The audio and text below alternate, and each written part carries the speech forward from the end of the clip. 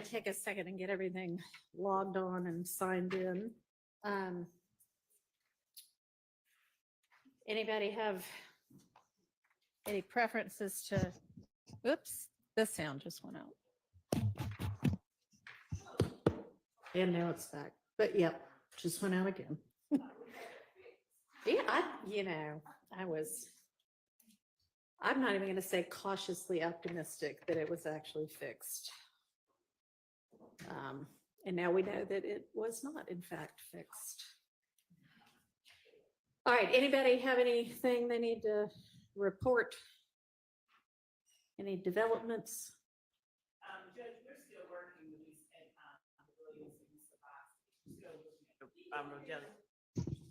I'm sorry. We're still working with Mr. Williams and Ms. Abbasi. So we're still working with Mr. Williams and Ms. Abbasi on the Rodelius Ryan exhibit. So we're working on those. Okay. We won't. We'd rather continue working on those than even attempt to start addressing that part today. That's fine. Yes, Your Honor, we're going to wait to file our motion in limine because we are working with the state and we want to make sure we're not wasting the court's time. Okay, I appreciate that. Sure. And I meant to bring this up earlier today. I'm sorry. I have a client that's scheduled for a bond hearing at 2. I have another attorney coming in with the court's permission to sit with Mr. Stillwell briefly for about 15 minutes while I conduct a bond hearing, if that's okay with Your Honor. It's on Zoom. Is it okay with Mr. Stillwell? Mr. Stillwell, he usually works with me. Did he say yes? So is that, it's fine with you if he takes a brief break? Okay, well, obviously hurry back because you seem to be the main person making a lot of the evidentiary arguments. So Yes, Your we'll Honor. miss you while you're gone. All right, thank you. All right. Anything else from anybody? I know, Mr. Matthews, you had let me know after we went off the record yesterday in the presence of the state as well that you wanted to circle back on one of the items of evidence that we had reviewed yesterday. So you can go ahead and do that. Would you like to do that now? Sure. Okay. All right. That's discreet. We can go ahead and get that taken care of.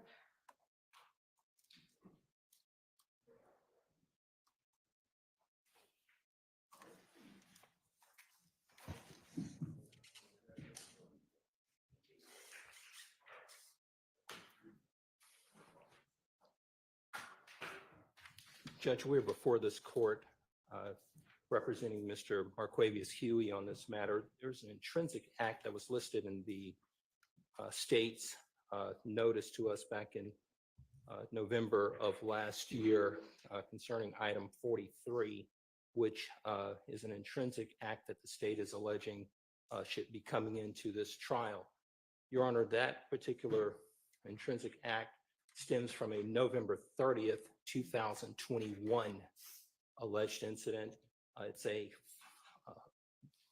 police chase, Your Honor. And that police chase, the state are presenting to the court that this intrinsic act is somehow connected to this case and should come into evidence. That's the issue before the court. The rule that I'm asking this court to apply in this particular case obviously deals with intrinsic acts and what are the requirements for them to come in. As the court is aware, and I've cited for the court Murphy versus the state, 354 Georgia App 560. It's a 2020 case, and the case stands for the proposition that in order for intrinsic evidence to come in, evidence is admissible as intrinsic evidence when it is an uncharged offense arising from the same transaction or series of transactions as the charged offense. So the charged offense in our case, Your Honor, is stemming from an October 1, 2020 alleged armed robbery of a deceased individual, Gary Holloman. from October 1, 2020. So it is not meeting the threshold of being an uncharged offense that is arising from the same transaction or series of transactions. Number two, for consideration for this court is whether or not this particular alleged evidence is necessary to complete the story of the crime. Again, we're talking about a November 30th, 2021 police chase that is not necessary to complete any story of any alleged armed robbery of Gary Holloman on October 1st, 2020. It's not necessary to have the state provide more information in order for them to complete the context of their story. Number three, for the court's consideration as adopted from the 11th Circuit, is whether or not this particular alleged conduct as an intrinsic act is inextricably intertwined with the evidence regarding the charged offense of the armed robbery from October 1, 2020. According to the court in Murphy, evidence of other acts is inextricably intertwined with the evidence regarding the charged offense if it forms an integral and natural part of the witness's accounts of the circumstances surrounding the offenses for which the defendant was indicted. So it's not inextricably intertwined from the standpoint of the November 30th, 2021 alleged this police chase where they're alleging that Mr. Huey was involved in this police chase. There's nothing about the October 1, 2020 case that involves a particular vehicle that is supposed to be part of this police chase. So there's no connection there. With respect to the police chase itself, the vehicle was not apprehended. That's number one. The chase was ultimately called off. The identity of the driver on that day was never established through any apprehension. The vehicle eluded law enforcement. There were no admissions through any subsequent arrest that was made on Mr. Huey of any admission to even being a part of this police chase, being a driver in this car. When you look at the video, there's no photos of Mr. Huey operating this particular vehicle. There's no ownership information that would show that he actually was operating this particular vehicle on that day. And the vehicle is not the subject of having been used in this particular alleged armed robbery on October 1, 2020. So the vehicle is not a nexus to any of the charges. And so the vehicle would not make it necessary to complete the story of the alleged crime in this particular indictment. So what we have here, Your Honor, is a separate alleged crime here of a police chase that the vehicle was I think it was a burgundy Nissan vehicle. It was fully dark tinted up. So no one could see inside the vehicle from the windows to the vehicle because it was fully tinted. So when you look at what we have here, we're having a separate incident that is over a year after the October 1, 2020 alleged armed robbery. And just to give the court some context on October 1, 2020 alleged armed robbery. So Mr. Huey was arrested on those charges for the October 1, 2020 incident. When he was arrested, he sat in the Fulton County Jail for a period of time, and we had a preliminary hearing on the case, probably sometime in November or so of 2020, give or take. And that particular armed robbery offense, we were able to get the armed robbery case dismissed at the probable cause hearing for lack of evidence. And then the state, they made a decision to indict the case after there was a dismissal at the preliminary hearing stage. So subsequent to that, a grand jury indicted Mr. Huey on these charges from the October 1, 2020 incident. And when they indicted Mr. Huey, they added charges, and therefore they put forth a grand jury bench warrant. Mhm. There's no indication that they were able to establish that on November 30th, 2021, when this police chase was involved, that Mr. Huey was somehow running from the police because of he knew that there was a grand jury bench warrant or anything of that nature. In fact, Mr. Huey reported to court before Judge Dunaway on the indicted case and was taken into custody in court. When So, was that? that would have been in 2000, it was in December of 2021. Okay, so he shows up in the court and he has been in custody ever since. So as it relates to this intrinsic act, it just doesn't meet the criteria. Then the last step, Your Honor, I'd like to direct the court to Hines versus State. That's going to be 353 Georgia App 710. It's a 2020 case. So after the court does its analysis in terms of whether or not it is an intrinsic act that needs to be part of this case, the court then has to go to the next step of whether or not it survives a 403 analysis. In the Murphy court, the court stated that Murphy has not shown that this alleged deficiency prejudiced him, and that is his lawyer not objecting to certain evidence that was intrinsic coming in. So the Murphy court said, hey, listen, you have to show that you were prejudiced Well, by this coming that in. was an effective assistance claim. That's a Sure. different kind of procedural stance than what you're talking about. Agreed, but I agree. What I'm asking the court to look at is if this court says, hey, look, I think that it is intrinsic. I do Mhm. think that it somehow meets one of those thresholds. Right. Then the court will go to the next step of whether or not there should be a 403 analysis Sure. to determine whether it comes in. So with that being said, in Hines versus the State that I previously cited, Mhm. there was an intrinsic act, and the intrinsic act was some information that came into to that trial concerning that particular defendant. And in that reference, it stated that this particular defendant, there was a word that was used that she maltreated or injured or harmed her children, and the court believed that that was prejudicial. In this instance, Your Honor, if this court allows this scant piece of evidence that has not been established that it was in fact Mr. Huey that did this conduct, we now have to look at, well, what is going to happen if this comes in? If you review this particular video, Your Honor, this police chase, you will hear in the on the radio inside the police car as they're driving on the radio, they're sending out this information. These are the things that are quoted.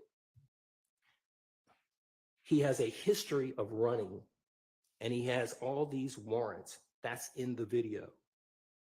Put some stop stakes in front of him. That's number one. Number two, he's armed and dangerous, known to carry a gun. That's number two. Number three, do you know where he lives at? And then they talk about his address. So these are all prejudicial items that are going to come into evidence if this court allows this particular intrinsic conduct. And that would prejudice Mr. Huey immensely here, because these are things that are going to go to his character. It's going to go to propensity, and it's going to suggest that there's some type of consciousness of guilt. Let me ask you this. Sure. Is it possible that if I determine that this is intrinsic, that video could be played without the audio? I imagine they could potentially play it without the audio, but there, again, there are a number of hurdles here that I would submit that do not meet the threshold of coming in based upon those three items that are required. Right. So it doesn't meet 1, 2, or 3. It's over a year after the October 1, 2020 alleged armed robbery of Gary Holloman. This police chase occurred on November 30th, 2021. The vehicle was not apprehended. The chase was ultimately called off. The identity of the driver on the day was never established. even by preponderance of the evidence, which would be, I think, the standard for these evidentiary issues to come in. It was called off. There are no admissions, no photos, heavily dark tinted windows. So that's my position, Your Honor. I don't believe that this one would pass the muster and the requirements to meet the intrinsic acts threshold. And then after that, we believe that it's prejudicial and should be kept out on that as well. Because as the court knows, when we're talking about the 403 analysis, it talks about and tells us and teaches us that we should not be allowing under 403 prejudicial items to come into trial that are scant. Okay, I understand the argument. Let's hear from the state. And I appreciate you bringing to my attention that the chase was over a year afterwards and the circumstances of that. And I know that in the state's filing from November of 2023, they have the dates. So I'm not meaning to suggest that they were trying to pull anything over. We kind of ran through that real fast yesterday and, just kind of talked about a fleeing that was after the armed robbery that's an overt act. And I just kind of was thinking in my mind without looking at all of the words, oh, okay, this is at the same time. So thank you. You're welcome, Judge. Good afternoon, Your Honor. Hello. The state believes that this should be admitted as an intrinsic act. Just a few things for dates, Your Honor. So the preliminary hearing for the original armed robbery was actually in August of 2021. It was August 24th, 2021. At that point, the judge reserved her ruling and ruled either the next day or subsequently and dismissed the charges. Then in November of 2021 is when the state indicted the case. So November 8th, 2021 is when the case was indicted with additional charges and the grand jury warrants were taken out on November 15th, 2021. This chase actually occurs on November 30th, 2021, so about 15 days after the grand jury warrants were issued in this case. And Your Honor, on November 30th, 2021, Investigator Flores was actually conducting surveillance on Mr. Huey. So the notion that the police or law enforcement did not know who Mr. Huey was, they did know who he was. They were conducting surveillance on him and watched him enter into the vehicle. So they knew who he was once he entered into the vehicle. They tried to initially blue light him and pull him over. But Was he driving? I mean, did they He see was him get driving. into the driver's seat? he was driving. He was the only person in the vehicle. Uh-huh. They attempted to blue light him and pull him over. At that point, he took off and he, amongst other traffic offenses, went to the wrong side of traffic. They were then able to get the Phoenix air unit up to follow him. And the reason why the chase was called off, Your Honor, is because Mr. Huey drove in restricted airspace. So the Phoenix unit could no longer watch the vehicle because he was near the airport. And Mhm. so they could not go any further. So they had to pull back and could not keep eyes on him. So that is why the chase was. Okay, well, let me ask you this. So, I mean, you have evidence that it was Huey who got into the vehicle and who was driving the vehicle and that he fled when he was blue lighted. Do you have any evidence that he knew that the reason well, two questions. Was the reason they blue lighted him because they were about to arrest him on the grand jury warrant? And do you have evidence that he knew that, such that it would arguably be intrinsic to this charged armed robbery? To answer question number one, yes, they were going to stop him based on the grand jury warrants. As to question number two,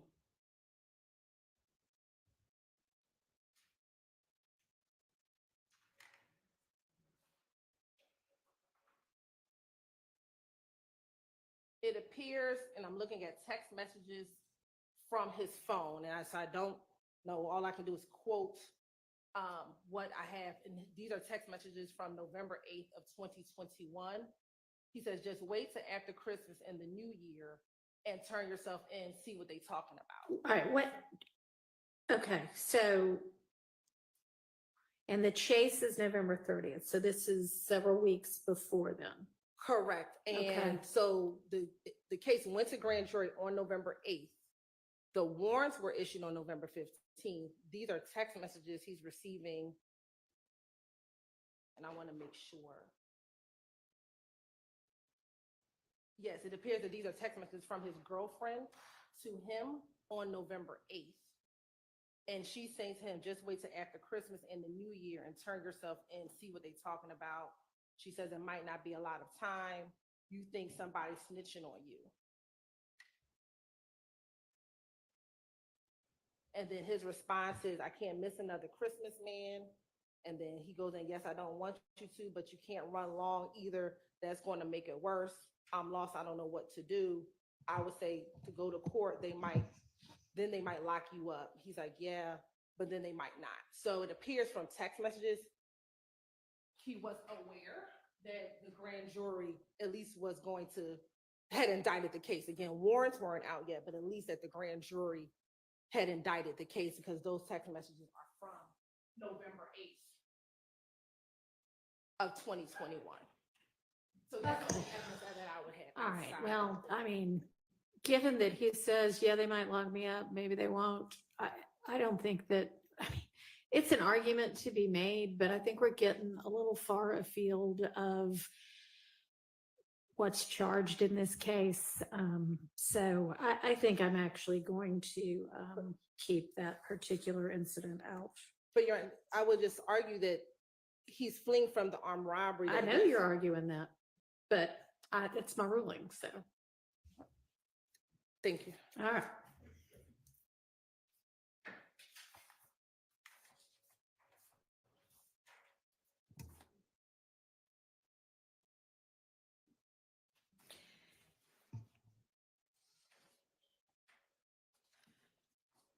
All right, and with regard to the two kind of post-indictment intrinsic acts or arguably intrinsic acts, the stabbing in the jail and the exchange of the Percocet. I've watched the video now about the Percocet. I mean, I think that the state's rendition of what occurred is, pretty much on point. I can't hear what any deputy says, but, I don't think that there was anything particularly off about how they described what happened. I mean, I see what happens on the video. I've looked at some further case law, and how soon do y'all need to know what my ruling is on that? Because I'm kind of having the same thoughts about if we're talking about,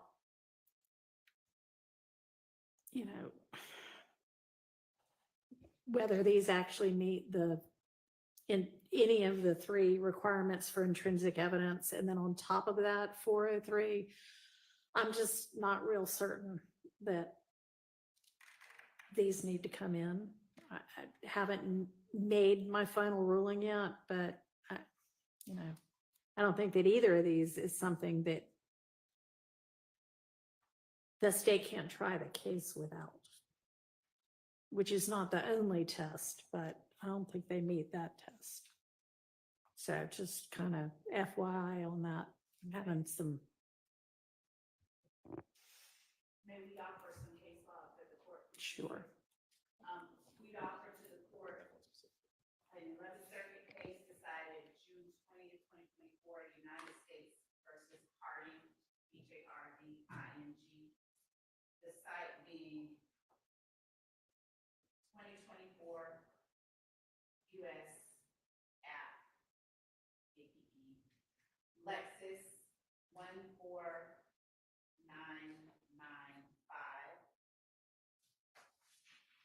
Okay, and what does it say? Your Honor. Or if you've got a copy of it, that's fine too, or I can just plug it in here.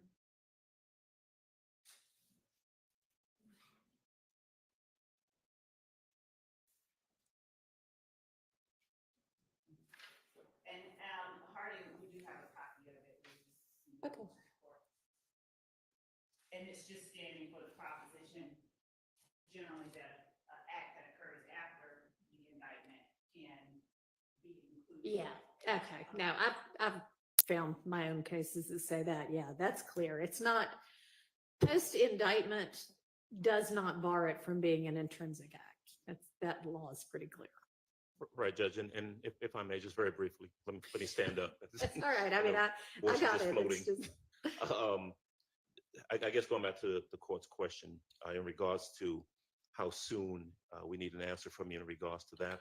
I can't speak for the state. I'm not sure when they planned to try and present that evidence, but I would ask the court to continue giving it this full analysis, and especially in regards to the 403, and the overarching consideration as to whether or not they really need this particular piece of evidence to make out their case in chief. I don't believe that's the case, but I know that the court is wrestling with that. And I'll look at I don't know if I really need to look at the Harding case because we've already kind of established that issue is not really an issue. But right. I'll be happy to look for some additional case law. and Okay, send it to thank the you. court. Appreciate it. Your Honor, you had asked the She's same, talking I'm now. sorry. Your Honor, you had asked the same of me. I have been pulling some case law, trying to put it together in a coherent presentation instead of just a list for Your Honor. Okay, sure. I definitely do want to take a look at this Harding case where it was found that the district court abused its discretion by admitting evidence as being intrinsic. So I certainly would like to take a look at that. Okay. So Your Honor, in terms of other cases that talk about intrinsic evidence, we would just cite the court to Jennings versus the state, 318 Georgia, 579. And I am just giving a list right now that for the court's consideration. This is not something that we have to decide right now. This particular one is not coming up at all soon. The next case is Anderson versus the state, which is 313 Georgia, 178. And what are these standing for? These are all regarding the intrinsic evidence and how it is that one is, how one is to look at and determine whether evidence is intrinsic, broadly speaking. Okay. Yeah, actually, US v. Harding, I'm pulling up what I put in my Lexis research folder this morning, and that's actually one of the cases that I was looking at this morning. Okay. And the last one is Hughes versus the state, 312 Georgia, 149. And we too will present to the court a more coherent sort of overall arching. All right, appreciate it. argument. Okay.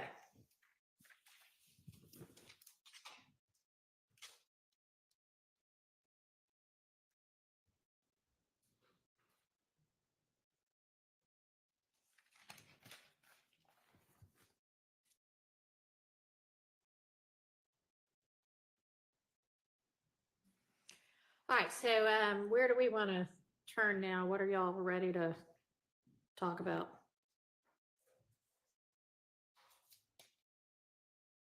So Judge, if the court likes, we have reviewed we haven't discussed it with Mr. Williams' counsel, but we've reviewed and looked over the Bruton motion redactions. So I'll let counsel for defendant Williams speak to them because this is Mr. Kendrick's statement that is already in. There are portions that he is arguing are inadmissible because of Bruton. Our position overall is that Bruton specifically requires that that a defendant be directly inculpated, and at these various points, I'll let them explain why they feel like someone is directly inculpated so that I can respond, but we've reviewed them and whenever the courts. All right, so is it the state's position then that none of the identified portions of Mr. Kendrick's statement actually qualify under Bruton? No, there's one enumerated time Okay. area Which one is that? where, and they have it enumerated as, And has anybody sent me that statement? I think I asked, but I'm not sure that I. received it. Mr. Kendrick's statement? The Yeah, court didn't that's receive? the one at issue right now. Yes. And maybe you did. Obviously, make I'm sure. getting lots of emails through Ms. Persifield from all of y'all, but I don't recall seeing it. I'll make sure. Maybe somebody could just send it now, since that's what we'll be discussing. All right, so which is the one that you don't have an issue with? It's the point at which the detectives ask Mr. Kendrick, who do you think did it? And Okay, Mr. so he's actually broken them down into little Roman numerals. So which Roman numeral are we talking about? I wrote at the bottom my own timestamp. It's at 10004. So that would be.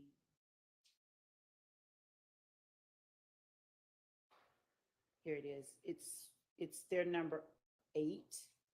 Well, they're number 9 really, but they're number 8 specifically. Detective Gaither mentions Mr. Stillwell, the one that is labeled that. Right. Okay. Well, it's labeled, I'm sorry, Mr. Kendrick mentions Mr. Okay. Stillwell telling detectives who they say All right, killed. that's 8. Okay, and you agree that that should be excised? Partially, because what happens is that, this is the part that we would ask, that we specifically would argue, is not inculpating anyone. Okay. What Mr. Kendrick says is, they say our crew. Uh-huh. And he's, in saying our crew, he's acknowledging that there is a crew. He said, because we're the ones beefing. And then they specifically say, who within your crew?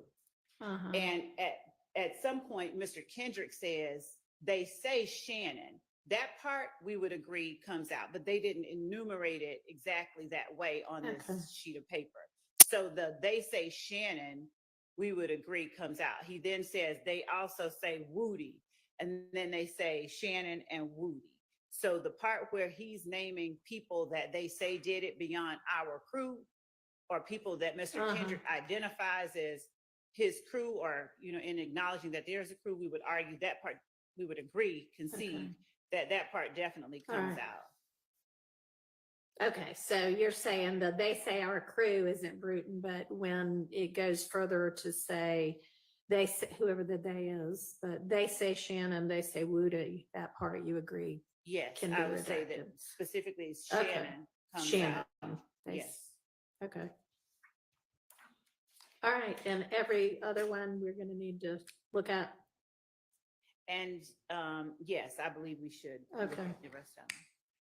And has anybody come up with any case law about kind of the interplay between Bruton and a RICO or gang kind of charge?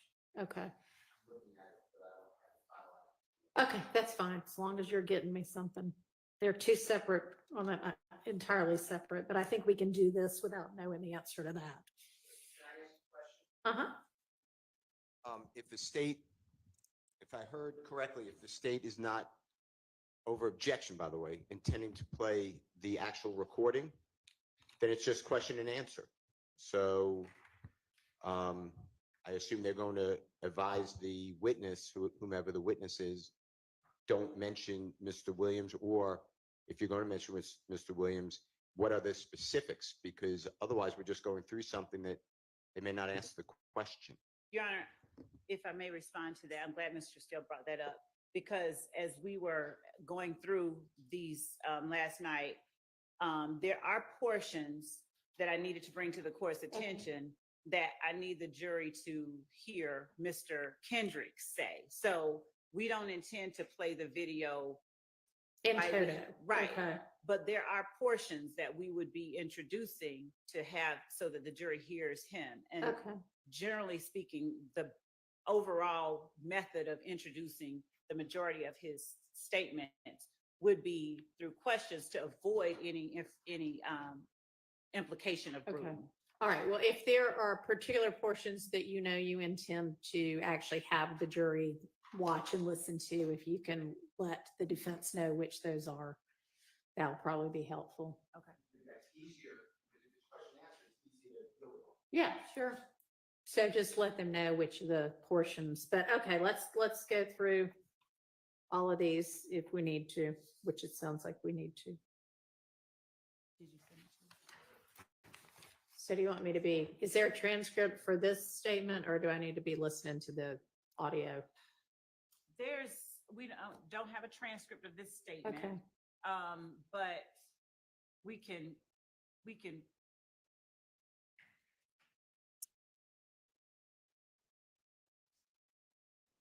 hmm.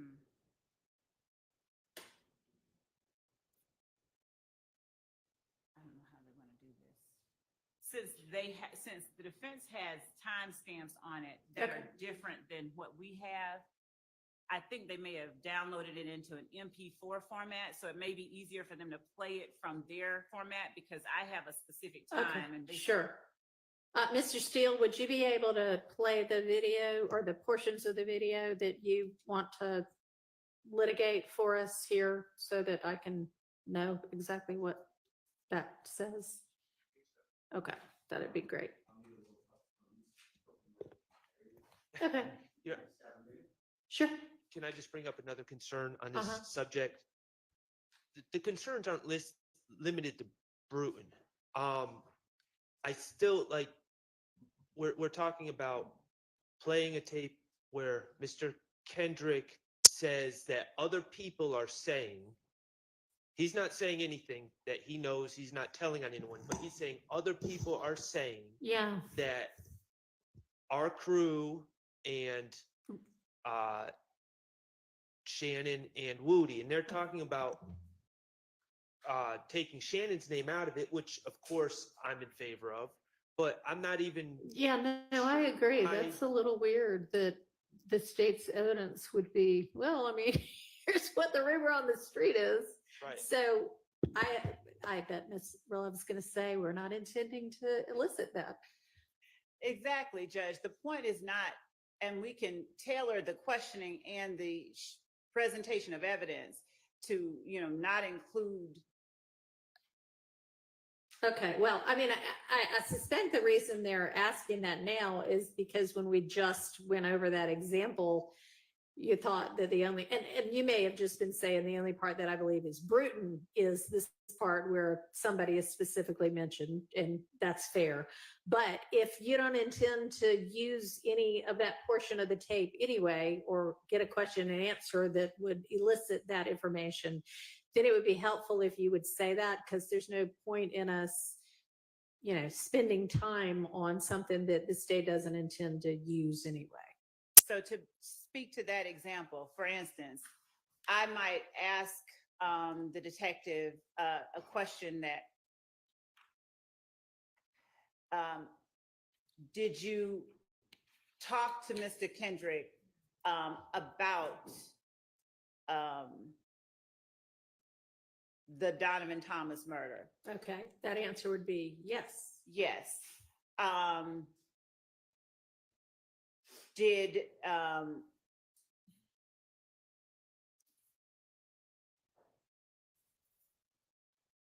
generally speaking, what? Let me ask you this. Do you think that it's relevant for the jury to hear that, Mr. Kendrick said, well, here's what the story on the street is right now? No, that part I don't. I don't think that part about, the people on the street think X, Y, Z is relevant. The relevant part is his acknowledgement that Our crew. Was beefing with them. There Okay. was a us and a them that was in conflict. Okay, so then the only part of that then that you might elicit is that he acknowledged that at the time this all occurred, his crew was beefing with the other crew. Yes. Okay. Thank you for actually. All right, so when we're going through any of these other ones, if there's something similar, just kind of let us know that, okay?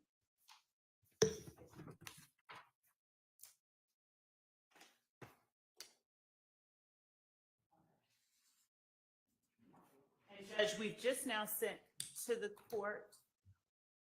We're sending to the court the October 6, 2015 interview. Does the court need the evidence reviewer player sent to it again? So, no, I don't think so. But if we're going to go by Mr. Steele's playing of it that has his timestamps, I guess I'll just watch that on Zoom.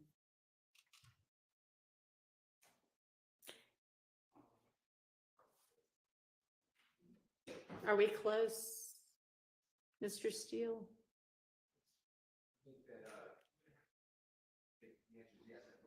Okay. Okay.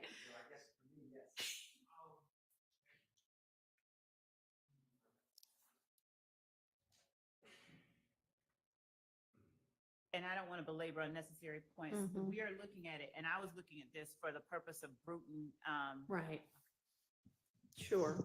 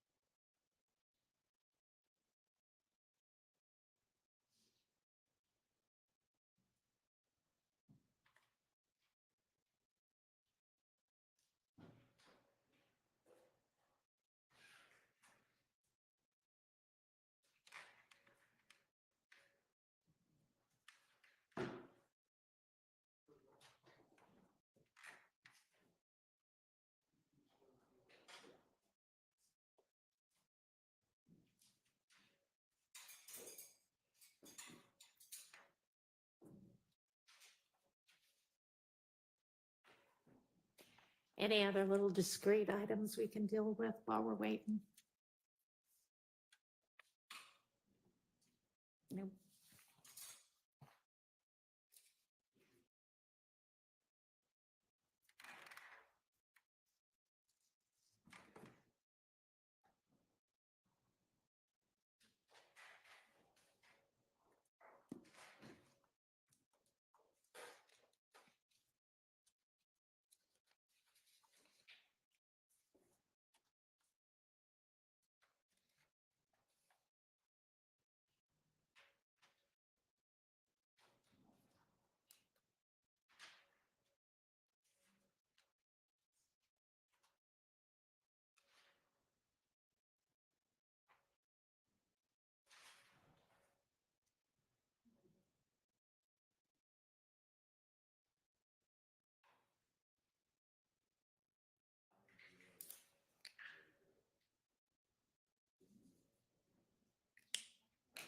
Yeah, we could look at the operation planning policy, or that might be too long. I mean, we're certainly gonna have to do that. I guess we can get started on that. Unless we're really close. 1 minute away. All right, we'll just hold for a minute. Or so, or so. Come on, Mr. Kuckerbo. No pressure. Mr. Steele, how'd your oral argument go this morning?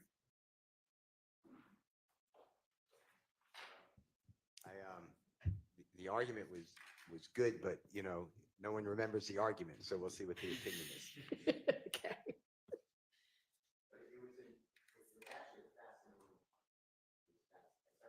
Yeah, sure. I mean, we might as well fill our time somewhere. So it's in this courthouse.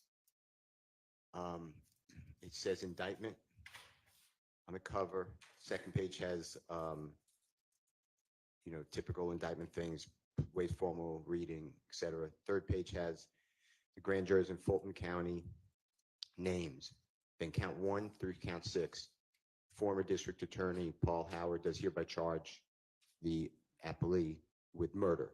Goes like that. So I didn't try the case. I did the appeal. The Honorable Judge Newkirk granted the motion for new trial, finding no jurisdiction because it was an accusation. So the Supreme Court was very lively. And it Interesting. it was an interesting case. And then it got so narrow. I was being asked, well, this is a novel issue. How would a lawyer know? You're saying it's deficient performance. How would a lawyer know? Yeah, I'm like, well, if I know, then anybody could know because I'm not that deep. So Yeah. that's what I said. But it was fascinating. It was intellectually stimulating. Interesting. And thank you for letting me attend. Absolutely.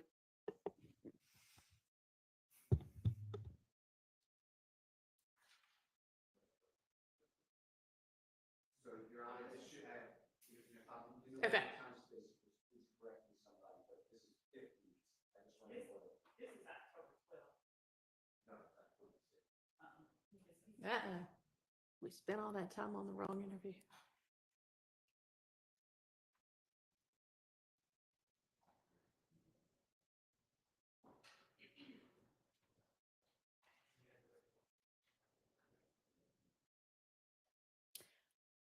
All right, well, maybe we can turn to the PowerPoint issue and at least start making our way through that unless, are we ready now on the right one? Okay.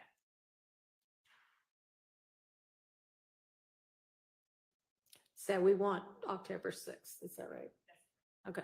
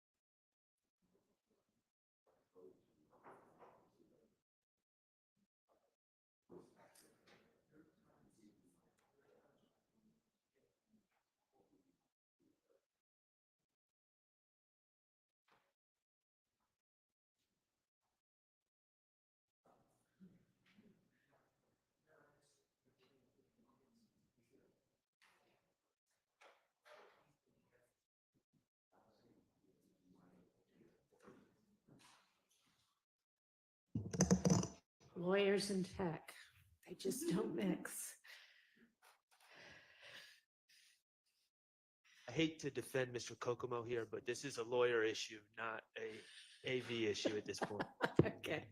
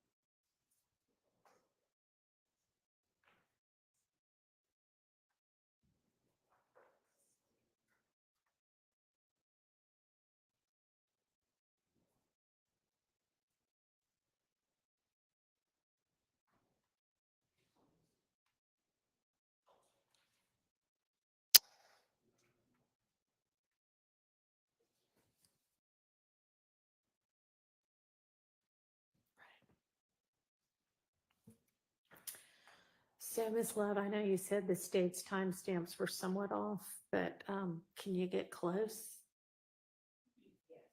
Maybe that's, maybe we just go that way, since this seems to be taking longer than we had anticipated.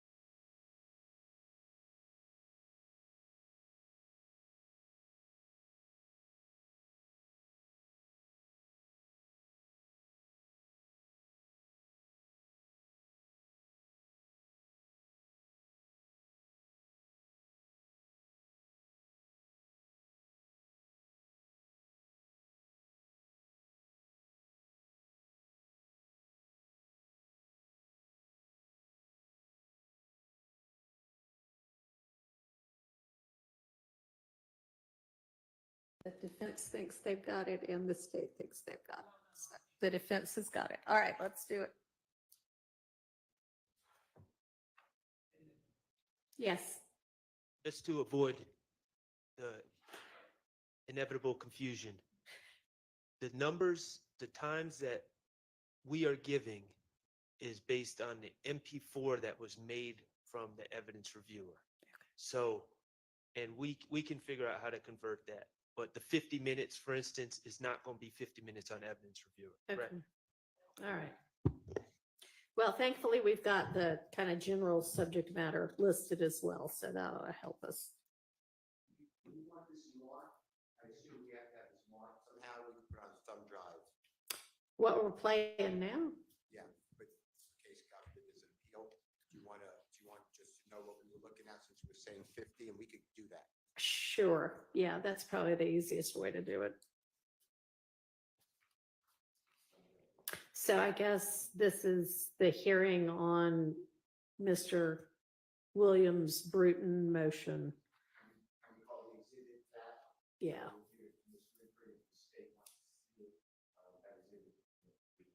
Yes.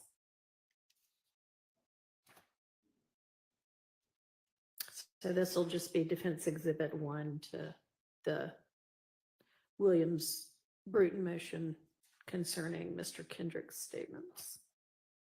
And we'll have that thumb drive today. Thank you. No, thank you.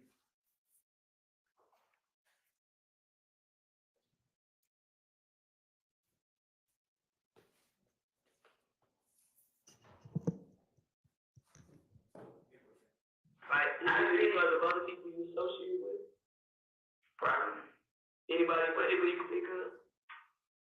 Oh, yeah, man, of course, man, that ain't no question, but that ain't like that's on some whole other shit.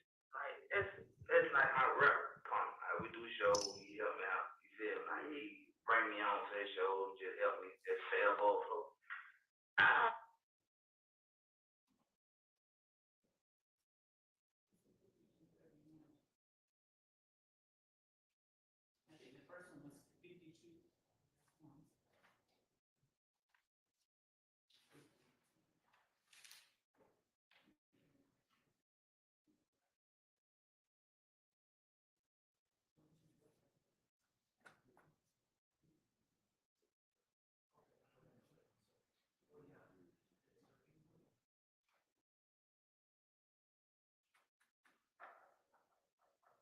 Your Honor, we're going to start at 49 minutes. Okay. And it should be Detective Gaither saying,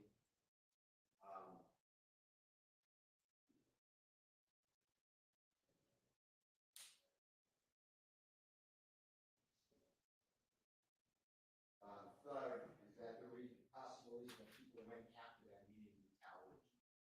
That's what it should be. So it's the detective asking the question. That's why I don't know if it's going to be meeting because of the question, but that's the first. All right, and it's, give me just a little bit more general idea of what they're talking about at this point in time. Okay. Let me ask. Detective Dennis is in here, Detective Gaither's in here. Detective Gaither's a female, Detective Yeah. Dennis is a male. And the gentleman in custody is Mr. Kendrick. Yeah. And Detective Dennis at 48, 41 is bringing up that Mr. Arnold is a co-indictee, pled guilty. He also goes by Duke. Regarding the issue where Mr. Kendrick was tased, he was actually chased by police and tased. Okay. And Mr. Kendrick then mentions Duke or Mr. Arnold about the involvement in that, and he challenged that, but I don't think that's a proven issue. And then Detective Gaither talks about Duke, and then go right into whether Thug is a reason that people went after them, meaning that there was this. Why, whatever that incident Right. was, Yes. occurred. Okay. So, to me, and I'm doing, I think, what the court wants, but this will never come up on a question answer because no one's going to say to Detective Gaither, I would hope, did you ask about Jeffrey Williams to Mr. Kendrick? It wouldn't happen like that, but that's the first one here. Okay, well then, maybe we can nip that one in the bud. So there is, if Mr. Steele would not mind just letting that part play from 49 Okay. so that we could. Throw them on the bus, but them, is 40 over here. When I got tased on Bankhead over here, when I got on Collins Boulevard, that man, I was leaving my little boyfriend was born, so I had to help. He was in the car. You're like, man, y'all see all this shit going on. You got it to me. I try to keep one deal with that one, cause it's like it should go down anytime. Like, man, he can have he been on some hang jealous. So why they coming at? I ain't talking about you. I ain't talking about what folks you roll. Why they coming at you? They thinking like I'm bad at it. They think I think I'm bad. Cause I used to carry myself. Like I see other people you associate with. Probably. Anybody you can think of? Oh, man, of course, that ain't no question, but that ain't like that's on some whole other shit. Like that's like my rep pump. How we do shows, he help me out. He said like he bring me on say shows, just help me just sell off. So I don't know why Coin, would you feel like I took your part, your spot? A lot of people feel like Bloody J. A lot of people feel like I took their spot. You know what I'm saying? But it's not. I don't get around on them, try to take on them. I'm a brother, man. I got whatever I got going on. We was just grown, bro. Got spot. Grown ass men. But then when somebody had to tell me like, bro, you know these folks like you take they spot. Right. I had to think about it, look at it from other people's perspective. Okay, that may be what it is. Yeah, but everybody. Okay, so Your Honor, there's no part that I hear Mr. Williams' name mentioned in there. I didn't hear Thug or Mr. Williams' name mentioned, so I don't. Okay, well, let's just ask it this way. Do you have any intention of who's this coming in through? There would be either Detective Thorpe, probably Detective Thorpe later on. Is he even in this interview? He's right there in front of you. To the left. Oh, okay. I thought you had said Dennis and Gaither. but- Dennis and Gaither are sitting in front of Mr. Kendrick. And Detective Thorpe is to Is his also right. in there. He Okay, is. all right. There are three. So, I mean, you're not going to ask Detective Thorpe if Gaither asked if Williams was a reason why. No. Okay, so absolutely that not. would be one then. This example would be one where you could say, we don't intend to ask that anyway. Okay, so we do not intend to elicit or ask whether Defendant Williams was All right, well, let's whatever. circumvent spending the 5 minutes listening to it if you know you're not going to use it anyway, okay? That would be super helpful. Okay, next. But so when, again, this is one of those them, us, we, them situations. It is simply not one of those situations where we would be saying, you know, are they coming after y'all because of Thug? Are they coming after you because of we wouldn't be eliciting anything about another defendant. But if Mr. Kendrick is talking about a us and a them, like he is in this circumstance, they want to take my spot, things like that, then we would be putting that in. The reason I was saying we're looking at it in terms of Bruton is because if he's not talking about a defendant and he's not saying that person's name and inculpating him, then it's something that we will likely use. If there's a point at which I know that I'm just not going to even touch it, I'll do as the court has instructed, though. If, you know, and say, no, I wasn't even going to ask that anyway. It doesn't do us any good. Okay, so then what I hear you saying is that while you're not going to elicit that somebody asked if Mr. Williams or Thug might be a reason people are after them, you would maybe ask about some part of Mr. Kendrick's answer there, which said something about they, whoever they is, wanting to take my spot. Yes, Okay, and that we contend is not Bruton. that would not be Bruton. Okay. Next. 5239, and it should be Detective Dennis speaking. And he talks about Mr. Shannon Stillwell. He calls him Shannon. Okay, and then is, you know, you wouldn't be able to mention Mr. Stillwell. Is there some part of this little So, he- bit? Go, I'm sorry. go ahead. So he does not say that Mr. Stillwell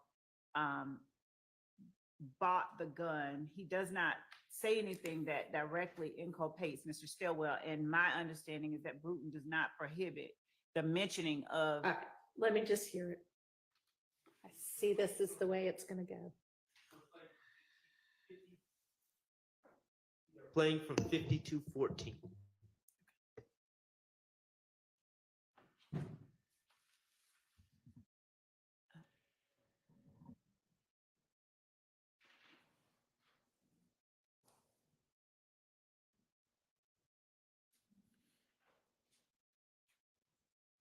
And this is before buying the gun for what? What are we talking about here? Oh, I'm sorry. Anybody? So one of the, he was stopped with a gun in October and one on January 28th. And they're talking about the guns that he had in those situations. January 28th and October 1st of 2015. All right, and these are overt acts, or are they? Yes. One is an intrinsic, January 28th. Okay. All right, go ahead. Why did you breathe? True. True. But I mean, like, the first man, like, fuck these big ass, you know, but the second man, like, I got to ride with somebody gonna protect myself, you feel like, right. How long had you had it? Like, a couple days. Did you buy it after you spoke with Shannon?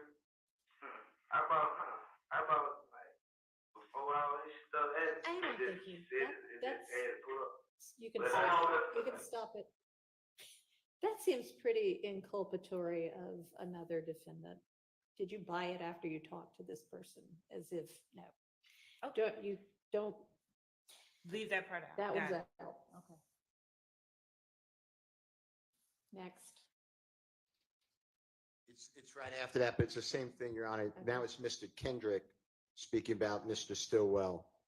He includes Mr. Arnold as well to clarify what Detective Dennis just said about the, and that's at 5251.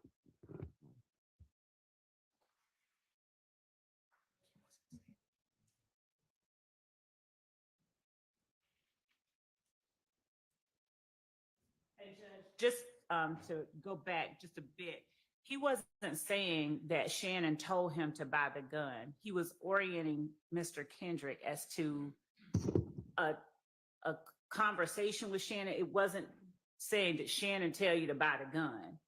So it wasn't inculpating Shannon. I think that it may be helpful to hear before the part that they started on. It's like, did you talk to Miss Hilton? Yes. Did you buy the gun after you talked to Miss Hilton? Yes. But it has nothing to do with Miss Hilton told me to buy the gun. Well, I mean, unless you can make it really clear that all that's doing is orienting him in time to something, but to have the question be in front of the jury that is, okay, you had this gun that you got in trouble for. Did you buy it after you talked to one of your co-defendants? Just seems too Bruton-ish to me to permit. And the state ought to want to try a clean case. Me too. So That's fine. that- We don't that have to would not keep be that clean. in. Okay. go ahead. Next one.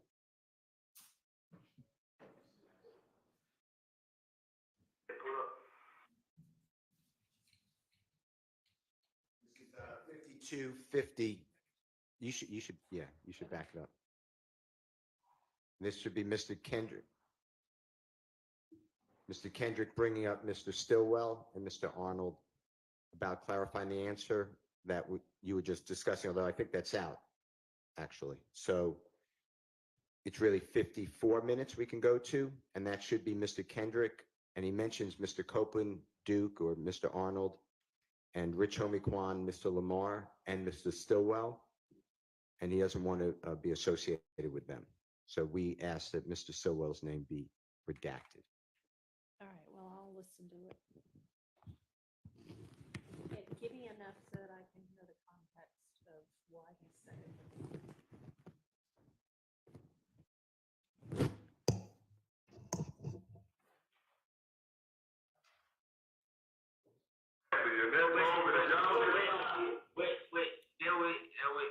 See, that's why I be a man today. That's why I fucked up it. I be on more of a defense. It's like, if I wouldn't got that call, I would stay asleep. Right. It show you that though, like I'm so much of a good permanent friend. That way it hurt me. You know what I'm saying? Yeah. Well, I mean, shit, this like it. And he get to go with it, like he get out before me, and I let him do this shit. Yeah. So it's like, God damn, bro. Like, it made me look at my loyalty and my friendship like, you can't be bending your backward for a lot of these things. And that's why I feel back from the people y'all just saying. Right. Which was my original crew member, like the people I was rocking with. That's why I feel back. So it's like, I ain't get 100% from none of them. So it's like, y'all ain't gonna be getting my 100%. Who are you speaking of? We said it. From Shannon Wood, whoever. Dude, it's just everybody period. Going, like everybody that all that have been together at once. Like all that in rock. Joke on all that. So like, once I figured out, and they were like, I don't want no part of it. Feel like, so like, what are you gonna? So, would you understand if you do intend to ask about this? Not having to mention Shannon's name. Correct. Okay. All right. The next one, Your Honor, should be around 5810, and of course, they'll announce the time to orient, but this is now Detective Dennis's voice, who's mentioned Mr. Stillwell swung first outside a club Crucial. That's the fight that you've been hearing about on the 6th day of January, 2015. Well, I might not even need to hear that one. Your Honor, just before we go to that one, I just want to make clear, Mr. Stillwell's name is the only one that is on trial that Mr. Kendrick mentions at the last little clip. Mr. Copeland, Mr. Arnold, Mr. Lamar, they have those names listed in their motion. I'm sure they don't intend that. That is a brutal violation. They're not on trial. So we would believe that it's okay to mention those names. But Is the defense want to be heard at all on that, or what your position is on that? I'm still researching, Your Honor, like a. How did y'all redact this indictment? In We've what been way? asking for that to You be say redacted. It's redacted. been denied. Well, what got read to the jury at the beginning? Everything except, I think, overt act 26 maybe was redacted, maybe 2 overt acts, but I have to check my notes on which ones. Otherwise, the entirety of the indictment was read to the jury. Including the names of all of the co-defendants that are not on trial? Yes, every one of them. Your Honor, at the time, they were on trial. So severance happened during the course. So when we first had the indictment read, it was more than just the 6 that are Was it presently in the all, court. whatever, 19 of them? with the exception of maybe Yeah. the ones that hadn't yet been apprehended. Yeah, so everyone was here except for, And everybody at that point in time was on trial together? yeah, Okay. I mean, it's been a long time. except for the ones that pled and a few that were not apprehended, yes. The ones that had not had attorney. Huh. Some that had not been apprehended. So there were, I So, think, 6 that weren't. so Mr. Kitchens is indicted. He pled guilty around Thanksgiving of 2023.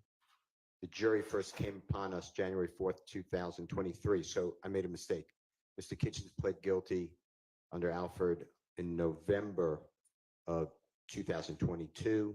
Mr. Arnold did the same. Mr. Sumlin did the same. Mr. Stevens did the same. Mr. Murphy did the same. Mr. Sledge did the same. Thank you. And I should look at the indictment for more. Mr. Garlington never had a lawyer, so he was already removed.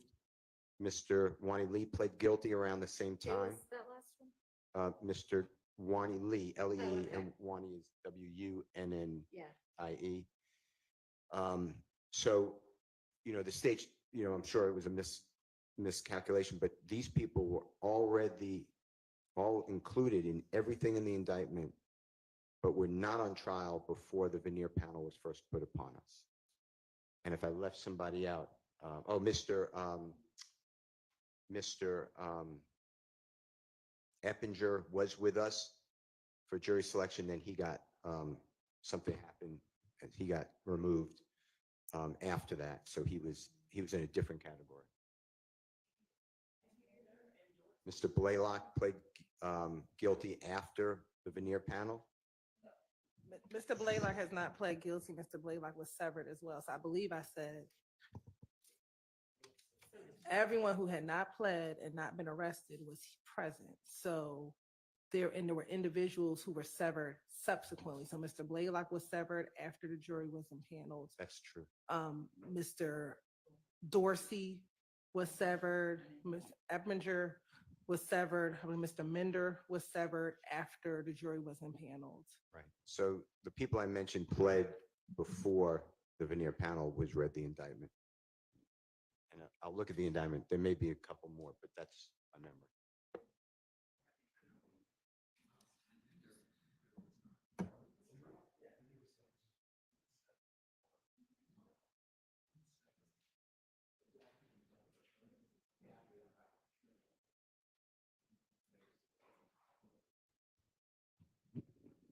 Mr. Winfrey was severed before we did, he was apprehended, I think, afterwards. So name was read to the jury, but he was never with us. So if they had not pled and they had been arrested, they were all on trial. And so obviously those names were read. Were the names of the people who hadn't been arrested and hadn't pled been read? Were they read? So everybody's name was read. Okay.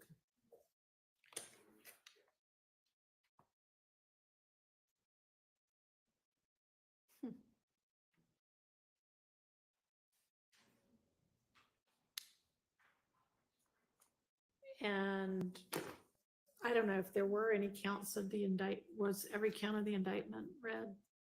Even if it was only against somebody who had already pled? Yes, Your Honor, because I think it was pre-recorded, and so everything was read. To answer your question, yes. Okay. Was there any objection to that? Okay. When the court says objection to that and there's a yes, get clarity, because on the yes. I mean, honestly, at this point, that'll be a motion for new trial issue if it gets to that stage. I'm just trying to figure out what this jury has heard. Y'all would not intend to send out an unredacted indictment if we get to deliberation, right? We had actually talked about redacting the indictment. I think we were Okay, actually. all right, well, good. Because I don't think an unredacted one should go out. All right, anyway, back to what we were doing. So I mean, the question was with regard to people who are not on trial here now with these 6, is there any kind of objection to those people being mentioned? Yes, so I'm finding Bruton under conspiracy Yeah, and directly impact, and that's what I have to get to the court. okay, all right. Well, why don't we circle back on this one then? Because that, obviously what the law is will determine what the answer is. So it's definitely out with regard to naming anybody on trial here other than Mr. Kendrick, but with regard to anybody else, TBD, depending upon what the law says about that. Yes, Your Honor. Okay. So y'all get the next one lined up and let me jot myself a note on that.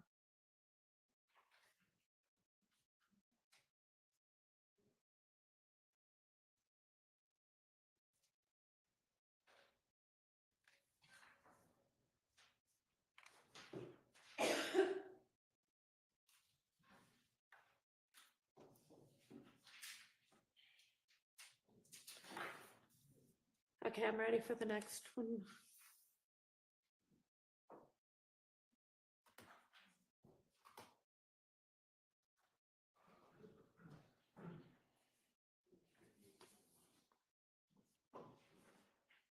So 10205, so Mr. Kokomo, you'll, going into this earlier and what's going on here,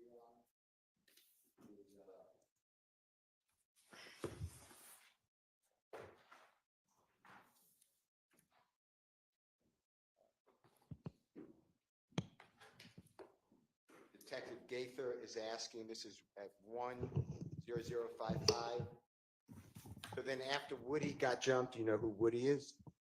Who shot up the studio TIG? Mr. Kendrick states, I don't know. Mr. Gaither said, I heard your crew shot up TIG after Woody got jumped on. There's a discussion of where is TIG. Then Detective Gaither says Metropolitan, like over there by Thug Studio. Mr. Kendrick asks, where's Thug Studio at? And then they talk about that location. They talk about YF and Lucy. And then at 103, Detective Dennis say, you still on Bloody J when he got locked up. And it goes on to that event. And So is this just because Mr. Williams' studio is mentioned to Well, orient people to where things are? well, at 102, it's just about the studio, but I was targeting the RICO conspiracy. So I was targeting this is where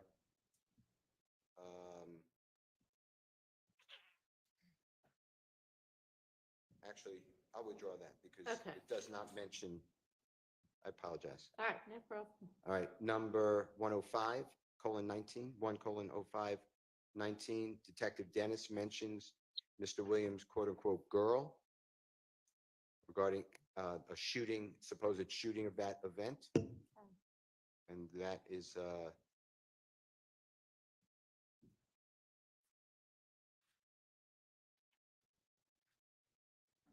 it's 104:32.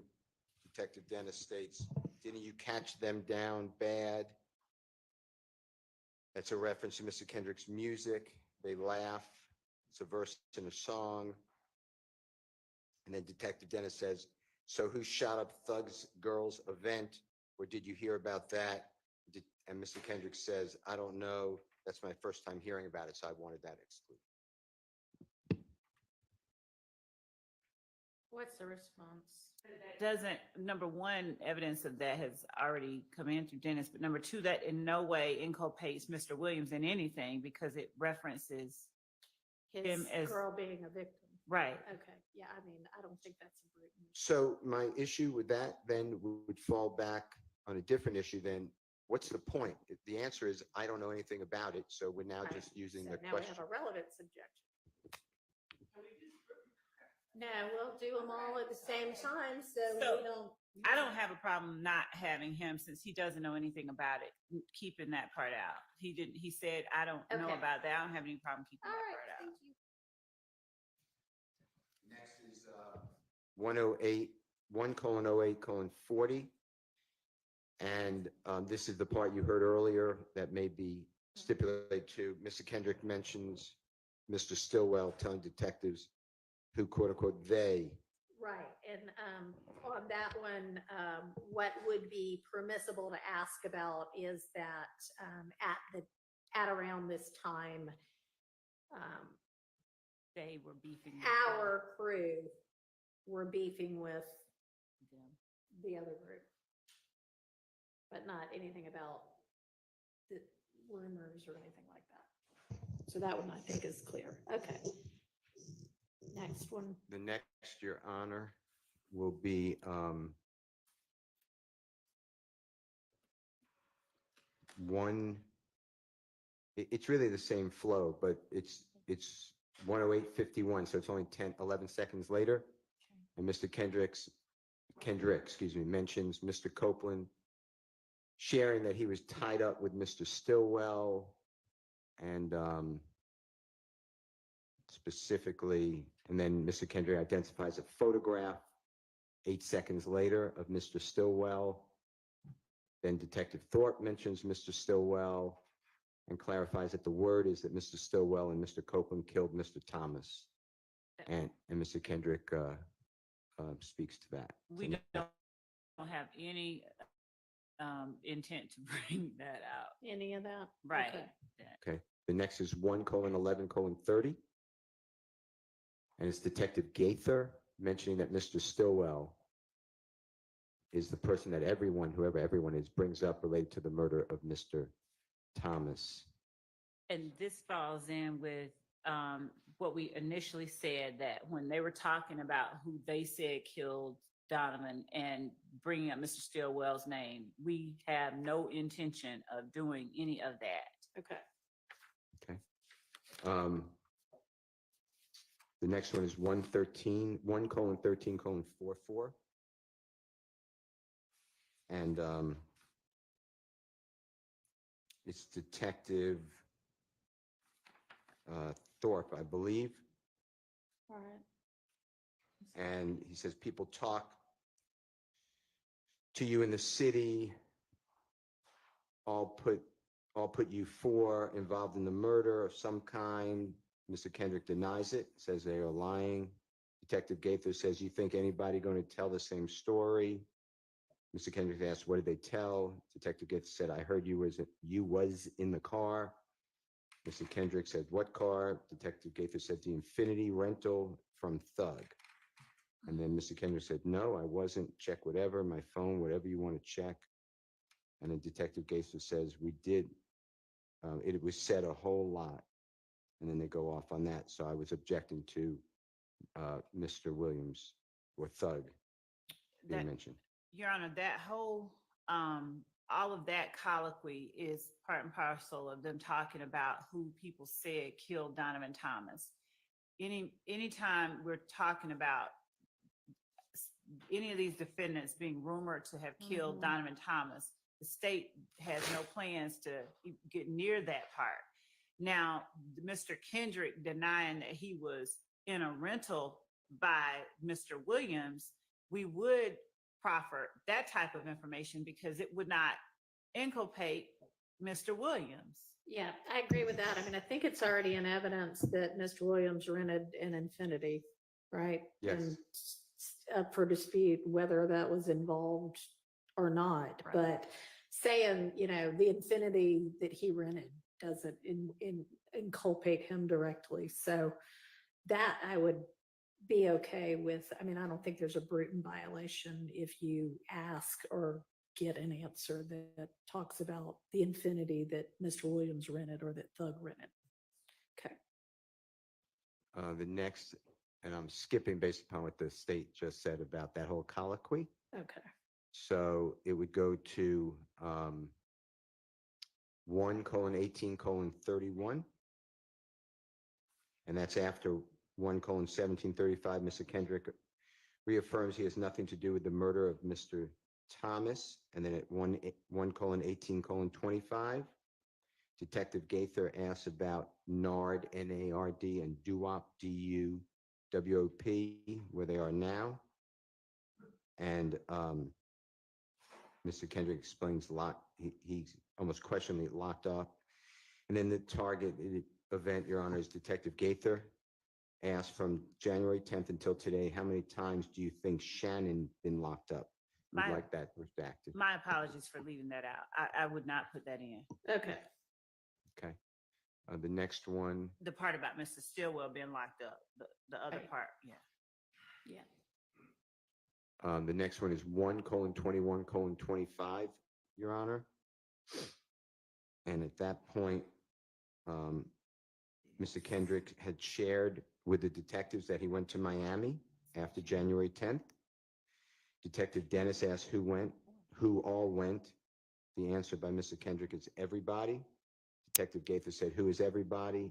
And then Mr. Kendrick starts naming little d, everybody, and then Detective Dennis points to the photograph of Shannon Stillwell. Mr. Kendrick says yes. Says yeah, actually, Y-E-A-H. Okay. So that's the part that we were taking out, the picture and the pointing. Well, This is just him saying, here's who all went to Miami. Yes, That immediately after Doesn't the killing. inculpate anybody directly in anything. It might Okay. be argued to be a part of the evidence, but that wouldn't be a Bruton violation. Okay, we're just raising objections then, if that's okay. When I say okay, I'm not waiving anything. I understand. Okay, I said okay, but thank you. Yeah. All right, the next one is going to be included. Did Thug went? Was a question by Detective Gaither.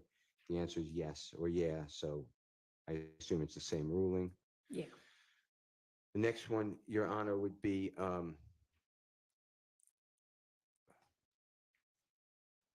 I assume it's covered by your ruling. Detective Gaither asked Mr. Kendrick, how long did Mr. Williams stay in Miami? So I'm assuming it's the same ruling. So I'm moving on from that one. Okay. So the one about before that, 1.23.06 about Mr. Stillwell getting calls. Yes, I should have included, That I doesn't- skipped that one accidentally. And what'd you say, Ms. Love? I'll let the court decide on that. I'll let the court hear that, because I didn't count that as inculpating, because everybody was, what he's contending is that people were calling, but I'll have to hear that part Okay, again. let's just because hear that part because I'm not sure what it says. And Start at about 1:22:40, if you can, Mr. Okay. Kokomo. And what it should say is, it should be Detective Dennis Okay. asking about what conversation was like on the way down to Miami. Detective Dennis specifically, I believe, said, Your Honor, the ride down had to be some type of, just like you just said, like when Duke got jumped on, people started hitting your line. So y'all started to get worried, and Mr. Kendrick said, it wasn't on my conscience. And then in there, they talk about Mr. Stillwell was probably getting calls. all right, let's just. One of conversation. Everybody just sitting there like, Yeah, that was just stone with like I get my own strong art. So.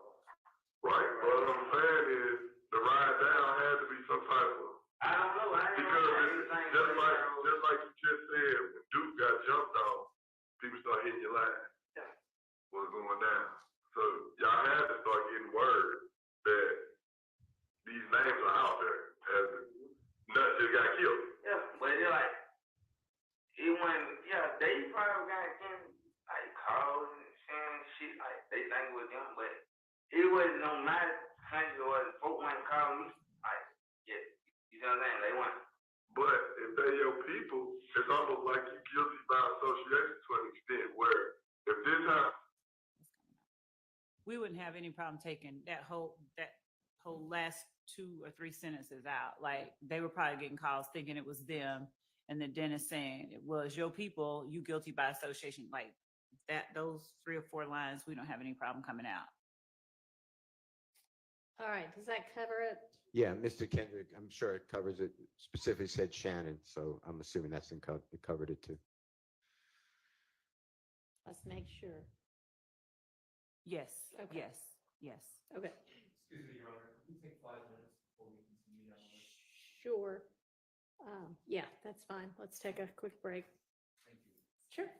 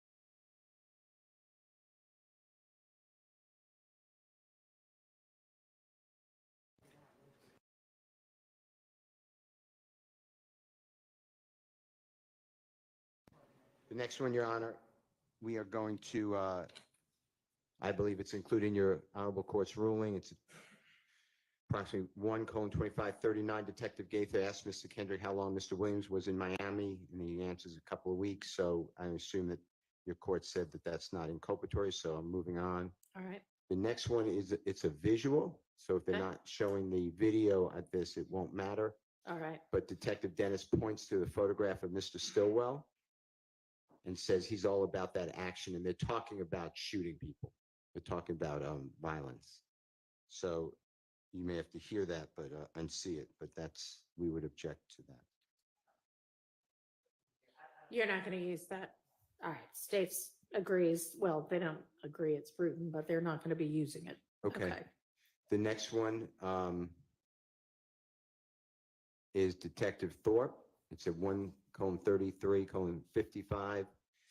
Mentions Mr. Williams and how Detective Thorpe heard that people went to Mr. Williams' home after the killing of Donovan Thomas. You may have ruled because of the way you treated the rental car that that's not Bruton, but that's what I flagged. All right. Do you think I need to hear it, or is it pretty much? That's pretty much it. Okay. Yep. That would not be Bruton. The next one is at approximately 1:43:20. And I'm not so sure this is covered by Bruton, but Detective Gaither asked Mr. Stillwell if he drives a Volkswagen, but I flagged it. But if that's not directly inculpatory, I understand that, but All that's right. what is said.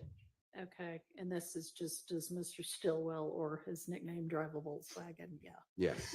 The next one is 1:47:18. Detective Gaither asks what was in its, I say Mr. Williams, but Thug's demeanor when he pulled up to the McDonald's, and Mr. Kendrick says he cannot speak on that. So I assume that that's not under this court's honorable court's ruling. Anything we deal with Bruton. So I'm moving on. Okay. And if I'm waiving something, No, you you say are, no. you are correct Okay. in your assumption. And then the next one is 1:48:07. Detective Gaither asks, so that night, meaning the killing, you didn't meet up with Mr. Williams, and then ask the same for Mr. Stillwell based upon your honorable court's ruling. I believe that when we're going to skip, and if I'm wrong, please tell me I'm wrong, but Does, what's the state's intention with regard to anything you might ask about that? Given his alibi, we would, well, I don't know what it. We would probably be Asking that? Okay. Well, yeah, I mean, I think that would be okay. and then the next one is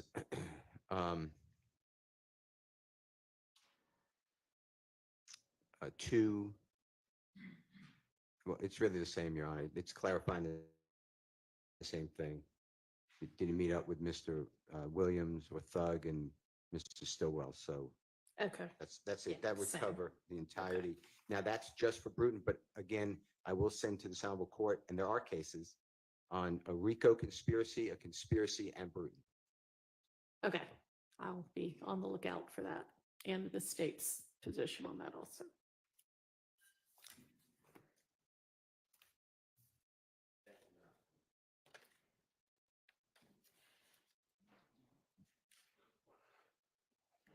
All right, so we can circle back to going through the evidence that's going to come in with the next few witnesses, including Mr. Sprinkle. If y'all are ready on that, we can move on to the wiretap evidence that the state intends to use. We can, The PowerPoint maybe is. I mean, we can do the PowerPoint. Would the wiretap evidence come before the PowerPoint? No. in- it would come Okay, after the PowerPoint. All right, yeah, we can look at that. So everybody should have the kind of revised PowerPoint, I guess, that the state provided over the weekend, I think.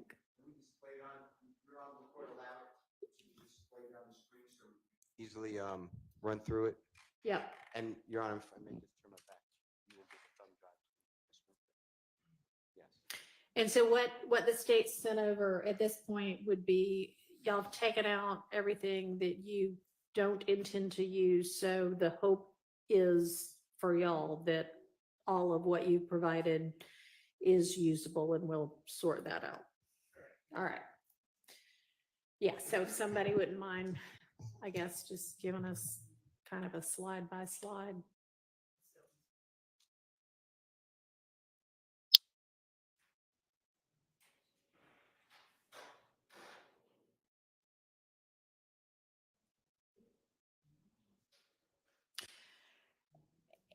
And I don't know that it needs to be displayed on Zoom as long as we're all looking at the same thing. That might be a better approach. So let's all just get our email that sent it over and open it up and look at the slides on our personal computers or laptops.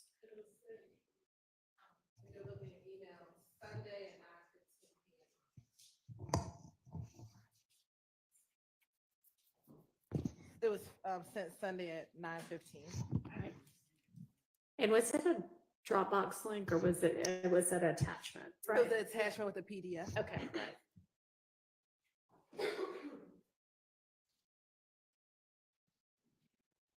Okay.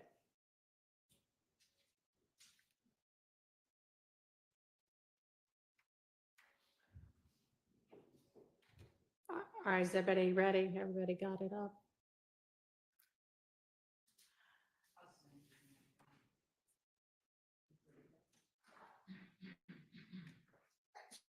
Yes, yes, yes. Okay. All right. Slide 1, I don't see how the state could possibly need that slide. No, that's not, no, I mean, it's not. Okay. Slide 1's out. Slide 2, this is just sort of, These are identifiers that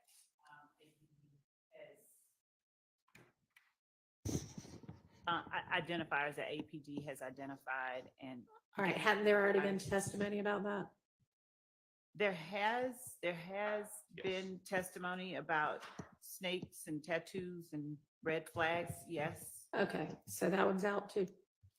if you say it is, it is. Huh?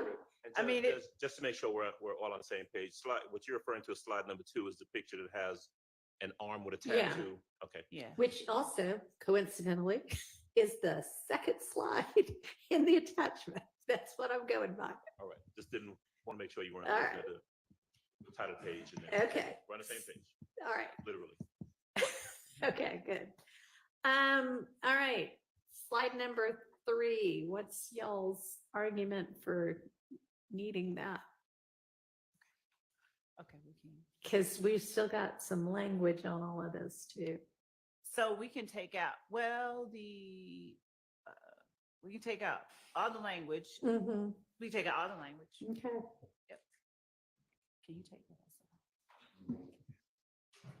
John, may we be allowed to remove the Mondo board, the IT department? Yes, that would be wonderful. We're not going to use it, so out it goes. So Thank you. y'all go ahead and, yeah. Not right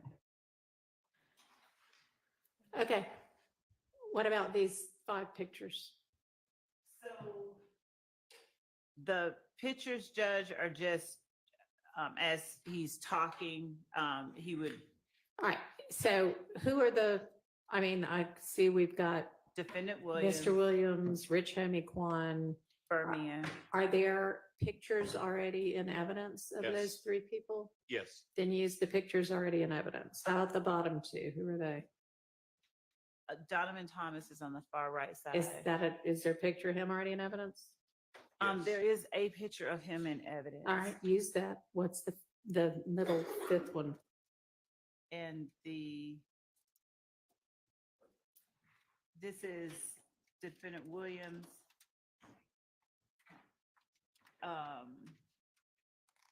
And Sure. pre the gang, pre the dispute, the wore the. Okay. I mean, is there a picture similar to that if he needs to identify people or a group of people he could use? Yes. Numerous. Hold on one second. Your Honor.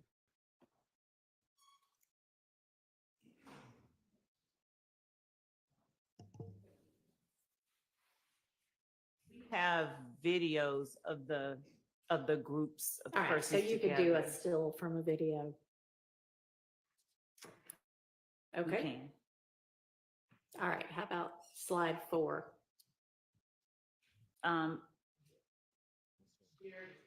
This is just, Your Honor, and our position regarding the displaying of these pictures is that they're demonstrative as he's talking about them. Of course, they've seen Mr. Copeland for what feels like ever. So they sort of know who he is. They haven't seen as many pictures, just face shots of Mr. Watts.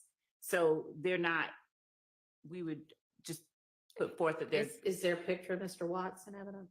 Yes, but there they're is. Does it look kind of similar to this? So the reason that we would ask that the PowerPoint photos be allowed to be kept in is they're demonstrative. These are clear face shots of who they are talking about.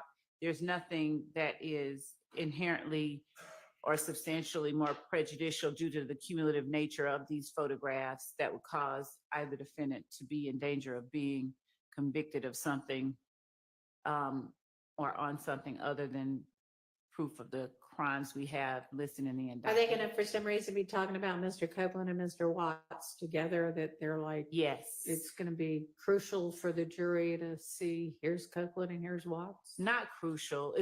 But he will be talking about a specific interaction, specific. Okay, well, he can antagonist. talk about that without this, and if you need to, like, have the jury reminded, oh, this is what Mr. Watts looks like or something, just use something already in evidence. All right, what's this picture of some fence? The gambling house that Do we have pictures already in evidence of that? knew. Okay, then this one's fine. Slide 6. With the stack of money and obscene gesture. Hold on. Well, that's Mr. Copeland, and it was that stack of money and that flashing of it at a club that led to the conflict between him and Mr. Watts. So Okay. We've also got video of him doing exactly the same thing. we don't have that video. Yes, we do. We've had a video and All chase right, of well, him. don't talk over each other. Do you know what exhibit number that is? Your Honor, we initially entered the video in June. However, that was after 3 o'clock. And so we did not enter Ah. it again Okay. this time around. So I do not believe the video is in evidence. I'll double check, Okay. but I believe that was after All 3 right. o'clock. Actually, good point there, because we do need to make sure when we're finally reviewing what evidence is in and out, that we make sure that everything that was entered in that little period of time is unentered, if you will. So, okay, this one's fine. He can use this one. Can I inquire as to exactly what the relevance would be of showing a picture of Mr. Copeland holding money and flashing the bird?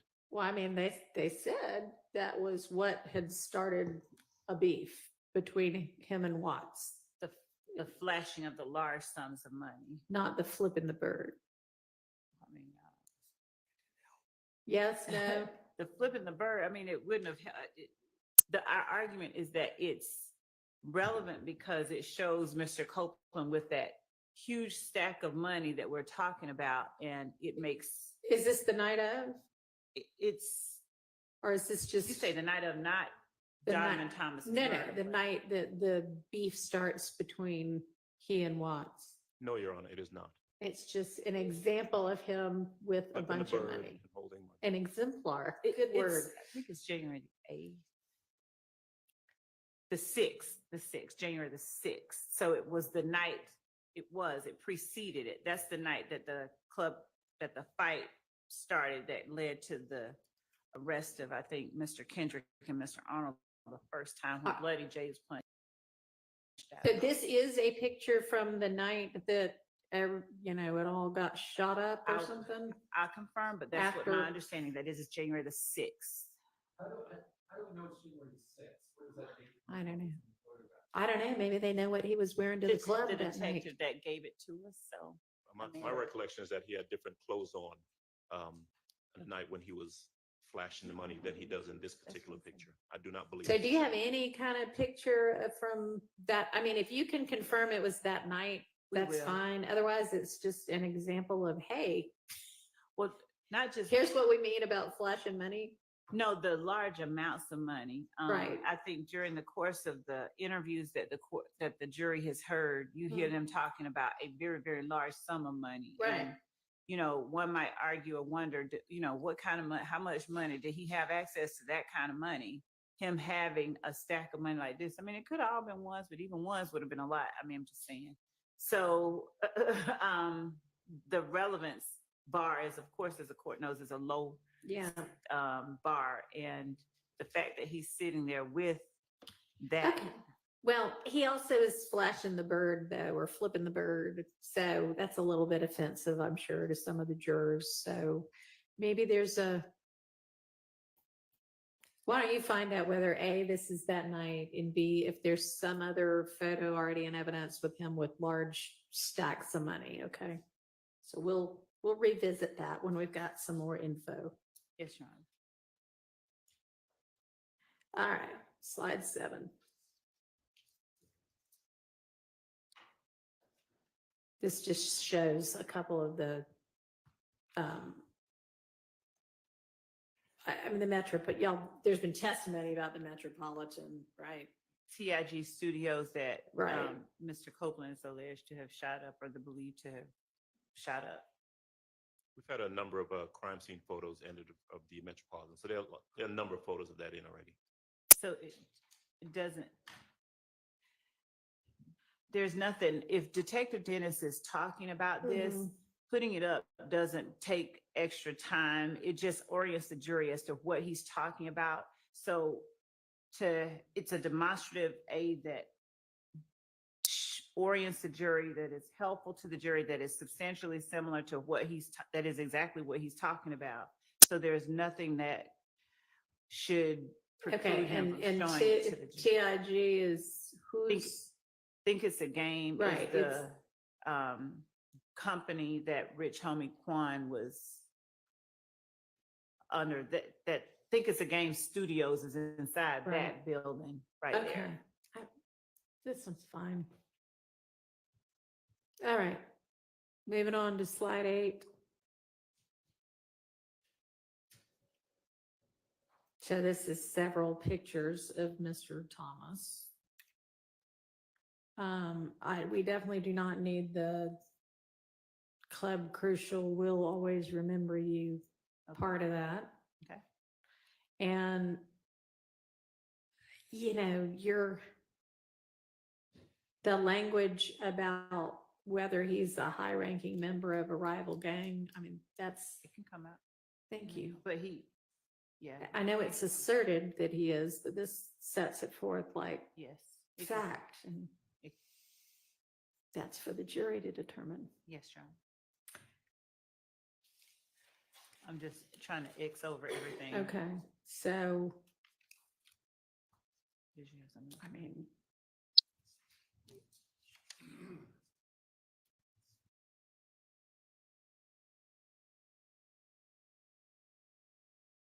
those 3 pictures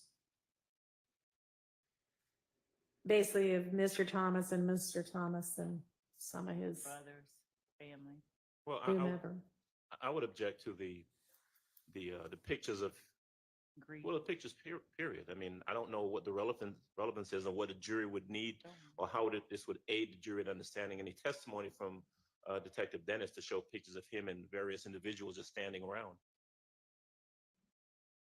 So, do you want to elucidate us on that? Yes, we can take. Okay. So they won't use that one. All right, slide 9.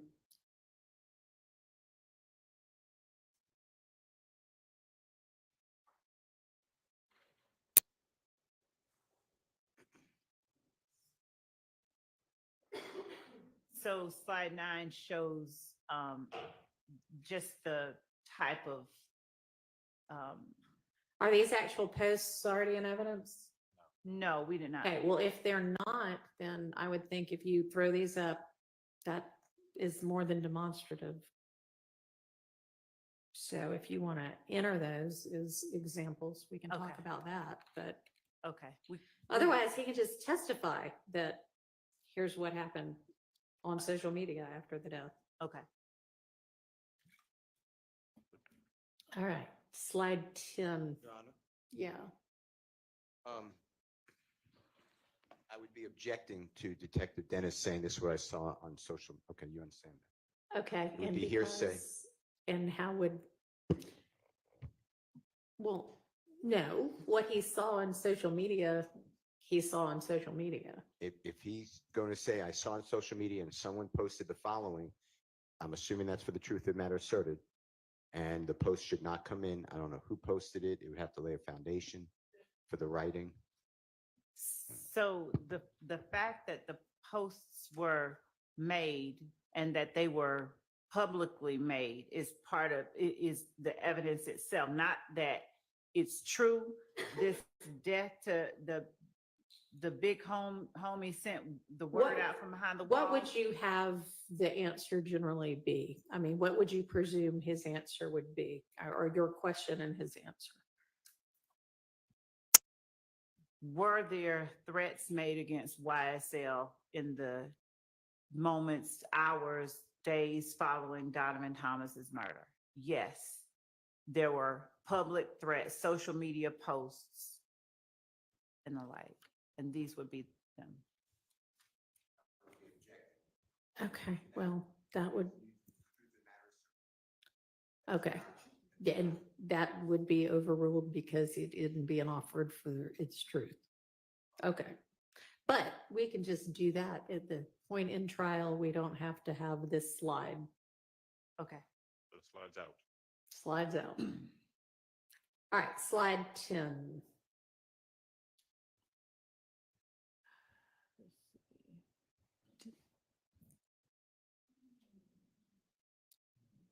Tell me, I guess, what I'm looking at and why he's going to be using this.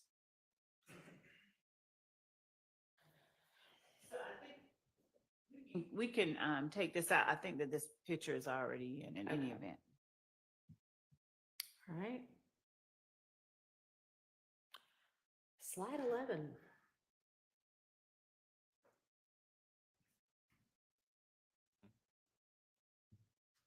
There's a lot going on this slide. There he is. He can testify about that. It's basically it's Mr. It's the services of the victim in this case. So he can testify about it. It's a good Maybe question. victim impact. What would be the Just- relevance of how, many people were moved by his death?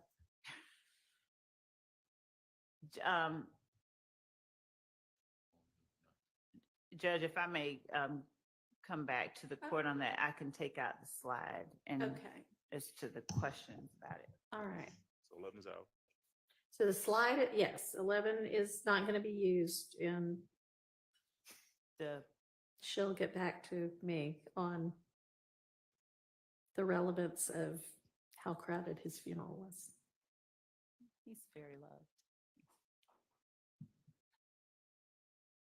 And maybe it is, I don't know, but. All right, slide 12. So. How about slide 12?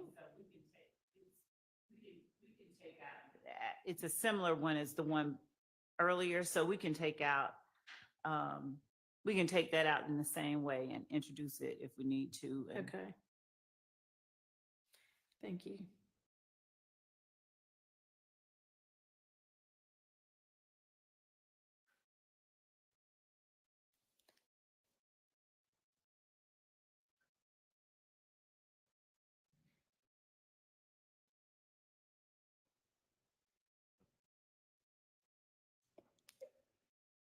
Is the picture with the placards from obviously some shooting already in evidence? I don't think this particular one is, but it will be. We anticipate that this will be Okay. admitted in Well, evidence. if you want to present it to him and ask him about it, that's fine. Okay. And the second one on there, do y'all intend to have him talk about that picture? We can take that out. Okay. All right, so then 13 essentially won't be used, and you can, if he can identify what's the crime scene photo, then he can testify to that. Okay, number 14. Do we?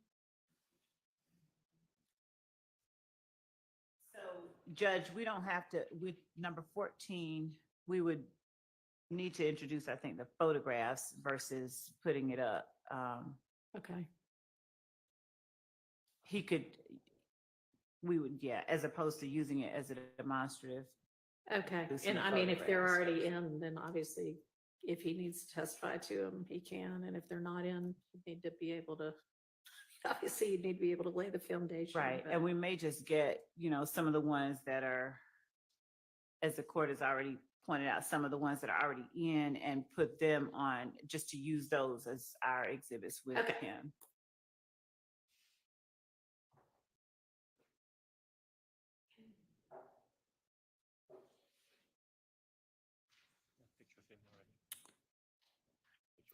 I mean, presumably this shows everybody's, the relation, in a relation of these three people. It does. He testified about that.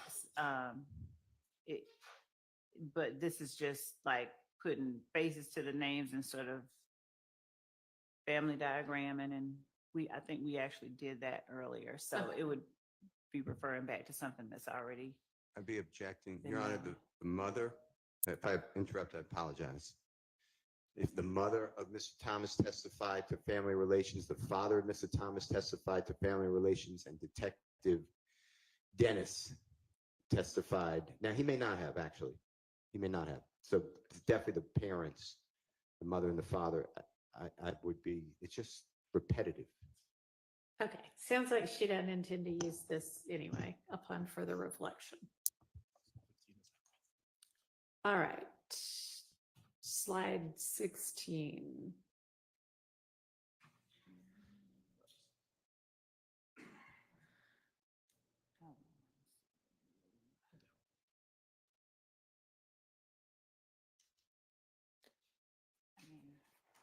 We still have a current intent to use this slide.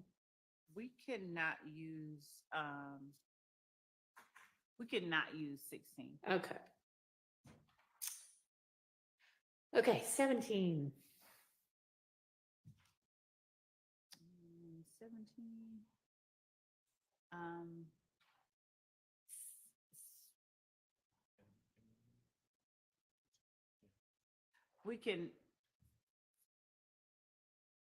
We can as well not use, so I think that what we'll do is just take some of the pictures, photographs that we've already admitted Okay. and use those as exhibits rather than trying Okay. to introduce whole hog. This- Sounds PowerPoint. reasonable. So 18, y'all still want to be using that? No, we cannot. Okay. We cannot. All right. Well, except that I think that the photograph in the bottom right corner Yeah. were guns that were recovered. But I'll confirm with Dennis. I won't need so that might be something that we could use as an exhibit and not Okay. a slide. So if there's anything in this picture, certainly not the top three, Okay. but if that bottom right picture, if we do anything, we would tender it as an exhibit versus trying to put it in on a demonstrative slide. Okay. And these are all It was the stuff that was collected from from one of the vehicles. an alleged rival gang. Yes, after after the shooting at 1006 Hill Street. Actually, not the rival gang. This was the one that was collected from the people who were shooting back at the people who were shooting Oh, at okay. them. All right. Well, I mean, But I can anticipate some potential objections from the defense at the point in time if you seek to tender that, but we'll just deal with that at trial. But don't be surprised, because I certainly think if I were the defense attorney, I might have an objection to it. I think they wanted this part in because this Oh, is from well, the we'll other see. side. This is We'll the see what guns the from strategy is. from the other side. This is- We'll see. okay. Okay. That's what makes trials interesting. So 18 is out. 18 is out. 19. 19, we have not yet introduced that photograph, but I think that we've, The one on the bottom, or yes, Okay. the one on the bottom. Part of that photograph is part of what was talked about in the interview with Mr. Copeland that has been shown to the jury so far.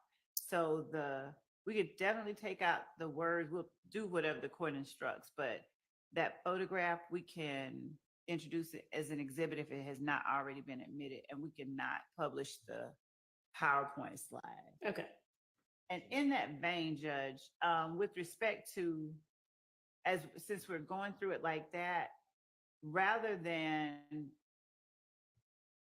introducing, no, I think maybe we should. I was going to say, rather than introducing the whole thing as just, here's his demonstrator that he's using, since we're cutting it up and using parts of it, rather than saying, okay, we're going to use this, we won't use the PowerPoint. Right. We'll use exhibits that either have been admitted or Okay. that we tender through Okay. him. All right. And so that'll be true for the rest of this. Yes. Okay. So the whole PowerPoint's out. Well, Am I hearing that correctly? we Right. won't use the PowerPoint. Yes, she's just saying it's going to be easier not to, because I mean, I would imagine he's probably kind of like press play and he's like, here's what happens in slide 1 and slide 2. And if he's not doing that, then it might be easier to do it another way. Right. Okay. All right. So then I guess as for the rest of it, we can keep going through with regard to the pictures themselves, or you can just, if there's some that, if there are some pictures depicted within the slides that the defense thinks are particularly egregious or objectionable that you want to go ahead and alert me to, that's fine. Otherwise, I guess we'll just see what happens at trial. Your Honor, Yeah. wouldn't the same rule that your court said the state now will give us what they believe they're going to introduce as an exhibit through Detective Dennis, and we could raise it with you? Yeah, that would be helpful. I mean, you're going to want to take a look at this and then decide what you actually want to use. So once you kind of narrow that down, if you'll just let the defense know which ones you actually want to use, then they can raise any kind of objections that we could get taken care of outside of the presence of the jury beforehand. That's fine. So Thank can- you. Can I just make an observation Sure. or an objection? So before this honorable court took over, there were lots of objections as to, it was Detective Dennis allowing to say his investigation. So not a witness came in, the crime lab person didn't come in, just he was allowed to say, I learned of, and these CAD reports, I objected to everything on confrontation clause and hearsay. And the former judge denied it. So it all came in. I think the state, is about to do the same thing with the same witness. And I will be objecting again. And I also have this section. I'm looking for Georgia cases. Okay.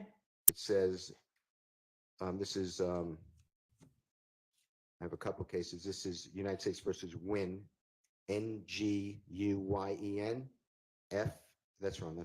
504 F 3rd, 561, 5th Circuit, 2007.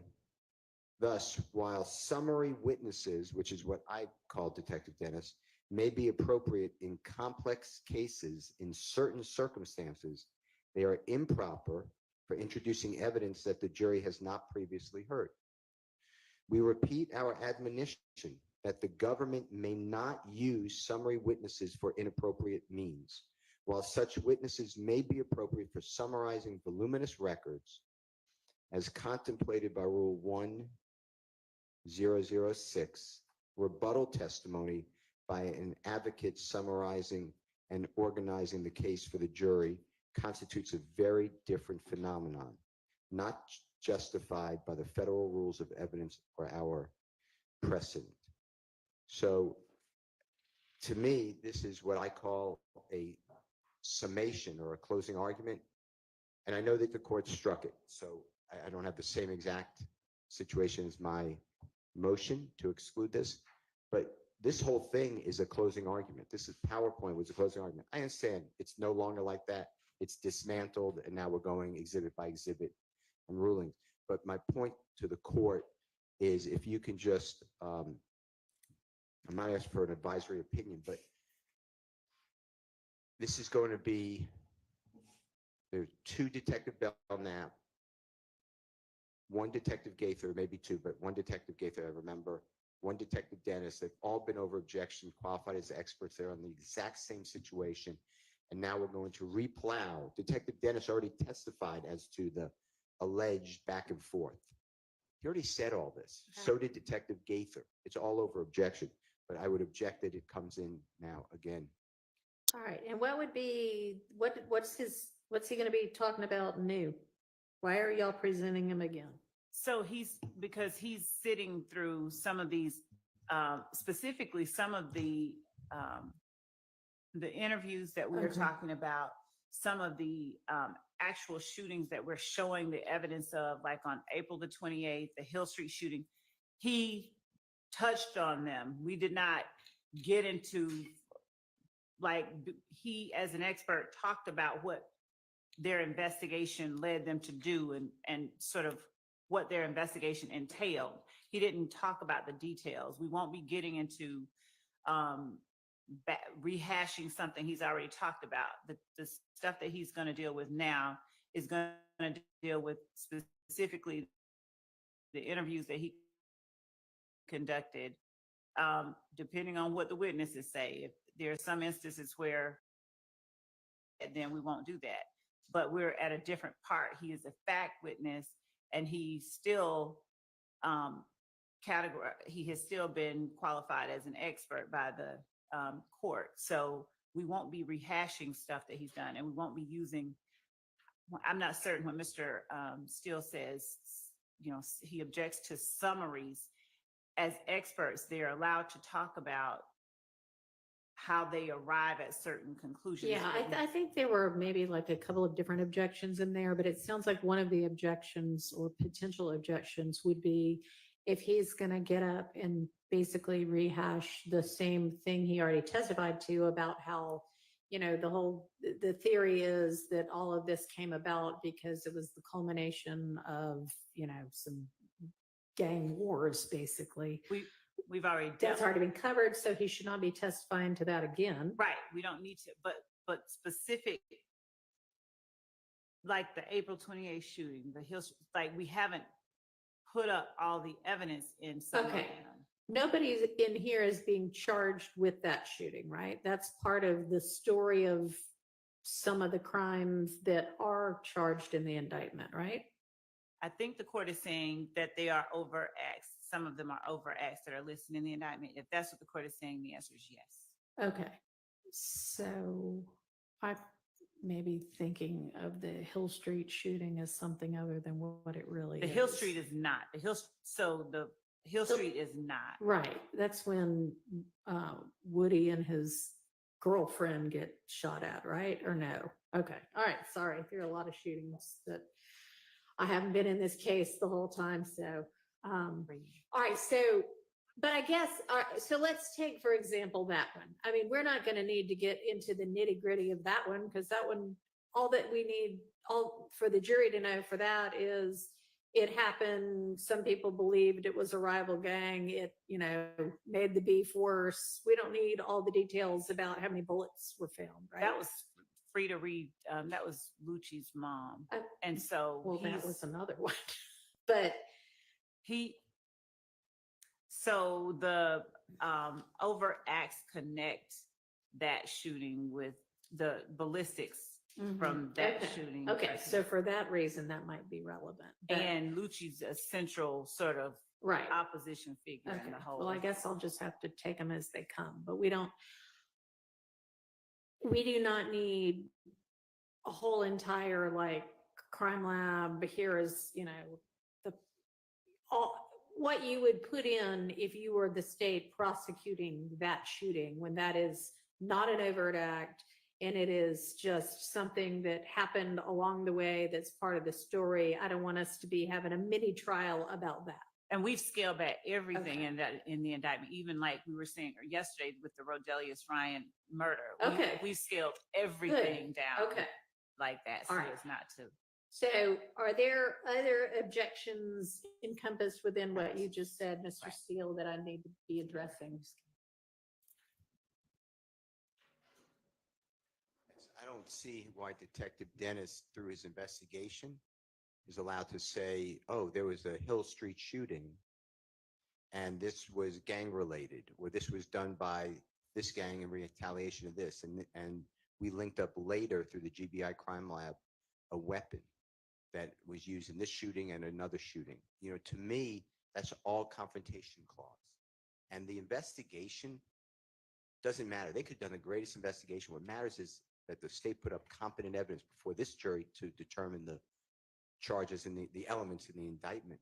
So to me, it doesn't matter what their investigation was. Now, I have challenged the investigation that they did not verify or corroborate. I have no problem with that, saying, well, I did verify and bringing in the witness, or who the witness was that they spoke with.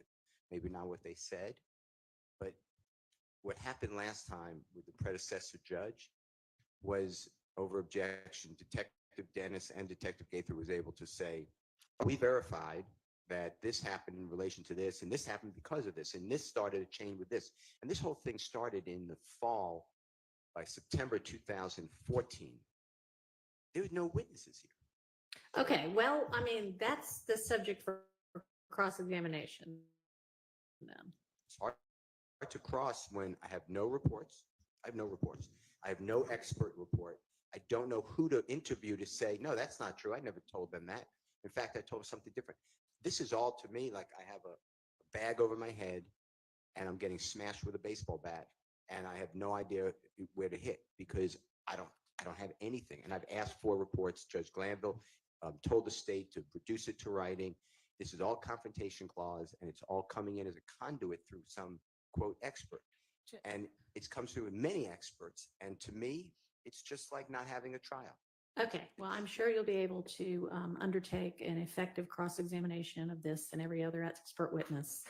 I have been told since I've been in the case in front of y'all in court that there aren't expert reports. Does that continue? And y'all were going to circle back and ask whomever over at APD to do an exhaustive search, even if people were retired. What happened from that?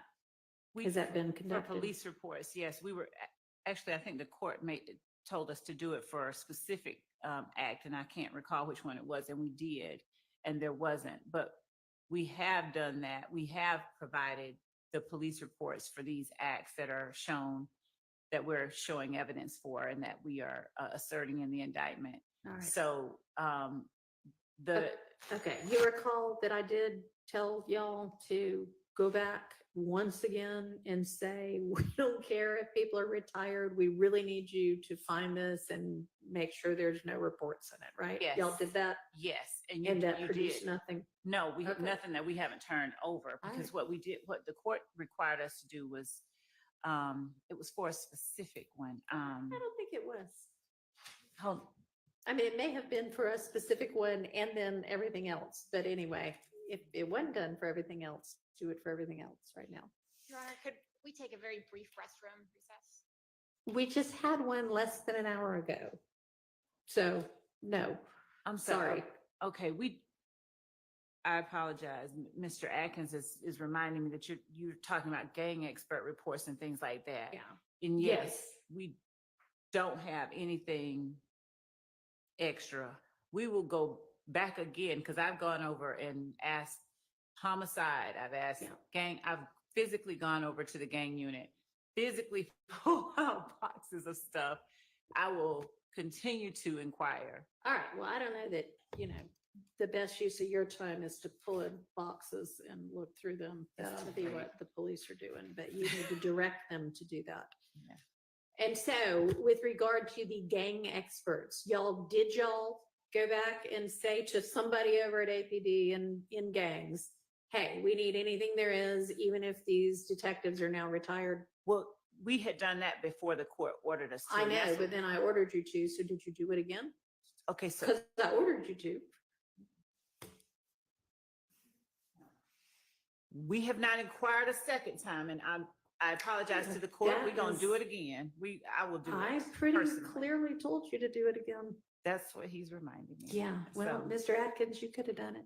Well, Yes, Your Honor. I'll go make a phone call now. Okay. And can I mention Oh, something? no. It came out during trial, during a motions hearing, that there is what I'm going to call a black book. And it's all the gang information at Yeah. AP. Okay, you seem like you know about it. I've What? heard about this before. Okay, well, Yeah. I don't know about it. And we were told, we were given the Heisman. We were told that we're not getting that. Detective Dennis said he no longer works at APD, so he has no access. Detective Gaither said the same. Detective Belknap, who continues work there, says that's not for public information. Well, I would imagine it is not. However, if such a thing exists, do y'all know what Mr. Steele's referencing? if he's talking about what Detective Dennis said that he used in the beginning of his career as a law enforcement officer, where he collected information, I think maybe he called that maybe a black book. I don't know if he's talking about that or if he's talking about the information that they keep on gang members. I'll let him clarify, but All right. Do you know, Mr. Steele? I'll take anything that has to do in any way with the testimony in this trial, to either be able to go and interview the witnesses, confirm the witnesses. There was a lot of talk over objection. The policy of APD, how they qualify somebody as a gang member, it's self-admission, it's somebody else who's reliable, which say that they're in a gang, Okay. they hang out with somebody. All that's in this supposed book. I don't. have okay, that. that's entirely different. Okay, Just- so you now do know what he's talking about. no, that's entirely different. Detective Dennis talked about, and Detective Belknap talked Mhm. about how they identify gang members Okay. and what criteria they use. All It right, is not that true something that is in something in a writing? black book. Well, whatever. Is it something in writing?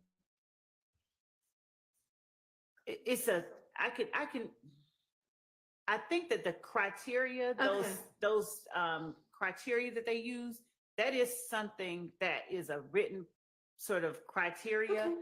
and I'll All get right, that. let me propose, if that's easy to get and they don't have kind of security concerns with it being provided to the defense, then provided, if they do have security concerns, then it can be satisfied by saying, Mr. Steele and anybody else on the defense team, you can come look at this written policy, at 12 p.m. on XYZ day over at APD.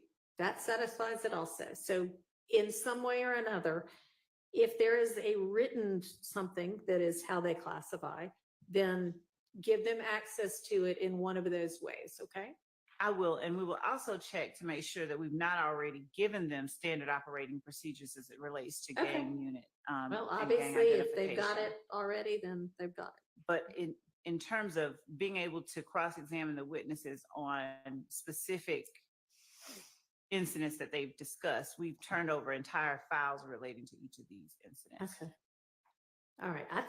It sounds like what Mr. Steele's talking about is the sort of policy that you just mentioned, that are the guidelines, the criteria. Actually, want the specifics of who they spoke with. They're talking about, All right, well, they may or may not have anything like that in writing. well, And they you believe- can always just interview the detectives well, to ask them those things. well, I have interviewed the Okay. detectives, and they tell me that they're not releasing that information. They would speak with somebody. They'd speak with Brian Steele. Brian Steele would say that Keith Adams is not involved in criminal street gang activity. That would go into some sort of book. Then they would speak with Carlton Matthews, and he would say that Brian Steele is in a criminal street, and that would go in some sort of book. I'd like to see that because they're speaking about, we corroborated this. So I asked on cross, who did you speak with? I'm not going to tell you. Well, why don't I have the right to know? I don't know, maybe they consider them confidential informants. He never said, have to I'm get- not, I don't think he ever said, I'm not gonna tell you, Judge. I think All that right, what. I'm not going to relitigate it. If it comes up again, we'll deal with it then. Okay. So I'm not even sure how we got on that. Oh, but Mr. Steele, you've said a couple of different times that you object to certain portions of CAD reports as being hearsay, and you were going to give me some law about that. And I don't know if other CAD reports are going to come in or not, but. Okay, well, provide it, and that way I'll. And provide it to the state as well, because if it's clear law, then they can just redact those portions of CAD reports, which might need to come out as hearsay.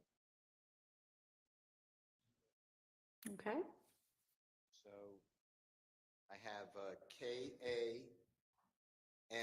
KAMUSOKO versus state. I'm sorry, start over. I Okay. just didn't get that at all. KA, KAMUSOKO okay, versus state 362 Georgia Appeal 276 footnote 3 and what does it say? 868 Southeast 2D 252 2022 says Camusoko makes no distinction between any particular statements and declarations, and therefore has abandoned any challenges he may have regarding particular statements or declarations. There is nothing for this court to review where the appellant has failed to identify precisely what statements he challenged. In addition, although Camusoko mentions in passing that whatever was said to the 911 operators was filtered through people who did not testify at trial, he fails to include either citation to authority or meaningful legal argument that the CAD reports were abandoned. Appellate review of any challenge to the CAD report on this ground as well, and that ground is hearsay and confrontation clause. It's in Division 2 of that opinion, but I read Okay. from footnote 3. All right, So so, I mean, that doesn't establish that if objected to, it would have been an objection with merit. It's just saying, hey, you're raising it on appeal, you didn't raise it below, we're not going to deal with it. But it's not right, but the CAD So, report okay, could be maybe you could come up with one that instead of saying this is a potential issue, says, all right, here's the issue, and in addressing it, here's the law on that. Can you try to do that? Thank you. All right. Okay, in this case, in Division 2A, all right, where the footnote 3 is, okay. and what the court said was it's admissible under an excited utterance of hearsay. It's Yeah. hearsay with an exception. Right, So Okay. my point is, some CAD reports they don't identify an emergency situation. So they're identifying a past event. So that would be a confrontation. okay, well then, you'll just, It depends if you on the plan CAD. to make that objection to every CAD report, then give me the CAD reports Right. and I will make a ruling. That's right. All right, let's do that. So that can be on the agenda for tomorrow. Okay, thank you for clarifying that. I do realize that there might be times, I just thought y'all had some kind of blanket, this part of a CAD report is always out. And that is not what we have. Right, it's like a Okay. 911 call. It just Yeah, no, depends on- I'm clear now with what you're saying. All right, so we've done the PowerPoint. So I am going to give us another quick break, but I'm going to say, and I'm going to say this once, and I don't want to have to say it again. And this is kind of what you say to little kids when you're on a road trip with them, is if we're taking a bathroom break, even if you don't have to go right then, if you could hold it for another 40 minutes, just take the opportunity to use the restroom so that we don't then 30 minutes into court again have to take a break because now you can't hold it anymore. Okay? All right. So we'll have a little recess.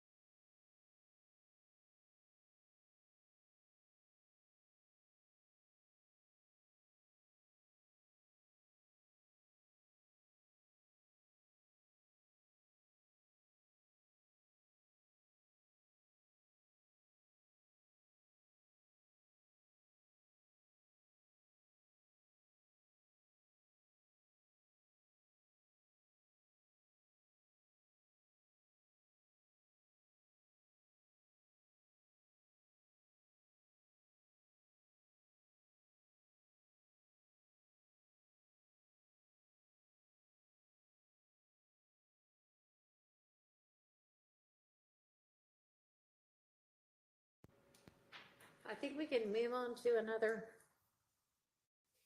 task on our task list. Open suggestions, or I'll pick one. I know we still have to do the excerpts from the wiretap evidence. So that might be a good thing to turn to next. Yeah. I meant to bring this up yesterday. We've been labeling the excerpts from the wiretap as potentially co-conspirator statements. Right. And I think the state announced that those wouldn't be coming in until investigator Viverito testified. What I meant to inquire about the other day was, I know that they've suggested that there are additional co-conspirator statements. I'm just wondering if any of those are linked with witnesses coming up soon. Hang on just a second. Nobody say anything because our court reporter needs to plug in back up.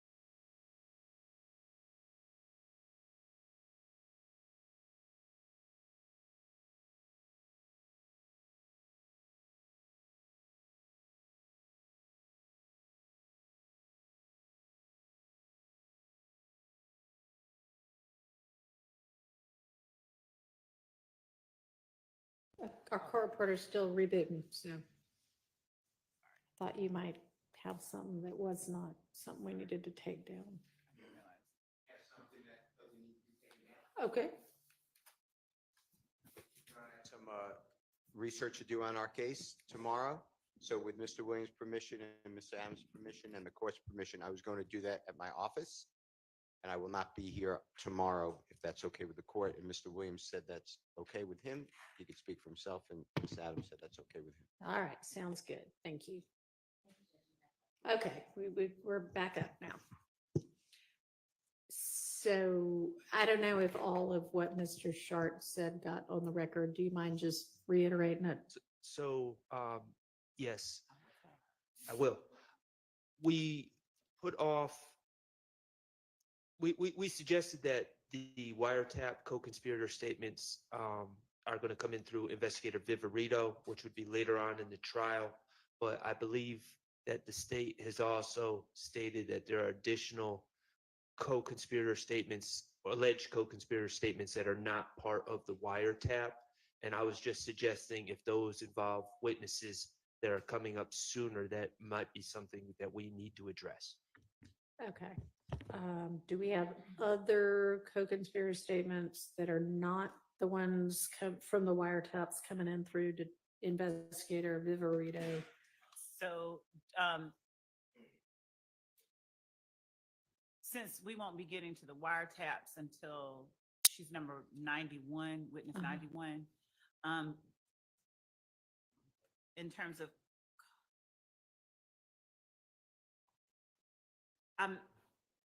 okay.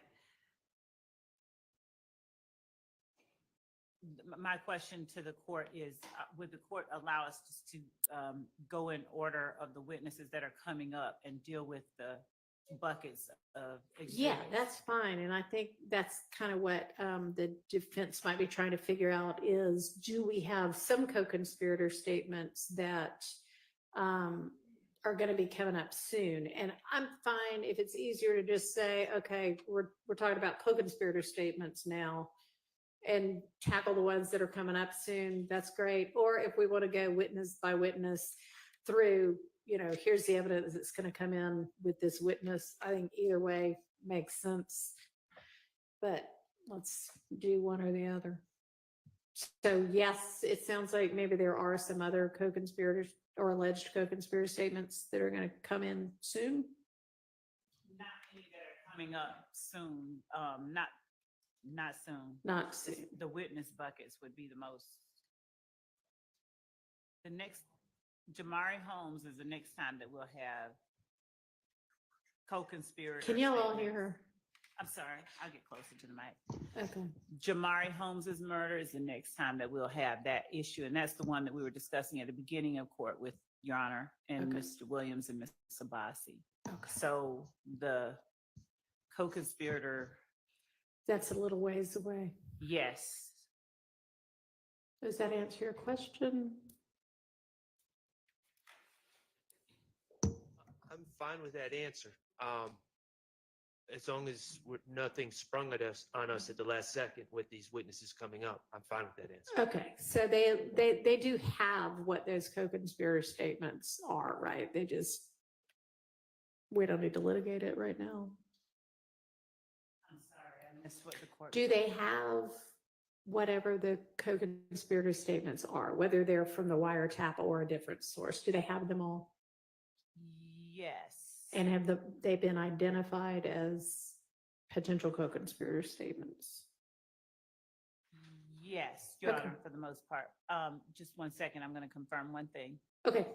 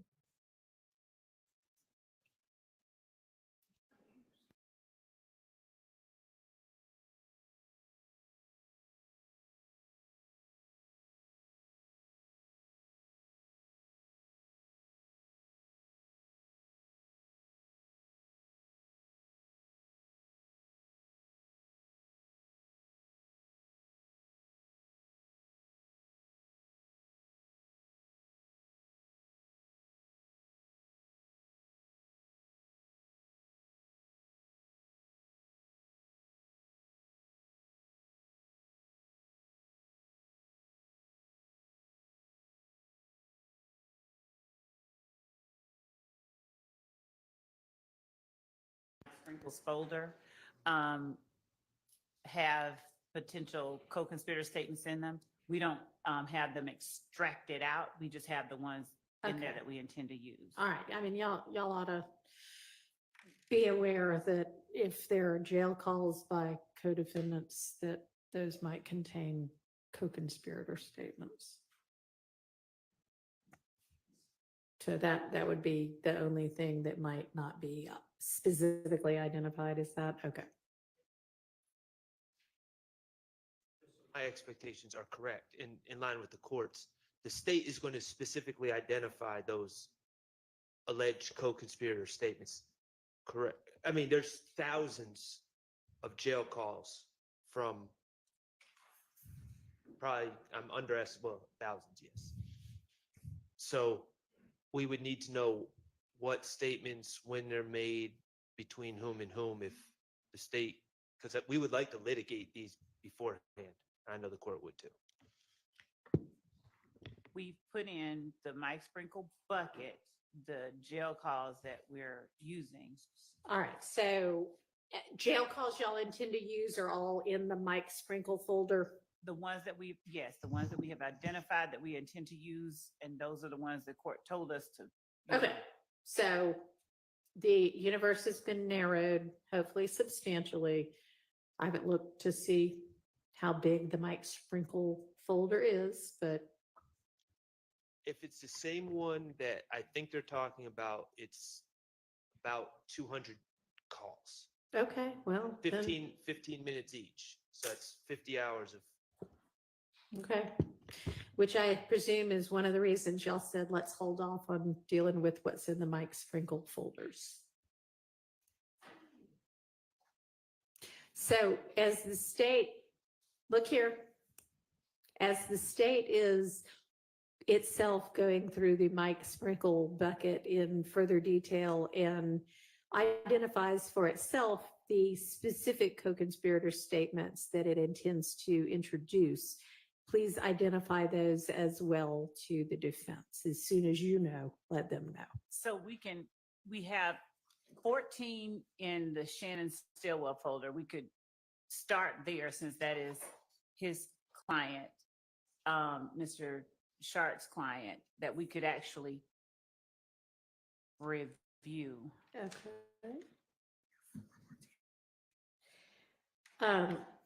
Let me get some clarity. So in the Stillwell file of jail calls, are those already identified? Just here are the co-conspirator statements, or are they just like, here's a 15-minute call, here's a 5-minute call?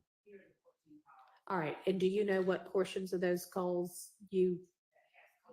Yeah. All right, but whether you've broken them out or not, do you know what those are?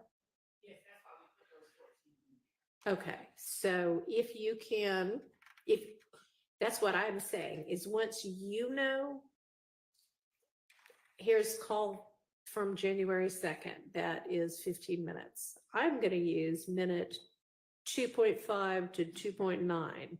That's the part I care about. When you know that, let the defense know that. Okay, so if you know that already, instead of us sorting it out here live, give that, one of y'all sit there and type it up and send it over. They can look at it tonight. We can deal with it tomorrow. Okay. And similarly, do that for everything else. All right. Okay.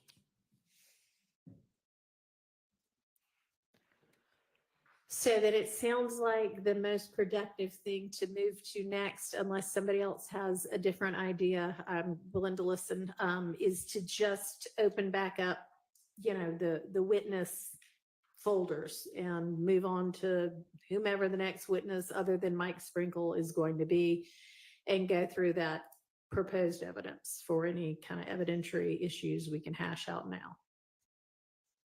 All right, let's do that.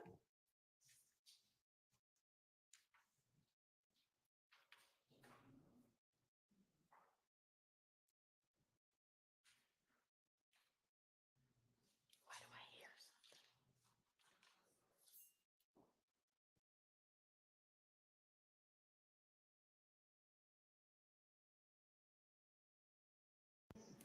Dropbox link we were working from yesterday, that is the Dropbox link of the first 30 witnesses.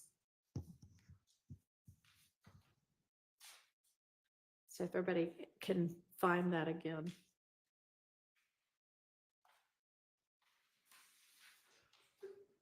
Bless you.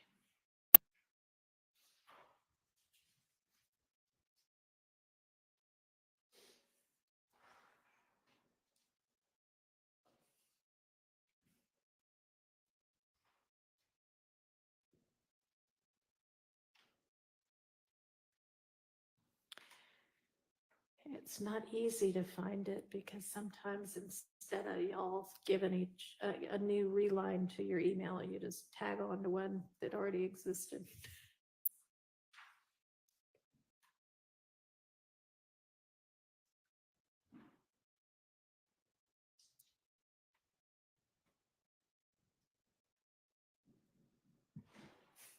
Get to it. There are many, many different things to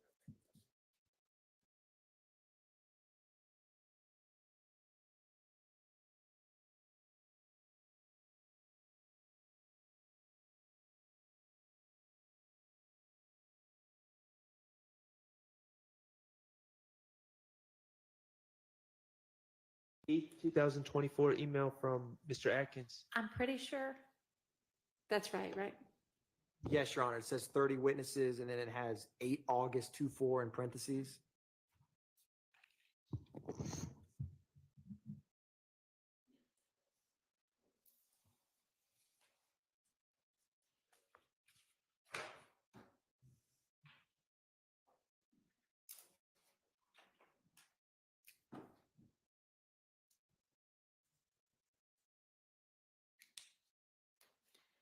All right, y'all let me know when everybody's there.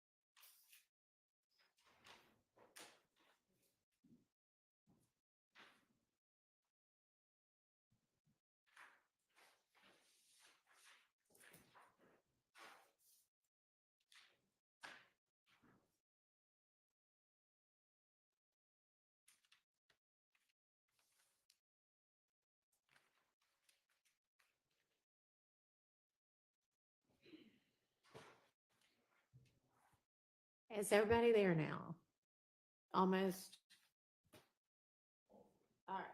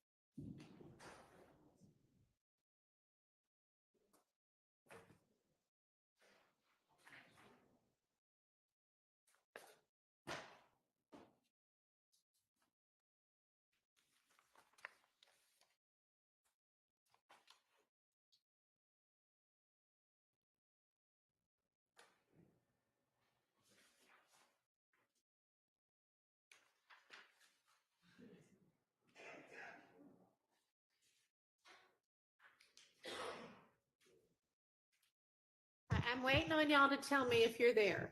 All right, is everybody there? Has everybody got the 1 through 30 Dropbox link up? We have the full, Kendrick has the full. Okay, I don't know about you. great, thank you. All right, I've heard from 2 of the 6. Y'all ready? Okay, 3. Stay ready. Okay. Mr. Matthews, you got it? All right. Who else? Are you ready, Mr. Sharp? Okay. Mr. Adams or Mr. Steele? Okay. All right. All right. Here's the one we're waiting. Okay. You will catch you. Okay. All right. I think that we yesterday had gotten, other than Mr. Sprinkle, through. There was nothing with regard to any of the phone custodians, right?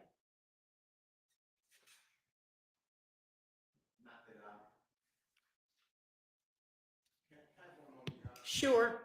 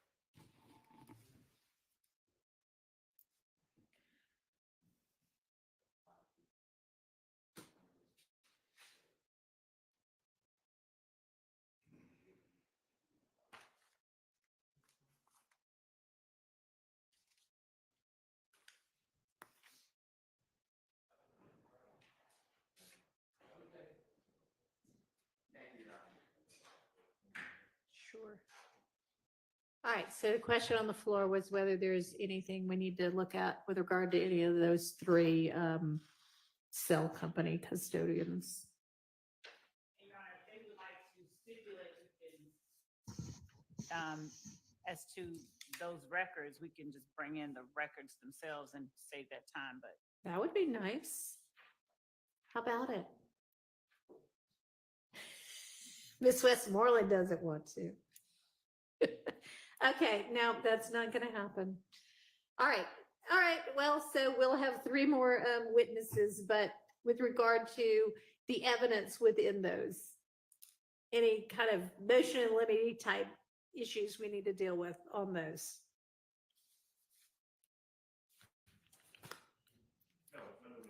Thank you. Okay, then James Burney is the next witness listed. Do we need to look at anything with him? Expert from the FBI phone records. Okay, And this is one that I voiced an objection to repeating the testimony because Agent Racy talked about for a long time where the phones were located. The prosecution stated that based upon questions by some of the lawyers for the accused, that they needed to do something else. I'm still holding my objection because I believe it's going to be, I looked at the report, it's the same thing, maybe a little nicer because it was done nicer. And I don't mean to insult Detective Racy. He didn't have like a chart, but I just believe that it's the same. And by when the same, I'm talking about the April 26, 2015 shooting of the bus, tour bus of Mr. Carter, a performer known as Lil Wayne. Otherwise, no, I don't have any issues with with Okay. Agent Burney. all right. And Your Honor. Yeah. Per the court's guidance, this April 26, 2015, we are not discussing with Special Agent Burney. This, when he speaks on specifically the January 10, 2015 murder of Donovan Thomas, that's the only cell records he's going to be testifying to right now. He does analyzes cell site tower data for other acts in this case and counts. So he's one of those witnesses that testifies multiple times when that act comes up. So what Mr. Steele, specifically the April 26, 2015, we will not be calling him for that purpose. correct, Your Honor. Okay, but so when he's called here, it'll just be for the January 10th, 2015. Yes, Your Honor. 2015. Okay, anybody else? Nope. I hear, all right, not hearing, but I'm seeing nods, no. Okay, all right, great. We'll move on to the next witness folder.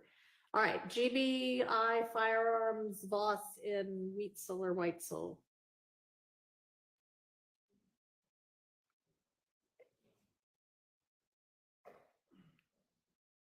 Any issues on those?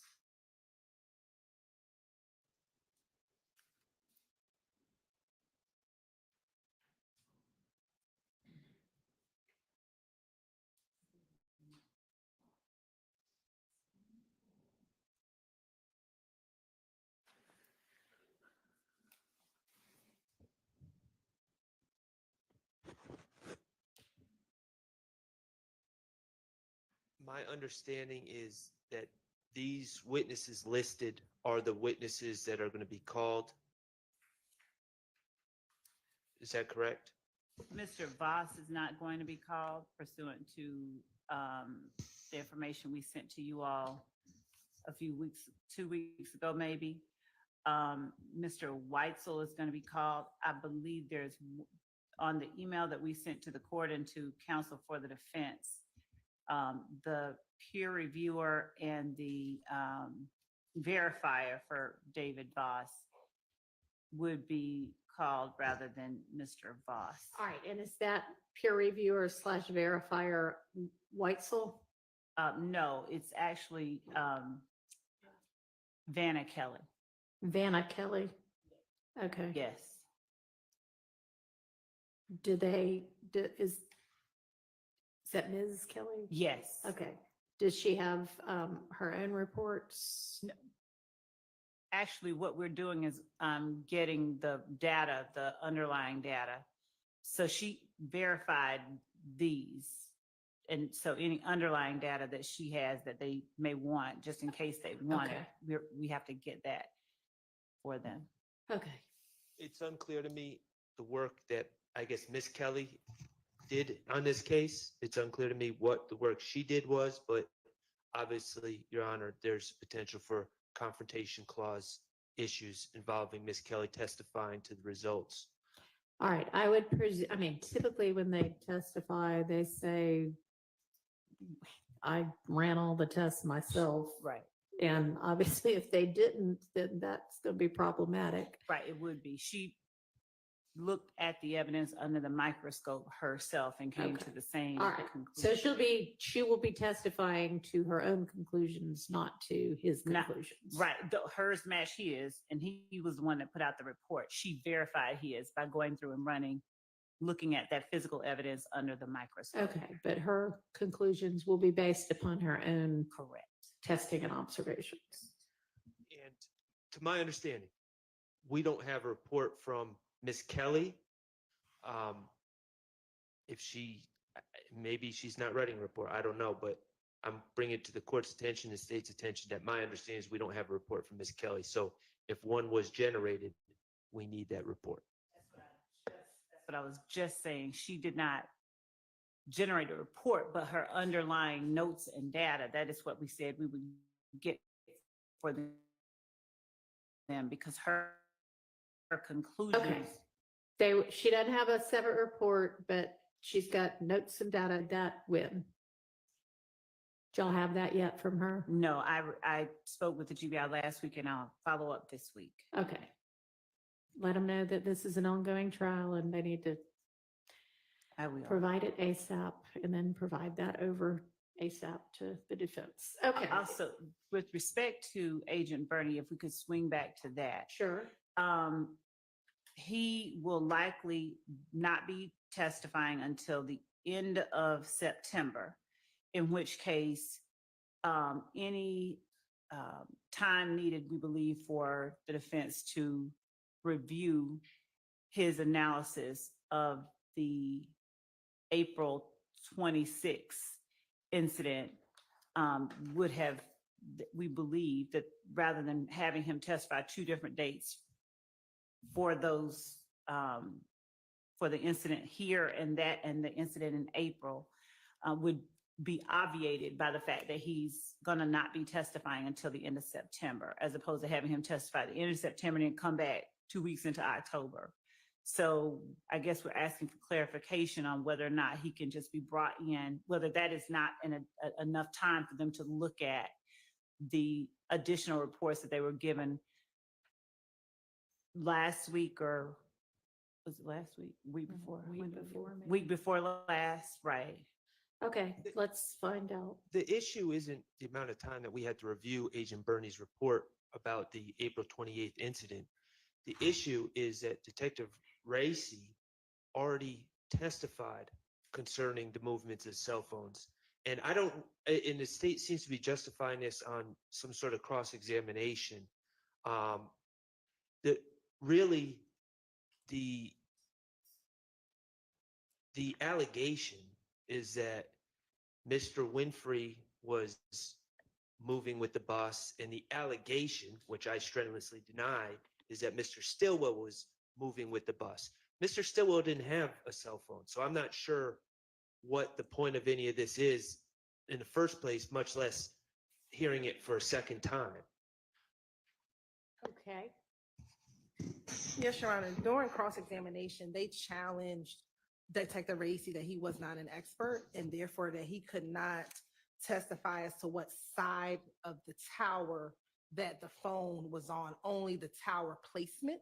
Okay. And because it was specific as to what side of the tower it was on, that's why we asked Agent Bernie to do the analysis based on their cross-examination. I think specifically Mr. Weinstein objected that because Racy was not an expert, he could not testify to what side of the tower that the phone was actually on, which is important, given the movements of where the phones were at particular times, the evening or the morning of April 26th. So that's why it became relevant for us to get Agent Bernie to do the analysis, because he can talk specifically about what side of the towers the phone was on at a particular time. All right, which phone?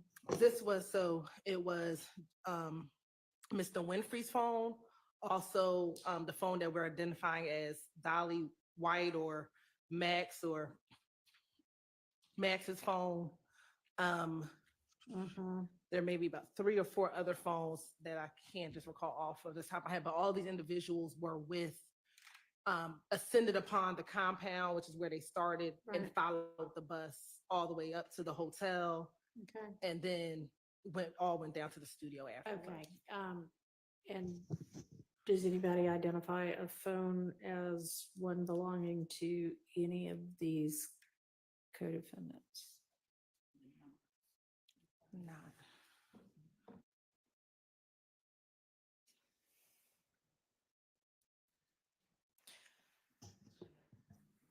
I can't get this to go back to.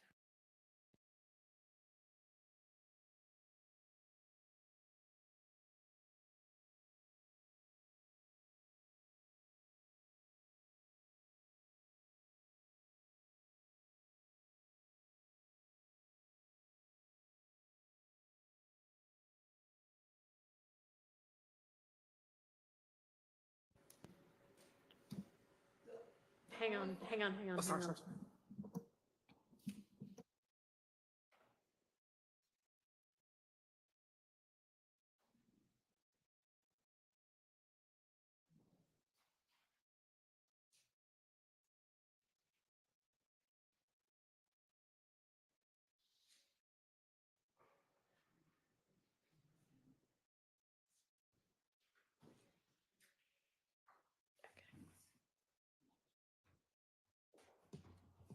All right, go ahead.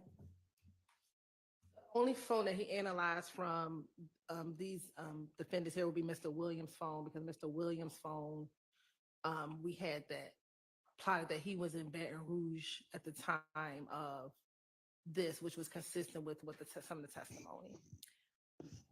Okay, so tell me why we need to hear from and we may, but tell me why we need to hear from Mr. Bernie about the side of the tower that other people not on trial hear. Because it's a part of the conspiracy, and it corroborates what other people said about the movement and where everyone was at the time. And because they challenged it so much that we can only say that this is where the tower was, but with no more information. Okay, and was there testimony, whether there were cell phones for these people or not, was there testimony that X, Y, or Z co-defendant on trial now was with this crowd? We believe that some testimony will come in soon that Shannon Stillwell, although we did not have his cell phone, Right. that Shannon Stillwell was present at the time of the, but it has not come in yet. Okay, all right. So then, with regard to that incident, Mr. Bernie's testimony should be on the narrow issue of, I analyzed these cell phones and I can say that it was this side of the cell tower. But we won't need, I would think, to go through, I don't know, but did Detective Gracie give sort of the overview of here's how we know all of this anyway, and here's what, you know? Correct, Okay, yeah. so we won't have to go through all of that again. You can just cut to the chase of, yeah, I know all of that stuff too, and here's what else I know. Yes. Okay, Yes. that works. All right, so moving back to, Can I ask you a question? yeah, Does that exclude then Mr. Williams, who's in another state at the time? We're not going to hear about that again. I mean, Am I correct? are y'all gonna bring that up again? Because that Yes, was but- testified but- to. In the sense that he received that document and he plotted that as well. Yes, but we don't have to go into the details of it. But I think it's a part and parcel of what was happening that night All right, hang that on. they challenged. Hang on.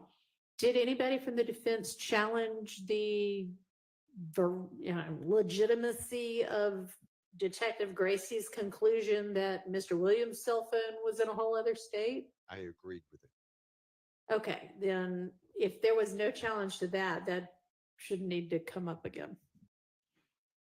Right? Can we ask him whether he plotted that phone? Because if he's going to talk about some of the records, we think it's important that at least the jurors know he didn't. He Yeah, I didn't mean, come with the same- yeah, if it's like that could be like a one question. Yes. Yes, and it was in somewhere else entirely, which I would think, Mr. Steele, at least you would like. Okay.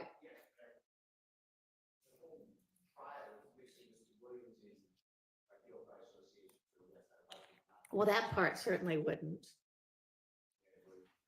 So you.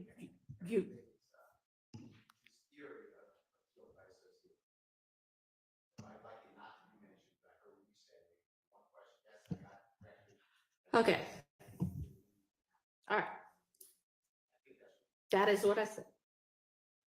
Okay, so back to the two firearms examiners who are going to be Kelly and Weitzel, where we can move on from that. Silence is yes here. Okay, so next is Officer Zappa.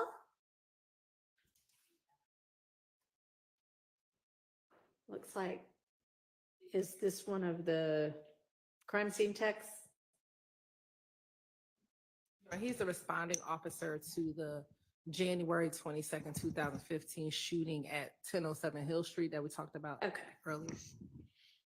Any issues with this?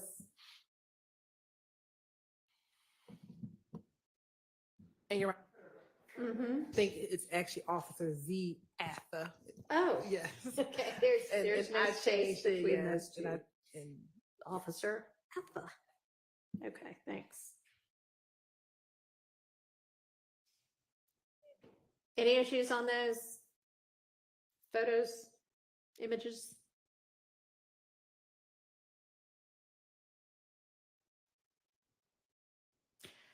Are y'all just looking at these now? Okay. My concern is I don't have any statements from any witnesses.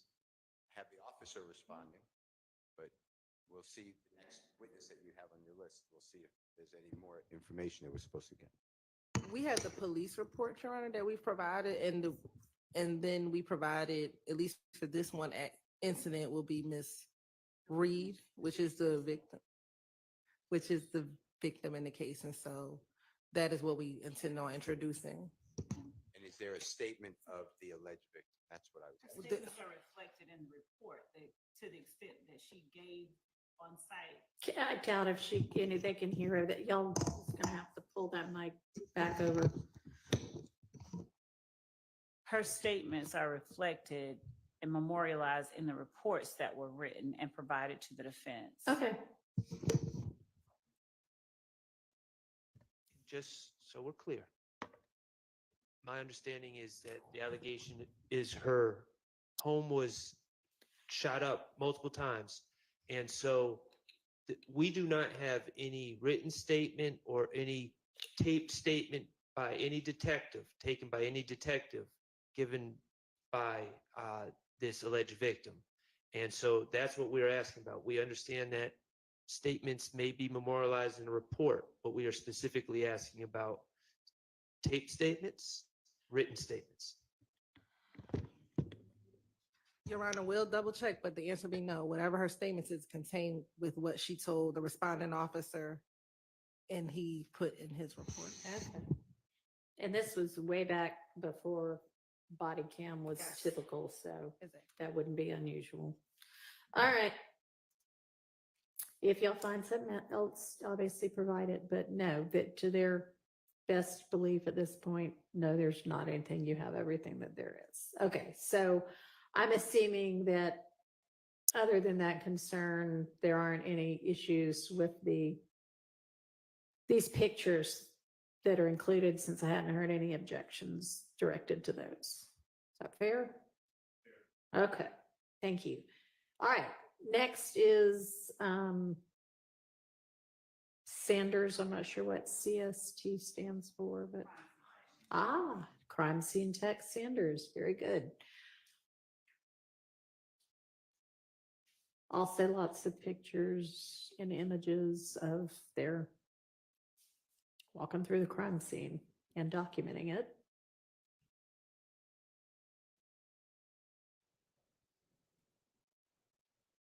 And then the report. Any issues?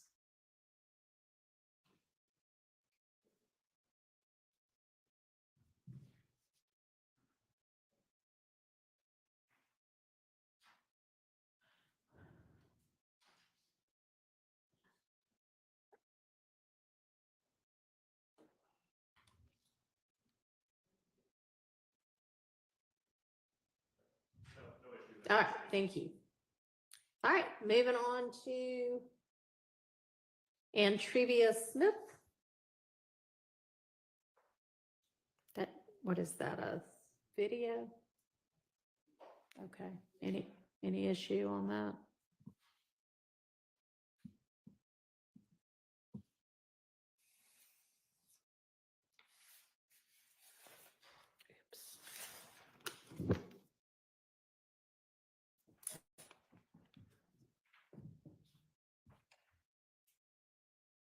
It's a short video, so even if you're watching it for the first time now. I was under the belief that they were going to introduce this video through Mr. Sledge, but All right, hang on, and nobody can hear across the courtroom if we don't talk into the mics. I know it's annoying, but We have it coming in through Mr. Sledge. That's why we were just pausing, because it's already been an exhibit that's identified Okay. as coming in through Mr. Sledge, but it was Ms. Smith who gave it to the police following the shooting of her apartment to show the antagonism that existed between Mr. Sledge and YSL and Mr. Watts, whom she was also seeing. So that's the reason that it's in both folders. I would hope the questions are not articulated that way in trial, because it's Mr. Sledge arguing with another man over a girl. I don't know YSL how that fit in, but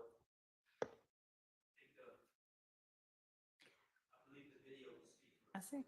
okay, well, that may be, it probably will. And if it's presented that way, then y'all will have some good subject matter for your cross-examination. That there's Mr. Sledge, since it was mentioned, Mr. Sledge said, oh, no, it wasn't over a girl. We Okay, weren't beefing over a girl. all right, well, they'll say whatever they're gonna say, and y'all can examine accordingly. All right, Sharon Latner's. These would be the CAD reports, I assume. So we'll hold those for tomorrow. Does that work? Okay.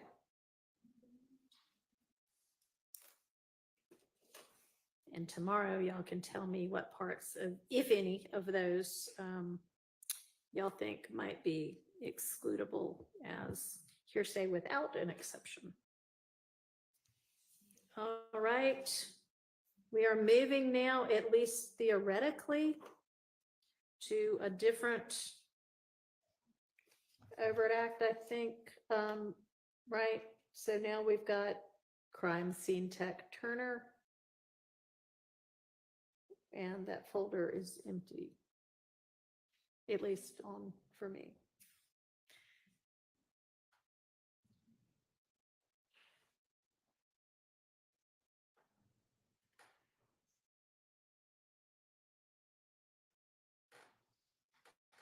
Do y'all have something in y'all's folders for that? They're empty for y'all too? Okay, well, maybe that was just a mistake. Is there supposed to be something in that folder? I'm gonna check. I think that we may have already. All right, we'll come back to that one. Y'all check on that tonight. And that may have been the ones that they told us that APD no longer existed. It may have been the ones that we identified and told the defense about. There were about 127. From the hack from whenever Yes, that was? we had asked them for the physical copies, if there were any, because they said that the digital copies did not exist. Okay, And so that, I think that those were, it was Turner. It was Turner's Okay. photos that were those photos that we okay. were trying to Those get. were lost in that several year ago hack, it sounds like. So that's why that's empty.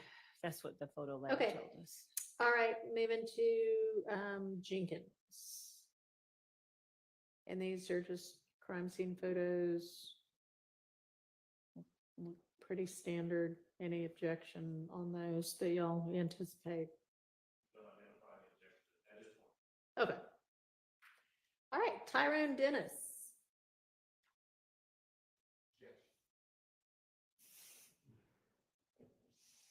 All right, let's walk through it kind of one by one.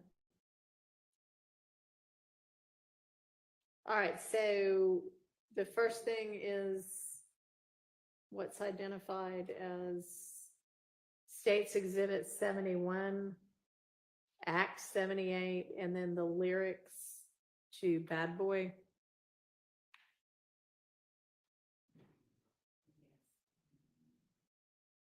All right, what's our objection?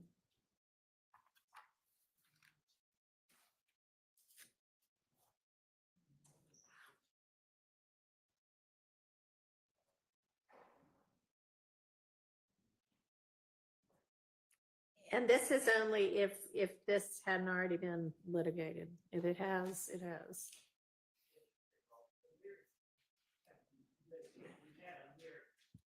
Mr. Williams doesn't, these are not his writings. Okay, Somebody, Google, I was told Google, just put them down. I'm not telling you that they're wrong, but I'm certainly not telling you they're right. But it shouldn't come in this form. This is not how Mr. Williams made a song. okay. So I would be objecting to the best evidence rule. And I don't know why, I don't know if the state is planning to hand it out as an exhibit to the jurors, flash it on a screen, but I don't believe that this is proper testimony. In addition to that, Detective Dennis, for him to claim here are lyrics and here's what they mean, I don't think he has any basis. I've asked him whether he, Okay, when he was qualified, whether he spoke with anybody with the lyrics, how he makes the lyric. He has no idea. He's just a listener. okay. So those are all but those are, I raised those objections previously when we Alright. were arguing. And, sorry, go ahead, and what? And the court stated he made a preliminary finding, the prior court, that lyrics are admissions, confessions, co-conspirator statements, and if a proper foundation is laid, then he will decide later if they come into evidence. That's Okay. pretty much how it Thank you. was. All right, so the best evidence objection y'all might need to deal with. Your Honor, we would be, as far as the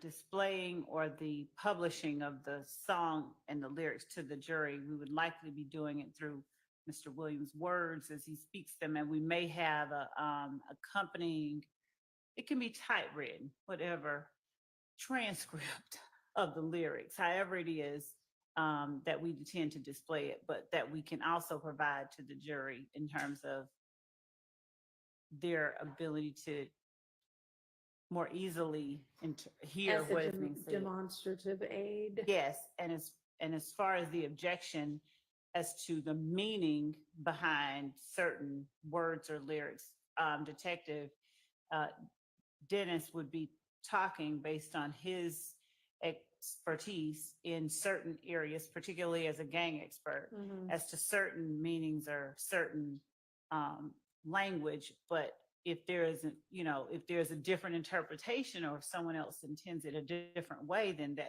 we would submit as the area for cross-examination or different testimony from the Okay. person who's there. All right, well, I think that with regard to something being used as a demonstrative aid, you need to make sure it is the correct transcription of what the lyrics actually are. It does not need to be pulled off of Google. I mean, if you want to pull it off of Google, you can, but it doesn't need to look like this.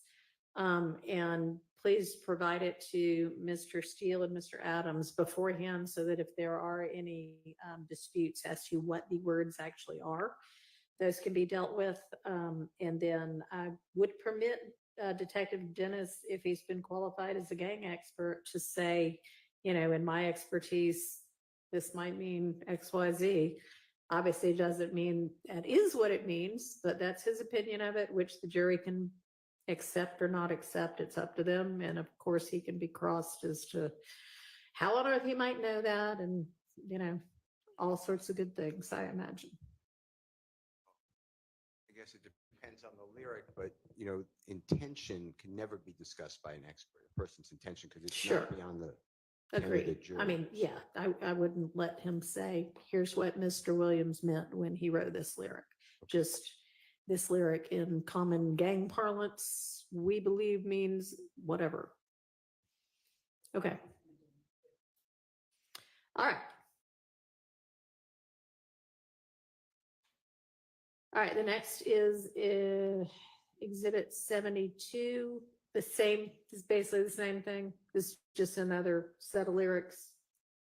Okay, Your Honor, one other thing when we're talking about these lyrics that I think I need to bring up right now. okay, I believe that, well, we are going to be asking for a limiting instruction. okay.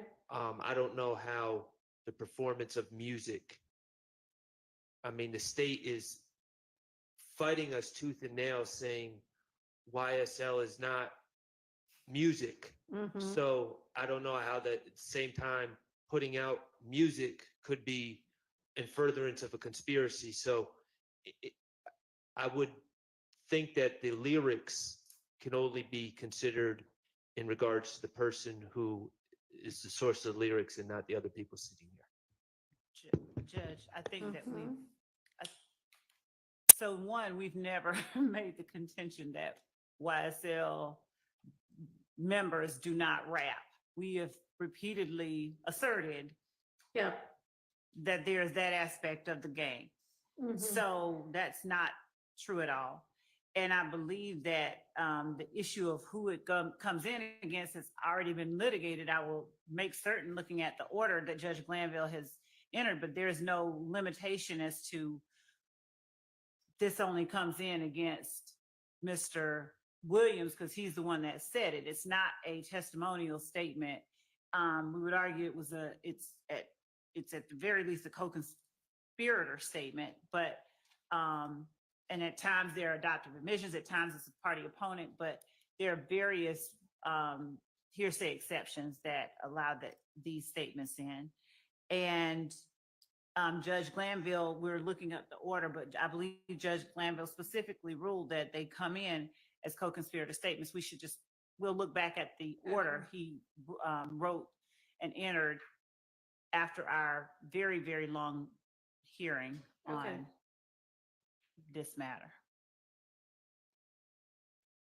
Okay, well, y'all let me know about that. And if y'all want a limiting instruction, you can certainly propose one and I will take it under consideration.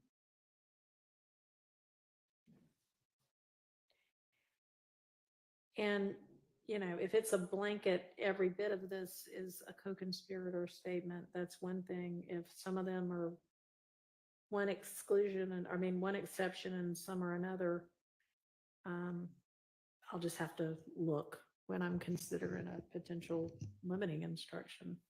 And Judge, also, when we intend to enter certain statements made by certain of the defendants in that they have put a beat behind, we don't intend to play all of the words to all of these songs by any means. So we'll extract the words that we intend to introduce and make certain they're aware of those. And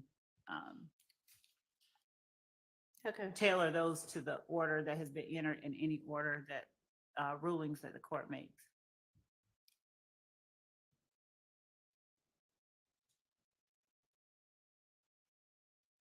Okay, thank you.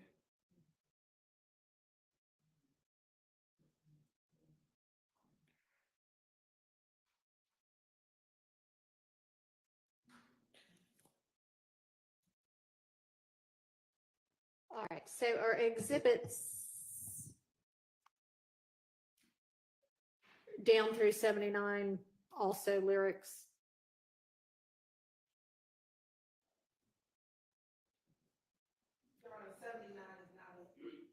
A lyric, Okay, 79 is so, a video. sorry, then 71 through 77 are all lyrics. Yes. Okay, so the ruling would be the same as to each of those. All right, so now we'll turn to 79.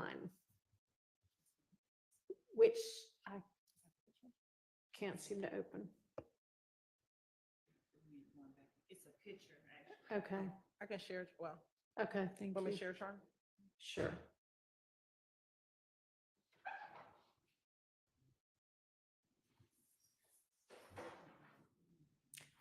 Why is it that it shows on yours and not on mine?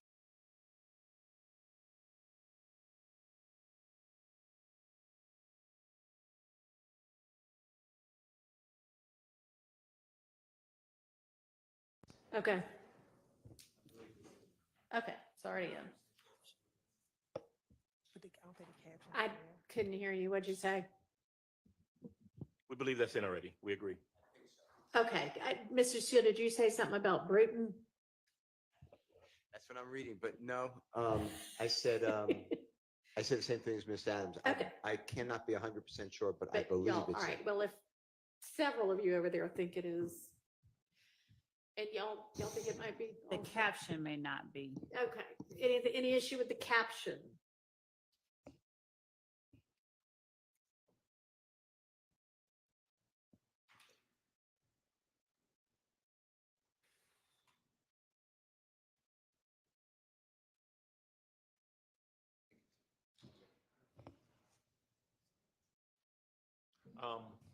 Not 100% sure. I believe it's in, or at the very least, it's been testified to. But I guess when we find the original, All right, y'all can let us know on that one then. Judge, did we reserve on, or in some of the 71 through 77 because we were going to check the order, Judge Glanville's order? I want to reserve on 74. Okay, yeah, And- we did. We're gonna Okay, get the order and then come back to that. all right, thank you. Thank you.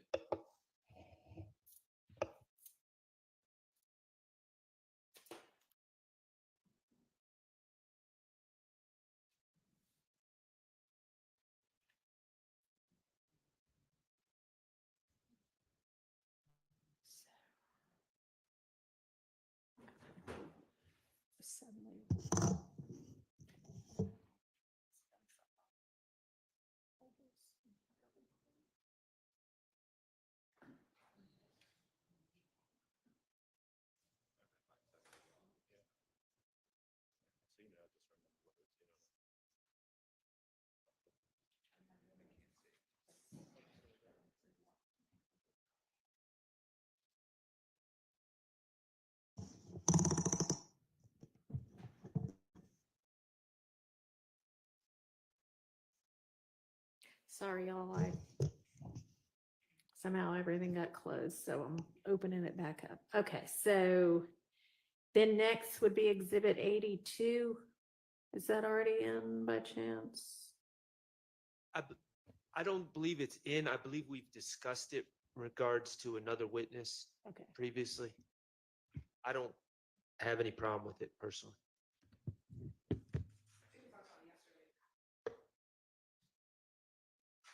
I believe we talked about this. I before think we've yesterday. already dealt with this.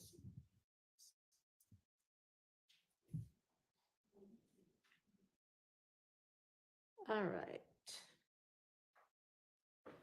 State's Exhibit 83, what is it, Lima Lima LL?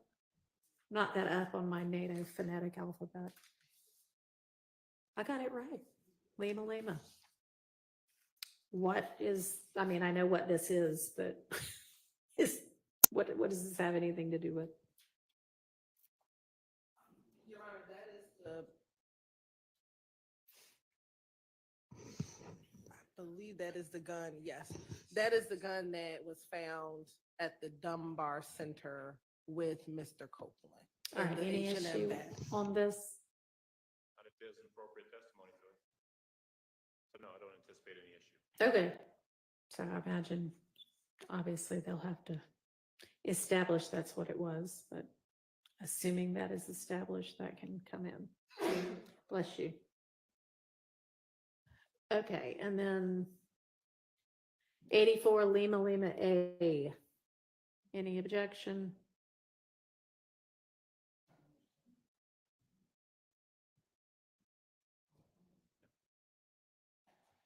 If this is this the black and white picture, Your Honor? No, this is a video of a club. So this is, Your Honor, September 30th, so the night preceding the October 1st overact with Mr. Kendrick and Mr. Arnold, where Mr. Arnold gets into a fight at Magic City. This is a video of that. And that's also 84, it's 84 LL, A and 84 LL. Okay. Any issues? Evidentiary issues? Not assuming they can lay the appropriate foundation. Okay.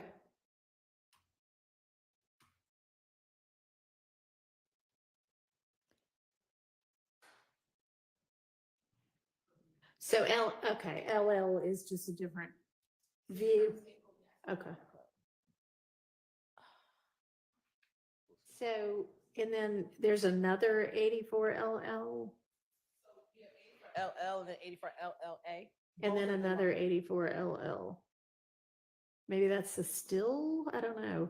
Let me see. Oh, no, that's a gun. Maybe So, okay. there's a mislabel. There's a maybe. mislabel, Your Honor. Okay. Okay, so whatever that gun is will need to be A different label. a different number, but I assume that's some gun that's some way tied to something. Yes, that's the gun, Your Honor, that was found on Quindarius Zachary when he was at the gas station. Alright. Let's see. Okay, Quindarius Zachary. then we've got 85 through 90 LL. Any objection to any of those?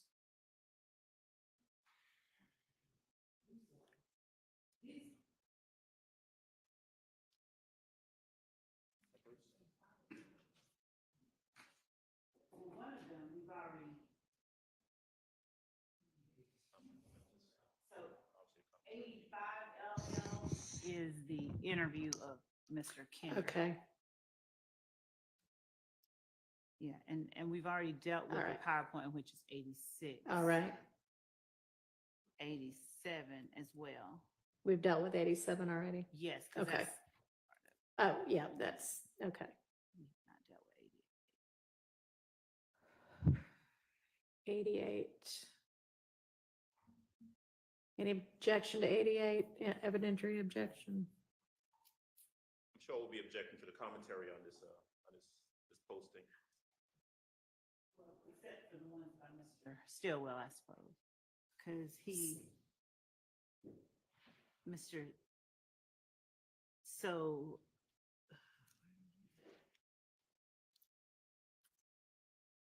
Yeah, okay, we wouldn't have any problem taking out anything that Mr. Stillwell doesn't post.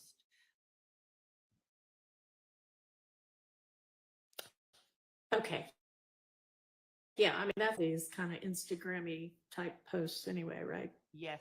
Okay. All right.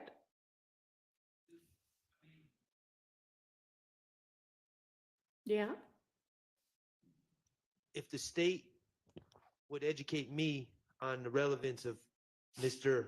Stillwell's posting there. Okay, What they so, think it means, because I mean, all right, I'm not gleaning too much from it. okay, there's a relevance objection. All right. So, Judge, we are alleging that Mr. Stillwell is a member of and a participant in a criminal street gang and a criminal enterprise known as YSL. His donning of these red bandanas, one on his right hand and one over his head, and his use of welcome to be that red bee with the red heart, Day Paradise, on March 28, 2015, during the year or the relevant time of this back and forth that was going on, are all relevant to the allegations made in the indictment. So with relevance being Your Honor, I the bar that it misspoke. is. Hang on, don't interrupt. I'm withdrawing. Oh, okay. I misspoke. I thought they were saying that someone replied to Mr. Stillwell, and I thought Okay, they were no, saying that was his She's post. taken all that off. Okay. All right. I'm good. Thank you. All right, thank you. I think that's 100% anyway, not a heart. Had to get my glasses out for that one, but I could. I think the argument would be the same. Okay, so that objection's withdrawn. Long as, yeah, you just need with all of these to take off the comments. Same with 89. Yes. Any issue otherwise to 89 LL or 90 LL? Well, 90 LL is not a photo, it's a video.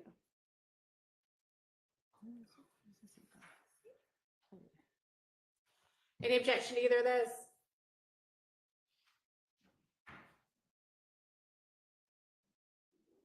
Your Honor, as long as they keep my client's comment on that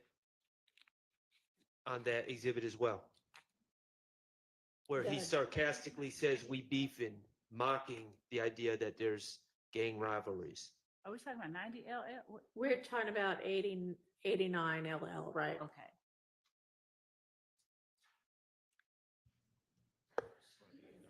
I don't actually see that. He doesn't say what his client says, dripping through Cali with some real ends at Gotti with that red B.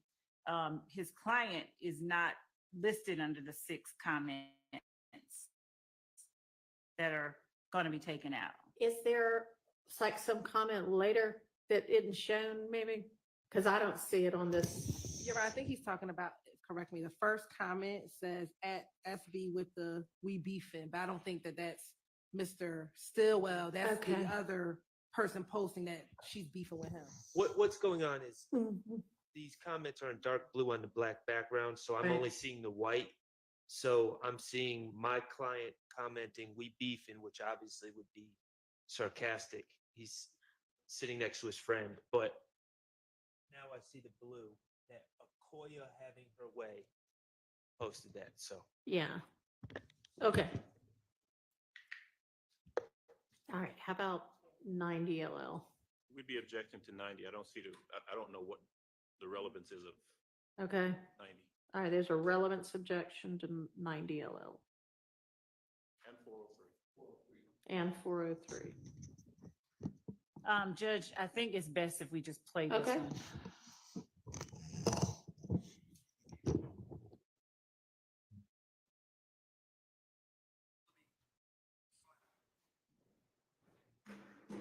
Big B, Lil B, Slime, YSL, Crip Killer.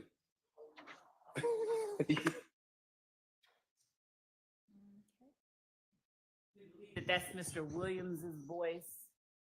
Based on Directing Let's not interrupt each other, please. directing this child to throw up these gang signs. Okay. So that's what we. So are you going to have some kind of either somebody familiar with Mr. Williams' voice to say that's him or a voice analyst to say that's him? We would have someone that we believe is familiar enough with his voice to say that that's him. Okay, well, we'll see. On behalf of Mr. Stillwell, we're going to ask for a limiting instruction. if that's admitted. All right, provide, proposed one, please.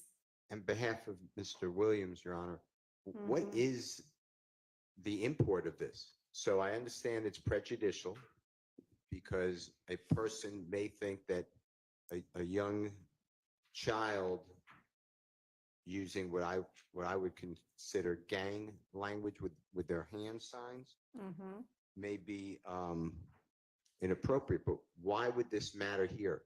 The lyrics are coming in. Mr. Williams is constantly changing the letter B to, or letter C to a B. Like instead of Cleveland Avenue, Believeland Avenue, there's a whole bunch of lyrics that Judge Glanville let in.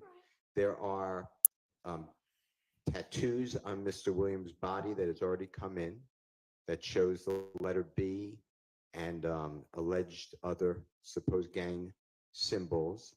They have introduced, they being the court has admitted into evidence, exhibits showing things like a green snake or an emoji with a B on it. I just don't understand why the child is an important part of this mission to find the truth here. And Mr. Williams' voice, I find it to be wholly prejudicial, and I find the probative value to be scant. All right, let's hear from the state. So, Your Honor, as the court is aware, the rules of evidence are rules that favor admissibility, and 403 should only be used in extreme situations. And Mr. Williams, not the state, bears the burden of showing when something is shown to be relevant, it's presumptively admissible, and he bears the burden of showing that its prejudicial effect substantially outweighs its probative value. And Mr. Williams has said nothing about the prejudicial effect of this video with his child, with Mr. Williams dictating to this child, throw up B, YSL, Crip Killer, which are all things that Mr. Williams has attempted to distance himself from throughout the entirety of this trial. He has asserted that all of this is, not real. All of this is, just a facade. And the more that the state is able to show to the jury that this is, in fact, not a facade or not someone pinning on Mr. Williams' designations that are not accurately pinned on him, then the stronger the state's case becomes. So our argument is that Mr. Williams has in no way shown that this video is substantially more prejudicial than probative. All right. Your Honor, with respect to Mr. Huey, we would also chime in on the 105 instruction, but notwithstanding that, Your Honor, can you hear me, Judge? I can hear you. I don't think that's working, but I can hear you anyway.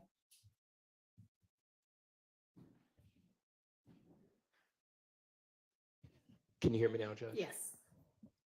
So we would also ask for the 105 instruction on behalf of Mr. Huey, but notwithstanding that, Your Honor, this is extremely prejudicial from the standpoint of having a child hold up these gang signs and so forth and so on, what appears to be gang signs. And again, this is going to be one of those scant and cumulative aspects of a piece of evidence that if the court allows it to come in, it's going to be drug in for the sake of its prejudicial effect. Clearly what 403 says we can't do. So I would ask the court to take that into consideration. Okay, well, I'm certainly considering the appropriate law. Yes, sir, Mr. Steele. There's also another, I can't find the exhibit number, but there's a video that came in over objection that Mr. Williams is doing something similar, or someone's doing something similar with a child. All right, why don't y'all get me that and I'll consider whether there might be a cumulative issue here. But with regard to just 401, 403, it's certainly relevant, and I agree that it's prejudicial, which, case after case says most of the state's evidence is prejudicial against defendants. I don't think it's substantially more prejudicial than probative, considering part of the conspiracy they allege is preserving, protecting, and enhancing the reputation, power, and territory of the enterprise by the posting of messages, images, videos, and songs demonstrating alignment to the enterprise and a willingness to engage in violence on its behalf. I mean, it's wildly probative to that. And Your Honor, we're also going to ask for a Rule 105 instruction on behalf of Mr. Kendrick. And Okay. Well, we I- echo the comments ahead. made by the others. Okay. Yes, ma'am. We don't believe that a 105 instruction on this type of evidence is appropriate. It's not a testimonial piece of evidence, a testimonial statement. So we would ask that a 105 instruction not be given in instances where this is the evidence being presented. And we would also submit that Jeffrey Williams is alleged to be the leader of this gang, and in having or directing this child and other children to do things like he's doing, he is, in effect, he's starting early and starting young. That is part of the state's theory in this case, that this gang recruits young children, and this is what it ends up being.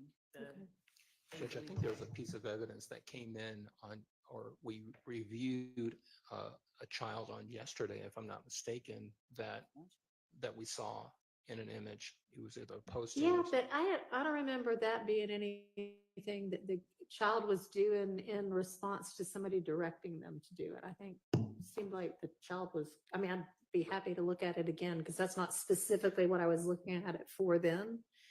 But if that's what y'all are thinking about, you know. Well, that's one at least that immediately came to my Okay. memory. And do you recall that child was doing that in response to somebody directing them? I'm not sure if there was sound associated with that Yeah. particular image, but it was certainly at the direction of an adult, and then the child Was it Mr. Williams? I believe it was. Yes, Judge, it was. It was the one of the two videos that you saw on yesterday.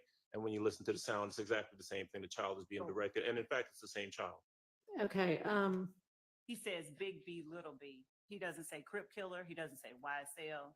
All right. That is not cumulative if that's the only one that y'all had in mind. So that's, I'm overruling those objections. Okay.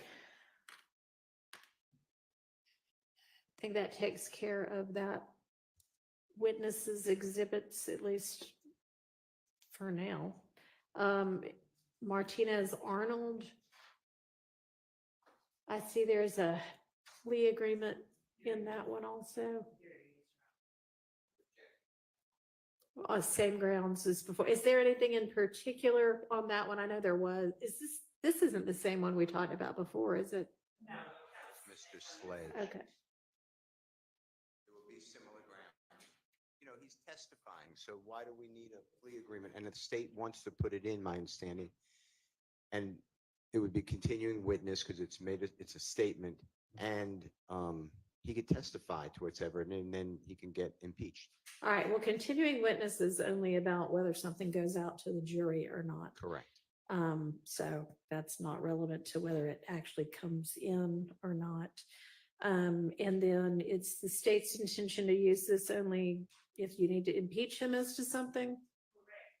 Okay. Correct, Your Honor. And if he's truthful, then we don't need to accept, I mean, if he's truthful, then we don't need to go and show and introduce this as an exhibit. And I'm assuming they're talking about the factual acknowledgments, not the I don't know. not the conviction I itself. don't know. Let's find out. Are you talking about the factual acknowledgements? I am talking about the factual acknowledgement, and then there would have to be a proper purpose for the guilty plea, which there could be one, but I didn't hear it yet. All right. Is there anything about the factual acknowledgements here? Like I know that last one y'all were saying, I don't think this person has any firsthand knowledge. Is there anything like that I need to look at in particular? Okay. All right. And so for these people, you just intend to have them admit they pled guilty? Okay. So this wouldn't be relevant at all unless they say, no, I didn't, or no, I never Right, asserted like- that fact, or So- it would be, So right, or that he was forced, or he didn't Right. know what he was doing. I think the certified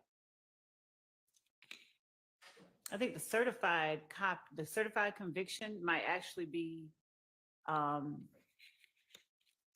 proper evidence. I need to think about that, but as far as the other stuff that they're I talking mean, about, yeah, and you can certainly, I guess, tender that if you want to.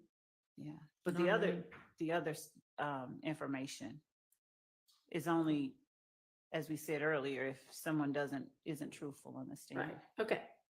Thank you. All right, the next item in there, I can't open, so I don't know what that is, but if y'all can open it and you know what it is and don't have an objection, then it doesn't matter that I can't open it. Your Honor, we're talking about the third one down?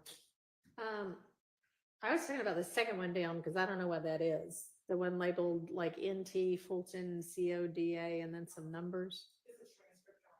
Oh, okay. Don't know why I can't open it, but we've already reviewed that one. Or no?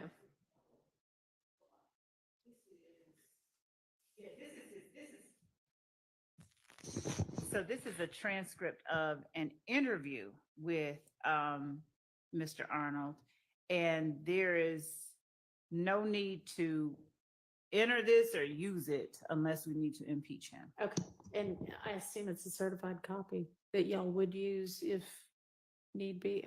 I mean, I guess it wouldn't have to be, but. It's not certified? Okay. You mean of the transcript? Yeah. It's not certified. It's just a. It's a hallway conversation. Say that again.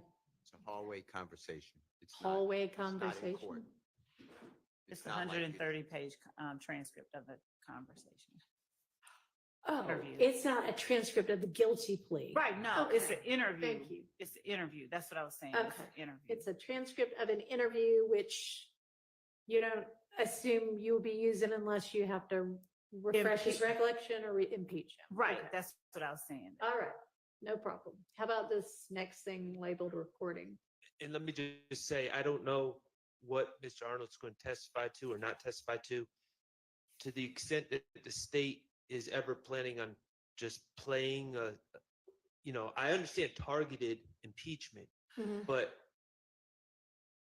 and if I've fallen short of expectations, I apologize, but I have not reviewed this transcript for any extraneous, irrelevant, Okay. prejudicial. And yeah, things. and thank you. Y'all don't intend to wholesale use that. If you did, that would be a problem, needs to be targeted. So yeah, just regular old trial evidence. Okay, thank you. All right, and this next thing, which is maybe some sort of a musical recording. Interview itself. Ah, okay. I opened it up and it shows a musical note. I guess that's just my media player. Okay. And then this last thing is a picture. Photograph, yes. Any issues on this one?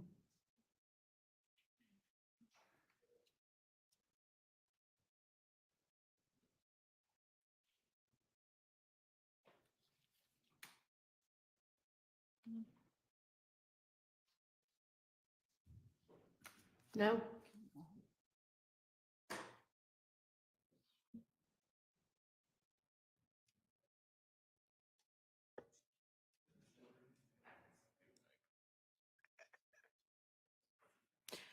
Okay, moving on to Officer Munson then.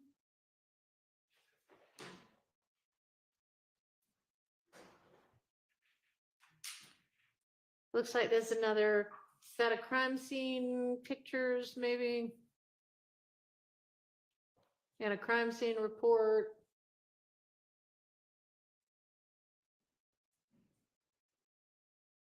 Couple of crime scene reports. Any issues on those?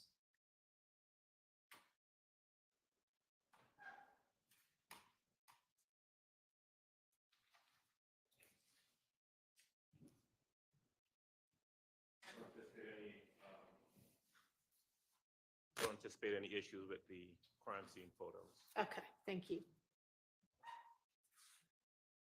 All right, moving on to Jennings Kilgore. We are almost to the bottom of this grouping of 30. This seems to be a ballistics expert. NIBIN expert. A what expert? NIBIN, National Okay. Institute of Ballistics Okay. Integration. He is a ballistics expert with a Ni- particular. NIBIN is different. It's a yeah. big time one, right? It's the one right before. It's not the actual firearms examiner. So it's a step before. It's a comparison to see if if these have the same characteristics. All right, anyway, anybody have an issue with the evidence that's going to come in with this person?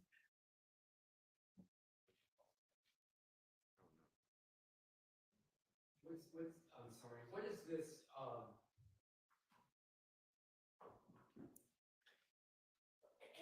This is under, I'm trying to find out specifically where it's under the NIBIN reports. I don't know if I'm pronouncing that right. NIBIN charts.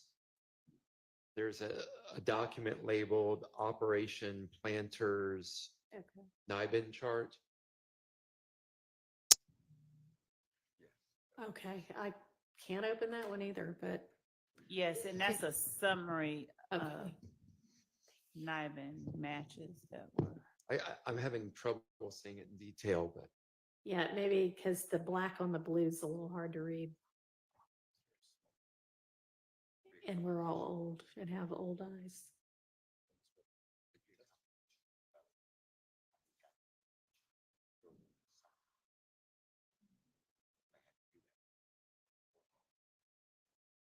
So is the question just kind of like, what does that say? what is that? So those are the chart with the black on the blue. That one is showing that there were 5 shell casings from a particular scene. The black on the blue is the address. Okay. The red lines are matches to other addresses where shell casings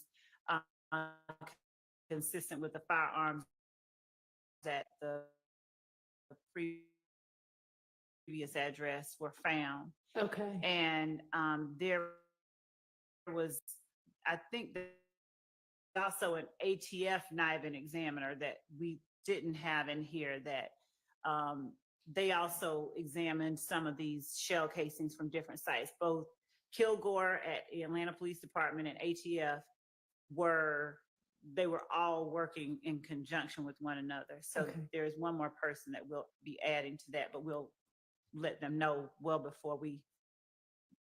All right, well, if they're gonna say the same thing, we don't need them both. We won't have. All right, so with regard to this kind of chart, I guess, now that you know what it is there an objection? I have one. Oh. Well, here's the problem, Your Honor. And before you were involved in this case, a lot of these prior incidents were Detective Dennis took the stand and the state brought out an easel and they wrote down all these different case numbers and they went through them real quick. Okay. On January 26th, 2015, there was a shooting at 841 Smith Street. I'm just making that Yeah. up. Okay. And in this, and as a gang investigator, I determined that that was part of this beef. Okay. We for a lot of these incidents, we have not heard from any witnesses that collected shell casings. There's been no chain of evidence. There's been no testimony about the collection of evidence. Okay. So this is just like coming in without any basis or any foundation, and it would all be hearsay. All right, is And he, violate the Confrontation Clause as okay, well. is he gonna be testifying that he received the shell casings from each of these and did the exams, or that other person from ATF that you mentioned, or how is this gonna get used? When shell casings are collected, the first person that does that comparison is either Kilgore at APD or they're taken down to ATF to do that comparison. What Kilgore or the ATF NIBIN person would say is this shell casing here was consistent with or had the same general class characteristics as this shell casing over here that was found at this scene and produce what we call a hit. Right, so is Kilgore going to be able to testify that for each of those blue boxes, he did an examination or comparison, and that's what he came up with? Yes, for everyone that we have a match for either Kilgore or ATF, or Kilgore or ATF did that initial NIBIN comparison. I'm not sure what the objection is. If we're not going to have him talking about something somebody else did.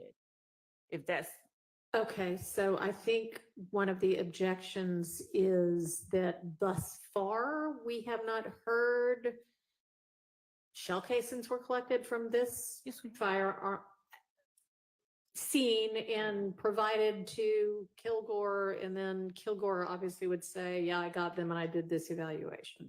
Is that all of that foundation is going to have been laid in evidence by the time he gets here to testify to this? Yes, that's why we have the crime scene technicians coming up, talking about what they collected. Right.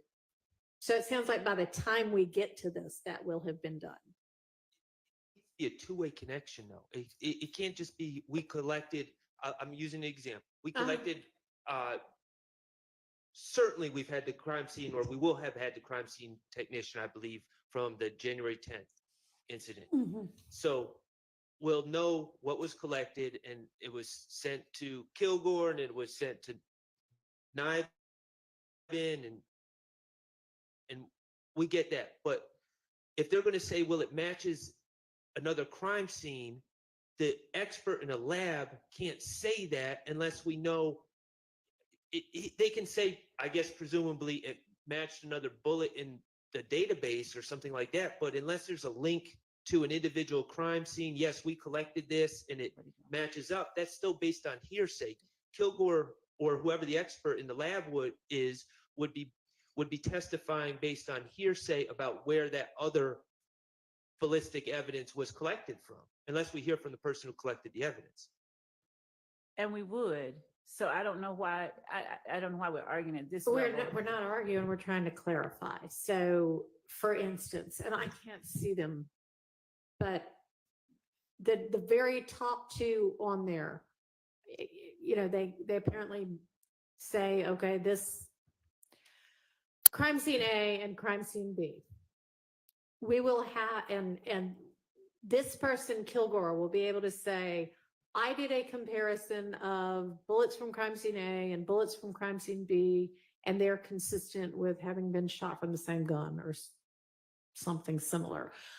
The question on the floor is, okay, will we have already heard not only the chain of custody for Kilgore getting the crime scene A bullets, but the chain of custody for Kilgore getting the crime scene B bullets? Yes, so we would not have, yes, all of the foundation. I don't think chain of custody, like, you know, specific, like every link in the chain would be necessary, considering we would have the crime scene technician who would have collected it. We would have the testimony that when the crime scene technician has collected it, it comes to my department, my being Kilgore. This is the case number 150261534. And I compared it to case number X. Okay, so we will have both, just so I make sure I'm understanding you. We will have a crime scene tech from crime scene B say, I collected all of this and I gave it to the crime lab, or whom, I don't know if this is. I put it in evidence. I put it in the, you know, box or whatever they do. And then we'll have Kilgore say, here's the way evidence gets to me, and this got to me that way. Yes. Okay, does Yes. that answer your question? I mean, I guess it's yet to be determined whether we will hear all of that evidence, but the objection is going to be, if we don't hear all of that evidence, he can't testify to this. So do you understand that?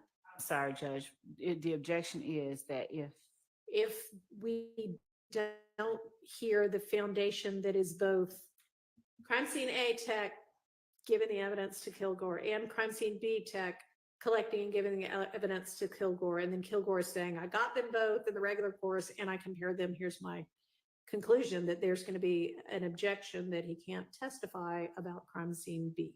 and to make certain, looking at the witnesses that we had initially put up, what we can do is add the 10 witnesses from each of those crime scenes that are on this list to make certain that we have each of those links included as Sounds evidence. like that's going to have to happen. Now, it does not need to be, I don't think, a whole, as if this were the crime on trial. It would just be, It can just be, hi, I'm a I'm crime witness scene number tech. 1 through 10 that I'm adding on. I collected I this went one. to this crime scene at this date. I collected Right. this evidence. I gave it to whomever. Right. Which should take 10 minutes. Okay. All right. She plans to now do all of that. Unless y'all want to stipulate that those bullets got to the crime lab in the normal course from whatever crime scene, which I don't see happening. So, okay. All right. So anything else with regard to Kilgore's, the evidence that would come in through Kilgore?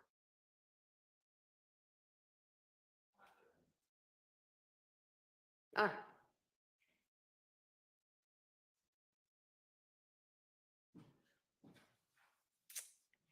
Then our witness number 30 on this list is Underwood.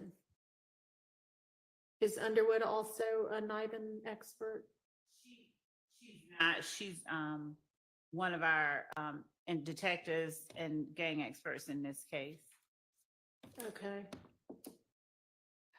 And she actually may have been the one, she was an ATF task force agent, and she also would have been instrumental in taking some of the evidence over to the task force versus APD's ballistics lab where Kilgore worked. Okay. To have it tested over there. Okay.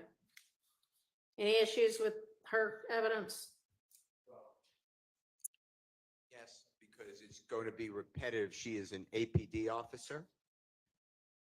And she's going to be supposedly or potentially the same treadmill of information about YSL and IF gang, and this is what the policy is of the City of Atlanta Police, why we qualify people in a gang, and we've heard it from Detective Belknap, Detective Gaither, Detective Dennis.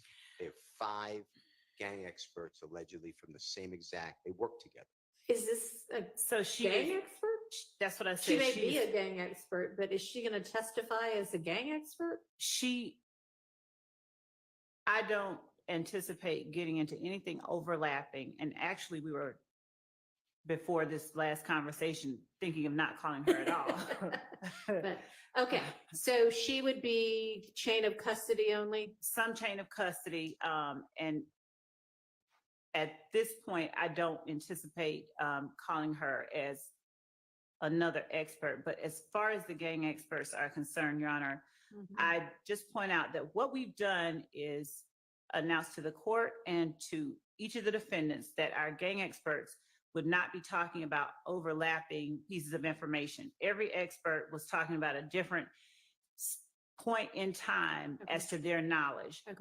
Detective Underwood had an earlier knowledge of this particular street gang than did Detective Dennis. Detective Belknap testified to a different slice of time. Okay. Detective Dennis and Gaither were 2 people who worked as partners during the same period of time. But when we are alleging that this is a street gang that has existed from 2012 up until 2022, you know, during the time of this indictment and even after, and we have every step of the way had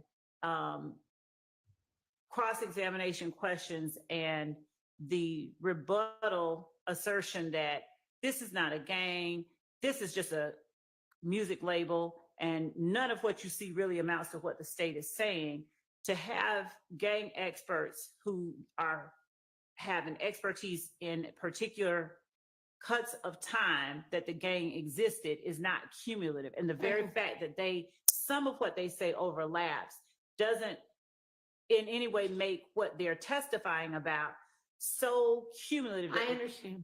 All right, so has this person already testified as a gang expert? She's not, she's just been Okay. qualified as one. Okay, so you do not anticipate having her testify in her gang expertise role, just as custodian of whatever this evidence and getting it from one place to another then, is that right? At this point, like we said, at first we were, and then we were Okay. like, All right, and I would think that if for whatever reason you decide that's something you think you need to do, let's address that, because I don't think we need to hear, and I hear you saying we haven't heard the same thing, but we don't certainly moving forward need to hear the same thing. So, okay, that's clear. Thank you. Your Honor, Yep. as the state is announcing that she's just going to be, Investigator Underwood is just going to be a kind of custodian of, or transferring evidence from one place to another, I assume that the operation planner's NIBIN chart and the operation planner's NIBIN leads new chart will not be introduced through her? Well, none of it's the same or substantially similar to what will be introduced through Kilgore. I agree. I just noticed Okay. that in the All right. folder.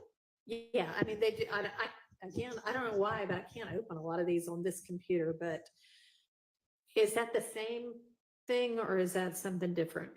It's a colorful picture showing like a flow chart involving the information that Kilgore has. Generally the same? It's all the same information. It's It's just presented It's in more a, colorful? yes. I mean, pick one or the other. Okay.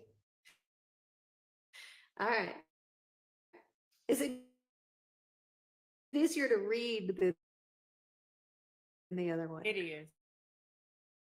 Well, you can always switch the witnesses that you were going to use that for, but yeah, we don't want to see it twice, but okay.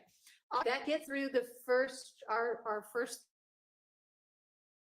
third bucket. We haven't No, it done Mr. doesn't. Sprinkle. Others are sprinkled.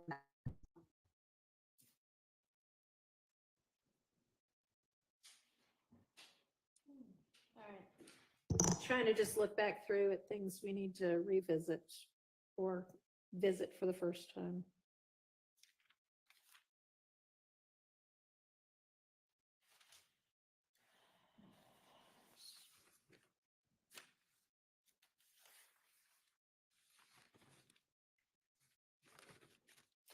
Okay, so I think this is a good place for us to stop today. And then, tomorrow, other than the potential hearsay and CAD reports, which we can take up, we can either move to the next 30 and do the same thing with regard to them, because they're going to have to be done at some point when the jury is out.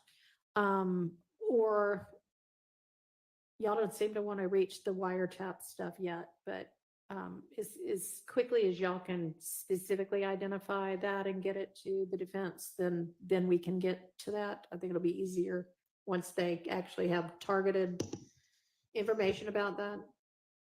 Yes, sir. Know why necessarily, but the state specifically identified jail calls for my client as they've stated, which is, I believe, 13 or 14. I've reviewed those. We're right. Okay, so tomorrow we can tackle right. those. Okay. And I'm just warning everyone, other people, not in a, I'll just say it affects. Alerting everyone. I'm alerting everyone that it affects more than just my client. Okay, so everyone might want to take a close look at those before tomorrow. Okay, anything anybody needs to put on the record, make suggestions about for how to be efficient tomorrow, anything like that? Your Honor, it states exhibit number 55W, which would target the child with the signals. Okay, If you can, this 55W has been shown to the jury. would it be easy for somebody to pull it up on screen for me? And is this just a still photo or is this a video? A short video. Okay, It was played for the jury. all right.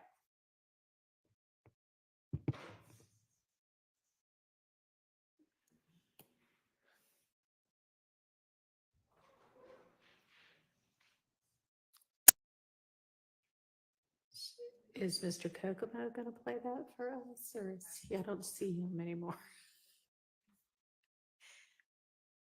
I think the state's going to try to find it.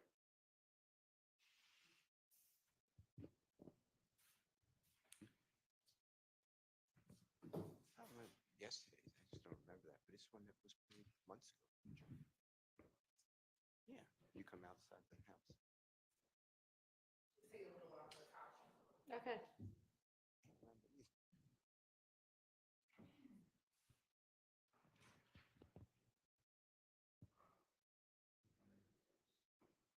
I have another matter while the state is All right. helping us. Can I just tell you a case? Mhm. Okay, so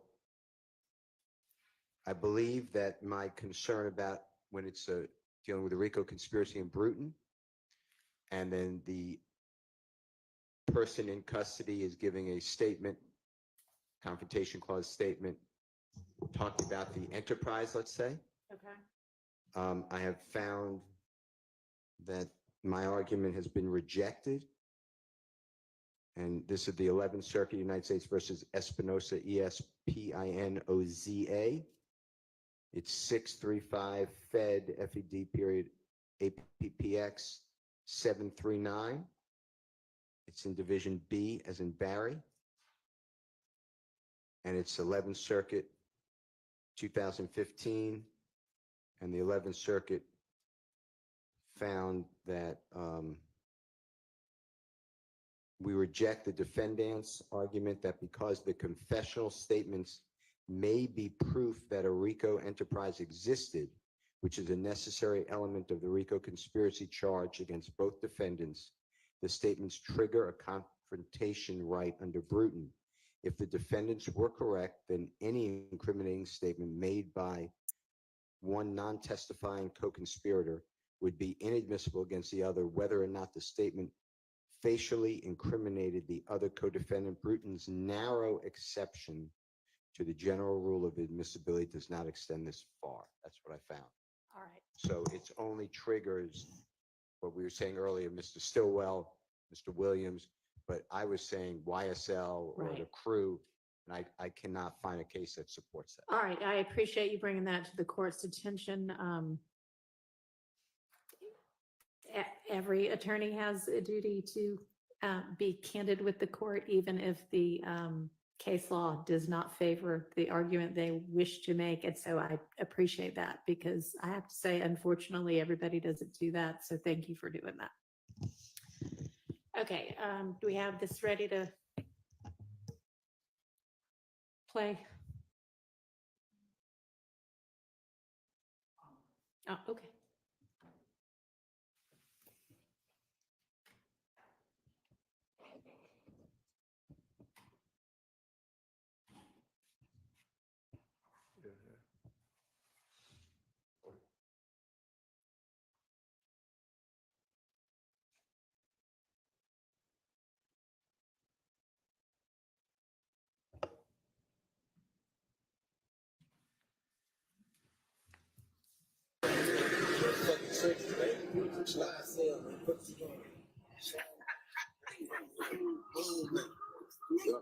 That's a successful lifestyle. Oh, yeah. Real fucking bleed. Real sleep. Sleep, aka bleed, nigga. Yeah. Man, but mud. Do this every day. Kitchen and it's behind.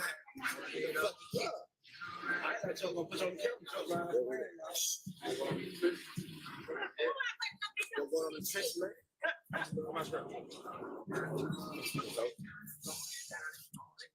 Yeah. baby. Throw it up, baby. Throw it up, baby.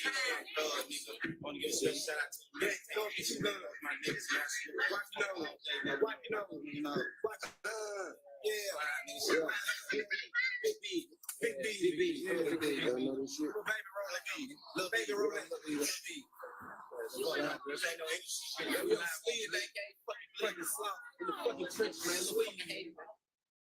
Yeah, that's actually the one I was thinking about. I mean, that child starts doing all that stuff unprompted and then maybe gets encouraged to do a little bit more, but I don't think that that shows the same thing as the other piece of evidence that we were talking about. So thanks, but my ruling stands on that. Can we have a continuing objection if I need? You may.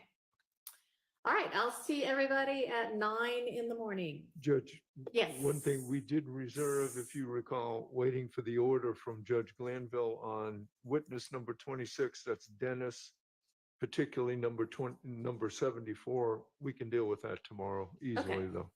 Great. Dennis, number 74.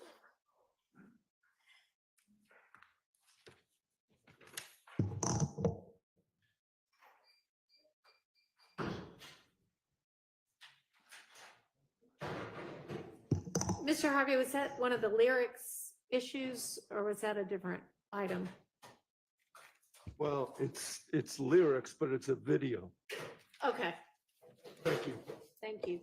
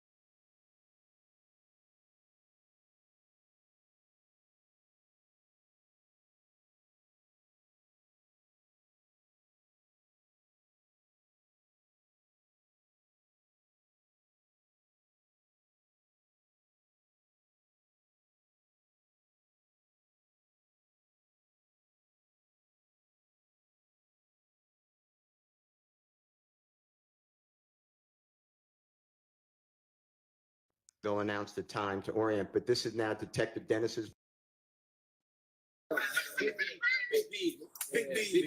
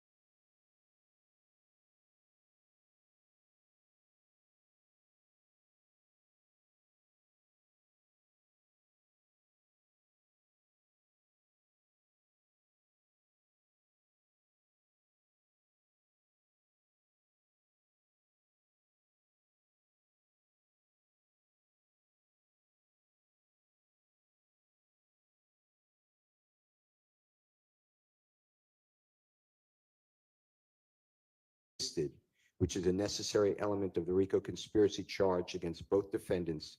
The statements trigger a confrontation.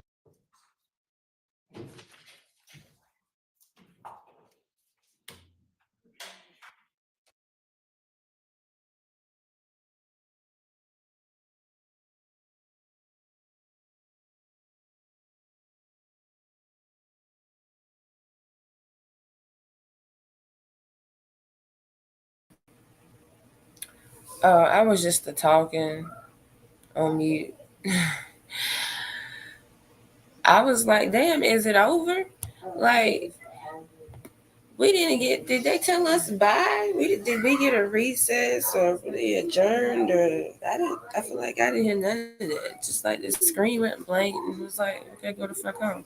Maybe they said it. Maybe I missed it. But what I was saying was, y'all, look at this right here. What y'all think this about?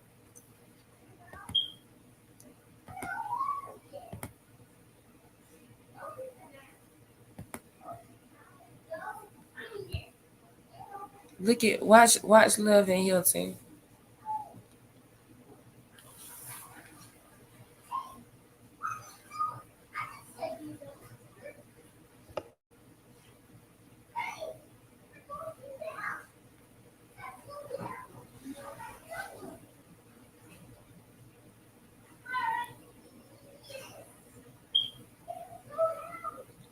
Just, I don't want to play with it no more because I'm gonna miss it. But just watch Love and Hilton. No, I don't want to do this stuff.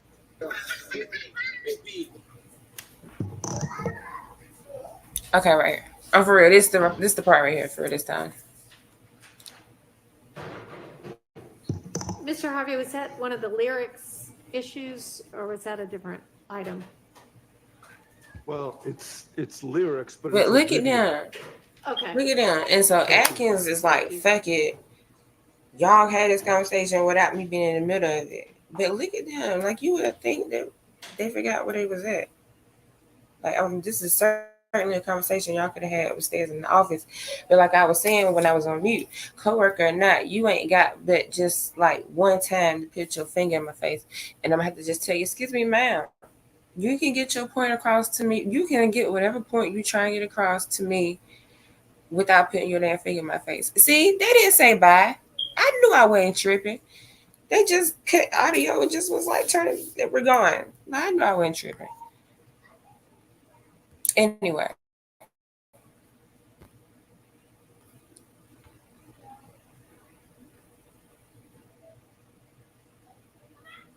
Oh, my bad. It was sharing screen.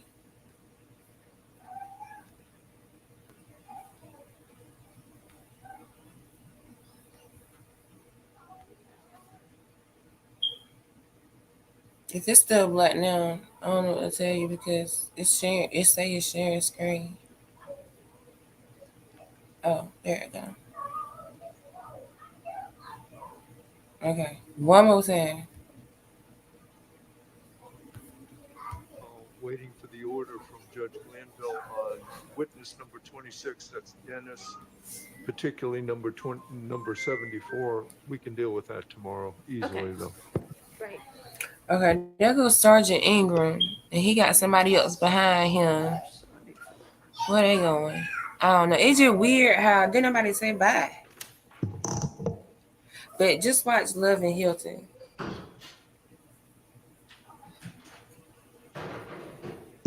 Mr. Harvey, was that one of the lyrics issues or was that a different item? Well, it's lyrics, but it's a video. Okay. Thank you. Thank you. And so Atkins is like, fuck it, y'all can have this conversation without me because I'm not about to be in the middle of this. But this conversation was very, very, very intense. I'm convinced they really don't like each other.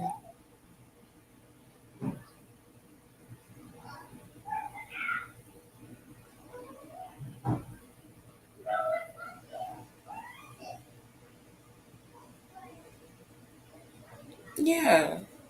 Rude hoe didn't even say bye, dismiss, adjourn, recess, nothing.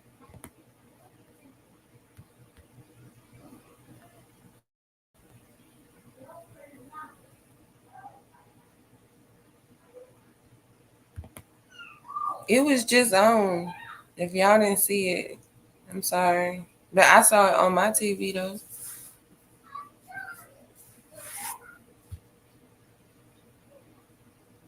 She is very aggressive. Like she is very, like I said, coworker or not, you would have to pipe down. Like she one of them people that you gotta like check one time or two so they know how to handle you or not. Like some people they will try to get over on you just because you let them get over on you a time or two before, or you let them get over on you, like, and because you let them do it, they keep doing it. They keep doing it to see what they can get away with. Hell, my kids do that. But I feel like Adrian, one of those people that you gotta check. Like you, right? The first moment she got you fucked up is when you gotta check Adrian. Like, excuse me, this is what we're not gonna do. I don't know how you normally talk to people around here, but you gonna respect me just like I respect you. She one of them people you gotta put in their place early out the game. Because if you don't if you don't put her in place early, she gonna keep on with the keeping on. She gonna keep on with the keeping on.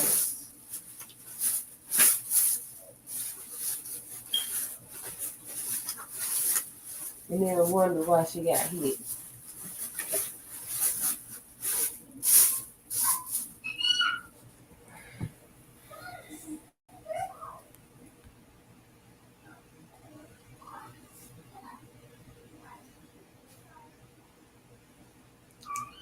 Laugh, that was rude. Like she didn't say we dismiss, we adjourn, and then I'm looking at the Fox chat. Everybody else confused as felt like I am. Like wait a minute, is the court over?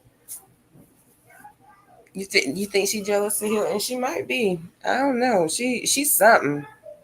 But if I read and heard correctly, she's not married, no kids, which definitely fits.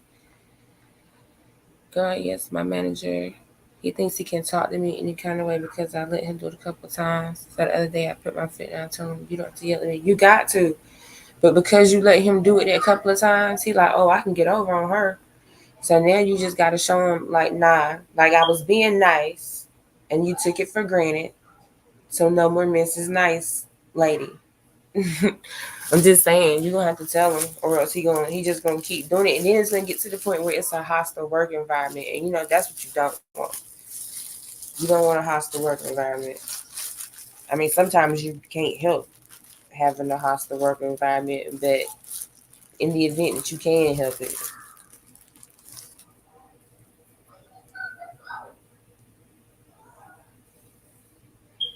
right? Cameraman said, "No, shit. What y'all talking about is clearly more entertaining than what's gonna happen." I wonder what that conversation was about. Like, it partly looked like maybe they wasn't arguing, but partly looked like they was.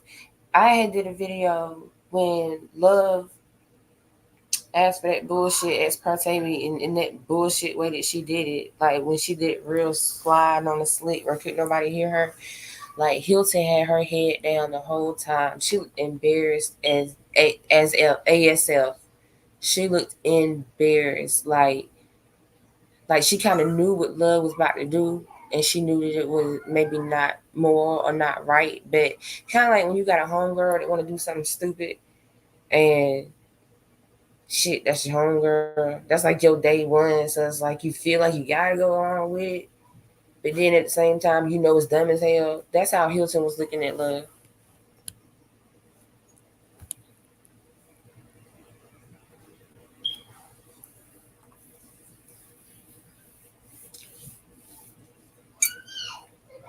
Because like Hilton, she's still like, she's president of the Black Prosecutors Association. Like she still got ladders to climb. Like, I think procedurally Love is over Hilton, like title wise. But Hilton ain't trying to swamp her career behind lying ass Love.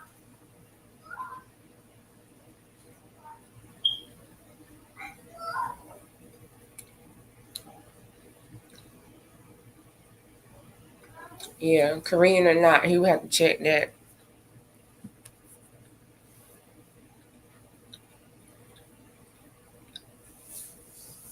But that's the thing, because he's your boss, he feels like that automatically gives him authority to talk to you crazy because he's your boss.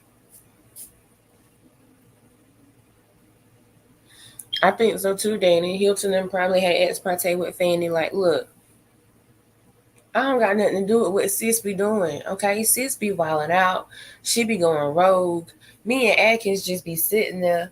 We gotta go along for the ride because she doing all the damn talking. Then we get fussed out because she done did something stupid.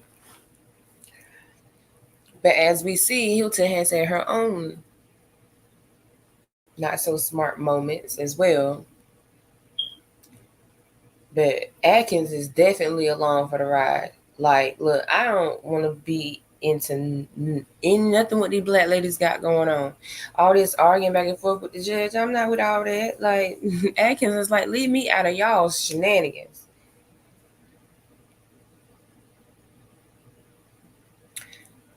Love wants Fanny's seat.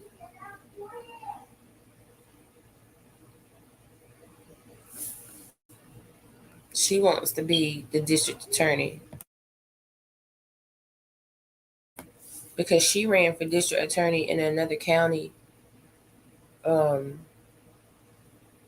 and lost. He got out of there when they started doing talking about whatever they was talking about. Atkins was like, nah, nah. And the other day I had pointed out like how it's mad weird that he be sitting in between them. It feel like he be sitting in between them like they like he their babysitter. Like it feel like Atkins be sitting in between them like he they real life babysitter because half the time they be talking across and over him anyway. And so when I saw it that day, I was like, why don't they just sit beside each other? Like if they gonna talk to each other and pass notes together, why don't they just sit beside each other? But it feel like Atkins sit in the middle of them as a buffer to keep these school kids from bickering. Right, like he's separating them. I'm gonna sit in between you guys and separate you two. Like that's how I feel. The whole time they whispering and lean because this number one. I'm most of us here is in the South or from the South or whatever. So I was always raised. It's rude to talk over people like that. Like it's rude. It's rude to talk over people like that. Like, but they be talking all in his face, and he just be sitting there like.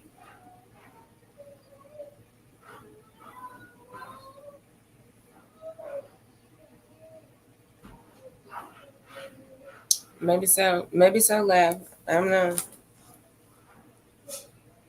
But I went to all the channels and they all just it looked like the judge I guess did dismiss court. She just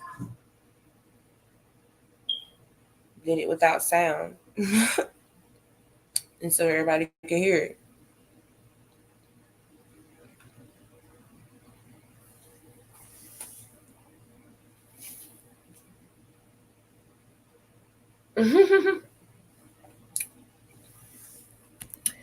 I'm sure I was thinking about her family earlier because I don't know if y'all saw the short I made. Let me see, I might pull it up. I made a short about love this morning. And then part of me got to thinking, like, damn, like, this is somebody's auntie. This is somebody's auntie or, somebody's cousin, somebody's daughter. Like, I'm sure they are watching everybody talk shit about her and be like, and feel some kind of way.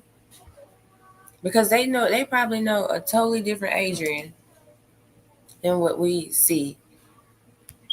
But to see hold on. But to see the whole world like talking shit about your family member, that's crazy.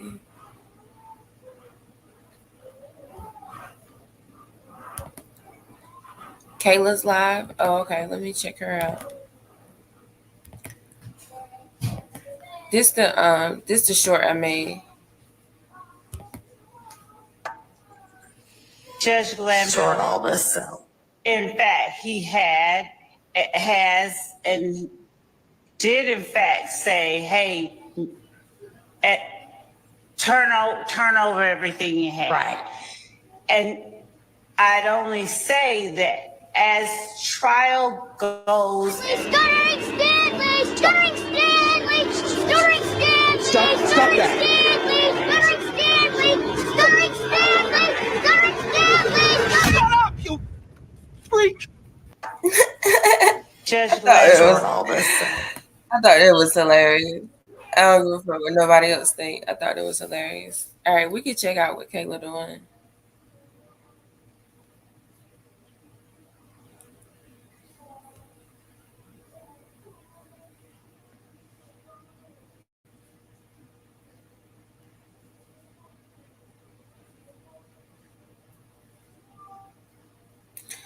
Yeah, Danny. Like I want to do her, her family members be like, girl, everybody in the office was talking shit about you this week. Like, how do you take that? Like, if you her friend or family member.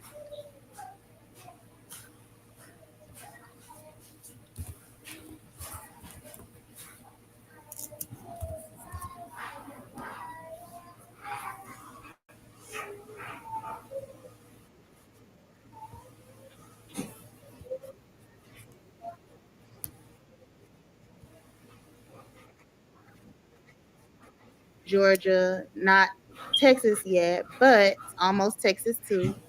And I practice personal injury, car accidents, slip and falls, and criminal law. I only practice criminal law in Fulton and Cobb County, maybe DeKalb. So if it's not one of those things, I cannot help you. So don't, get mad at me. Personal injury, criminal in Cobb and Fulton, Georgia. I can make you a referral for other places. Okay? So there you go. And there's the number. I'm taking it down. Okay. So I went in. If you are injured anywhere, you can contact me and I will help you get representation. Okay, guys, I'm trying to keep up. I'm gonna do some no, I'm gonna answer some questions that you guys are asking me first about my practice, and then we'll get into YSL. So I don't like to go to Clayton County. I can refer you to someone if you have a Clayton County case. I don't like Clayton County. I am to the point in my practice where I only want to do personal injury and criminal every now and then. So I only do what I know that I want to do. And going to Clayton County is not what I want to do. Okay. Anything else before I get into young slime life? Or is it young successful lifestyle? Which one is it? Either way, I'm going to start off with this because this really made my day. Let's see. What made my day? Okay, no, I don't practice any family law, but I don't practice any family law, but I can make a referral. Does everybody have the phone number? Does everybody have the phone number? Thank you. Thank you, guys. Thank you so much. Courtney, just text me, girl. Do you got the number?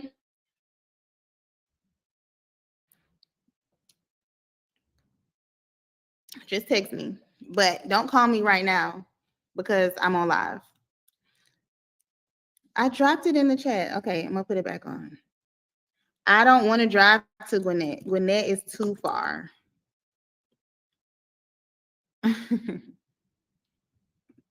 But there are a lot of great attorneys in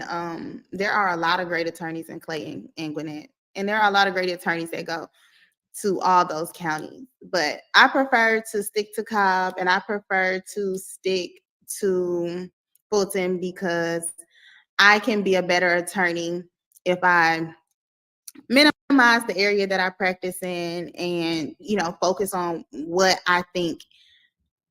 I don't know how to say this. Well, go for what you know. Is that what they say? So I go for what I know.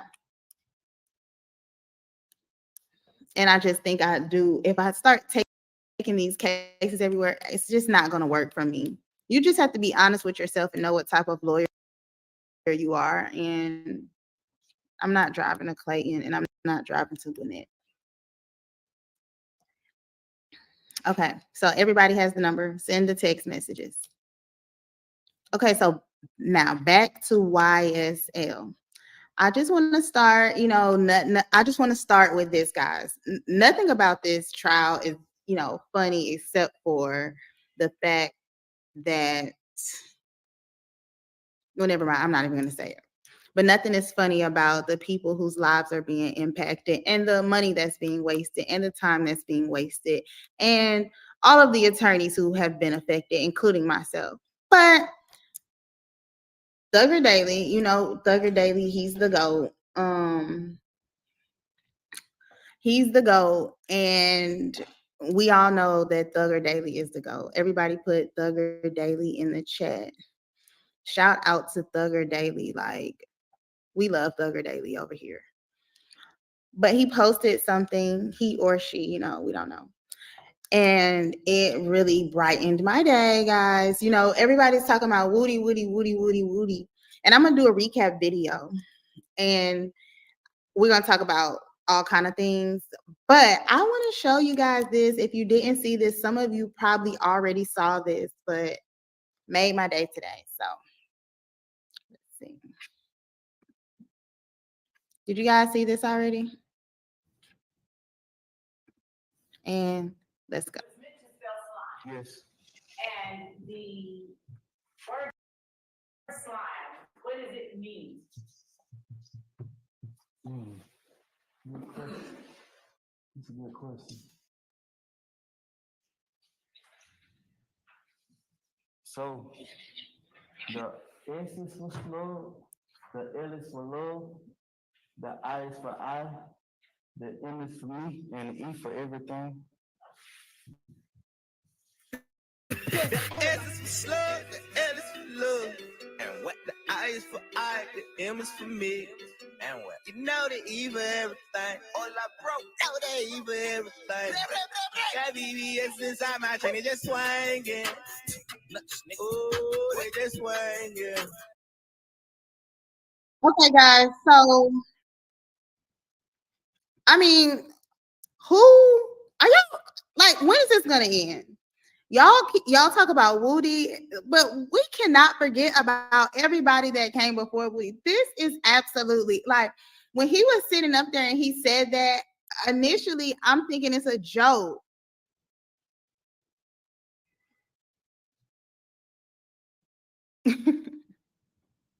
He came a long way with the music, the looks, the everything.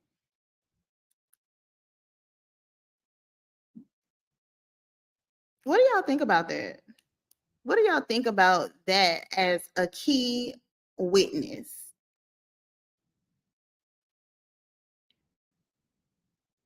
Right.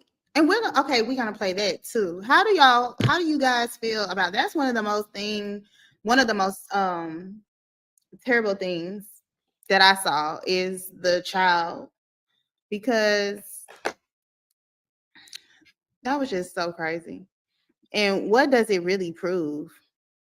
I mean, I'm just tired of them trying to prove the same thing. I feel like all week, the only thing that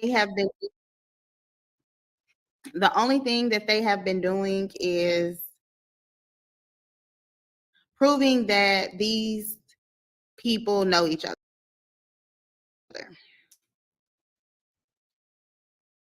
I mean, yesterday when I sat in the courtroom, all I remember is just picture after picture after picture after picture. There are a few things I'm gonna show you guys today. My favorite parts about yesterday yesterday and today. And when I say favorite, I say that in a sense of the things that just stood out the most to me as far as we haven't gotten anywhere. Everything is like he say, she say. I mean, I want to play the part, two parts I want to play from yesterday. One is the part about the coat. And she's like, oh, yeah, Gotti had, okay, we'll get to that. But first, we're gotta play this part. But I mean,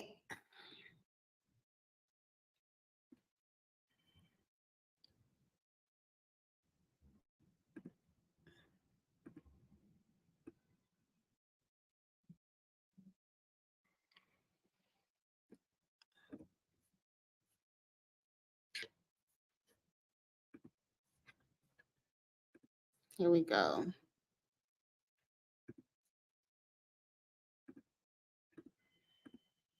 Mhm.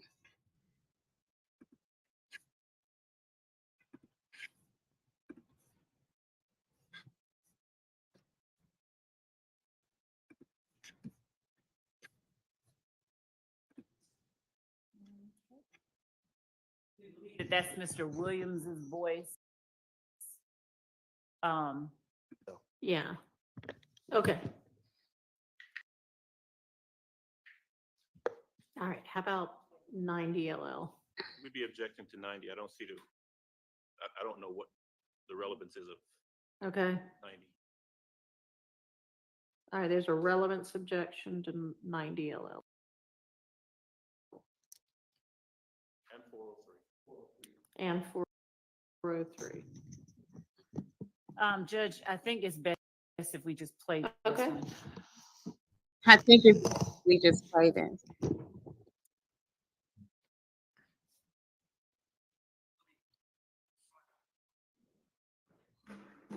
Big B, Lil B, Slime, YSL, Crip Killer.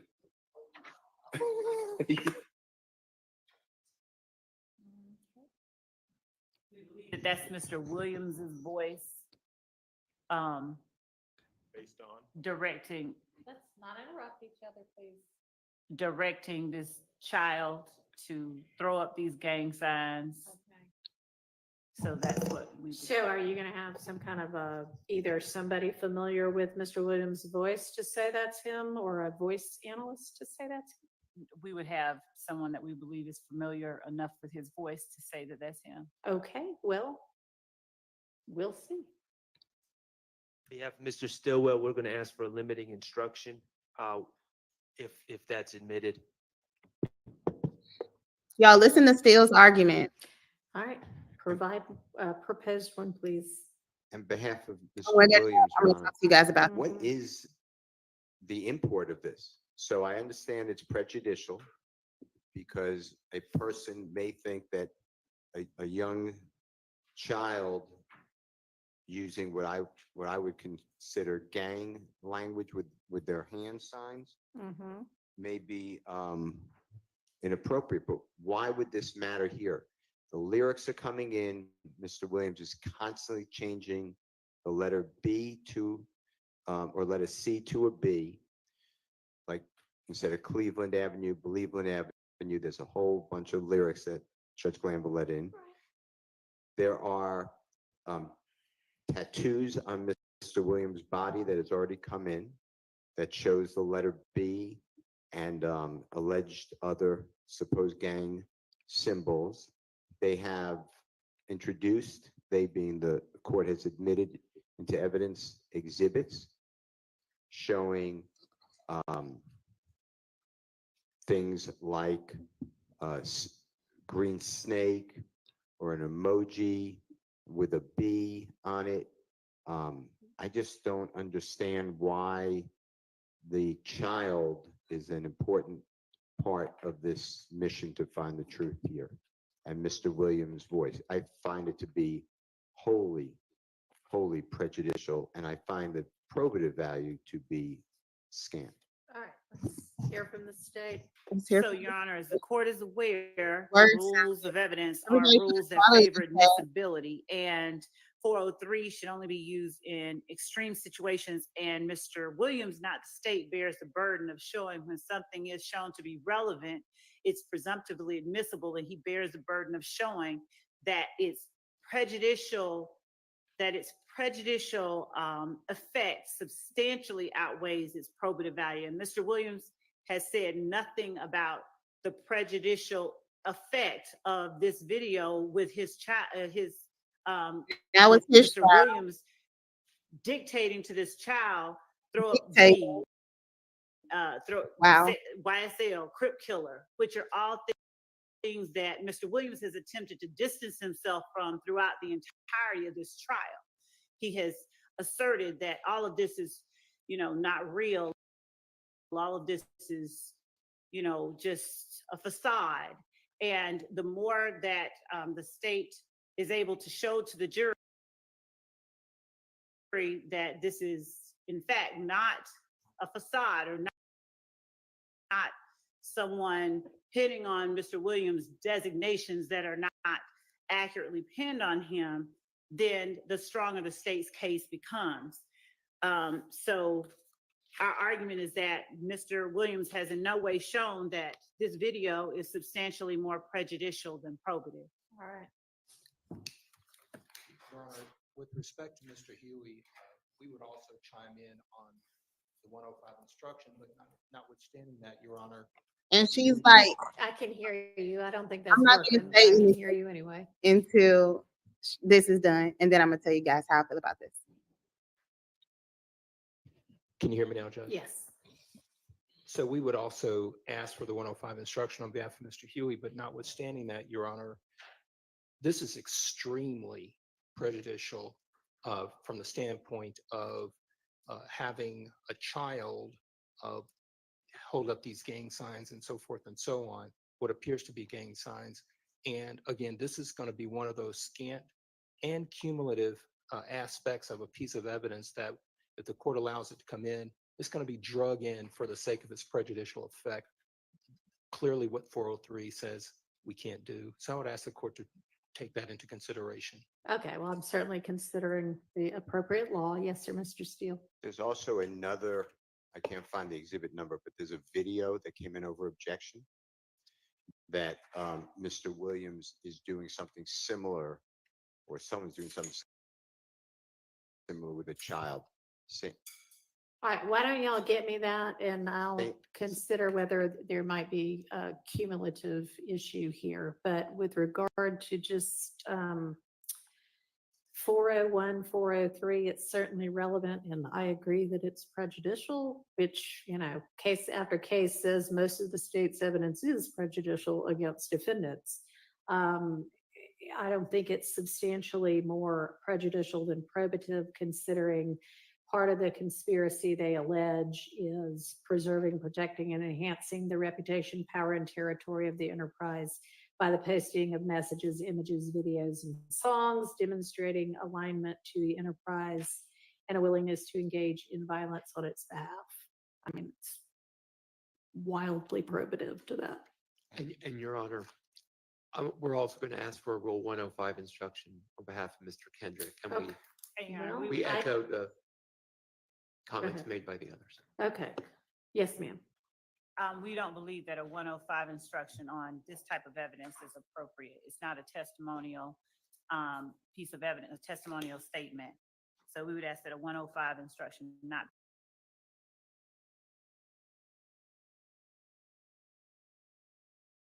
They're I can't talk about that. Yeah. So it's a chess game that evil people want to play. And I don't want to go back into that wrong mindset, because at the end of the day, man, we got one life and one life only. At one point, people knew you as YSL Woody, right? Nobody knew me as YSL Woody. Anybody that called me YSL Woody was somebody that didn't know me. Yeah, and that's what I mean. Okay, so that you pretty much just answered the question right there, right? But that there's a group of people that were out there that knew you as that, and it seems like that's not something that your name was ever really connected to. That's so because of the friendship I had with certain people, like we didn't grow up together. So, because of the love I got, just like you, I'm gonna put on for you. That's what we do in Atlanta. Like, and we kick with each other. We gonna put on for you. So, I might say YSL, I might say this and that, but they don't make it me a part of anything. And that's just what it is. Like, so when people say YSL Woody, if you ever look, I go correct it. I go put Lil Woody on there. I put Woody on there and go from there. Are you still in contact with any of them, like the YSL people that are free? Like, do you still have any bonds with any of those people, or are you just disconnected from them all? I'm disconnected. So that whole situation was never family. There was nobody in that circle that was ever like, because Hey, like, did y'all catch that just now though? When he asked that question, like, did y'all just catch that, bro? Like, he laughed, grinned, and then just said, "I'm disconnected."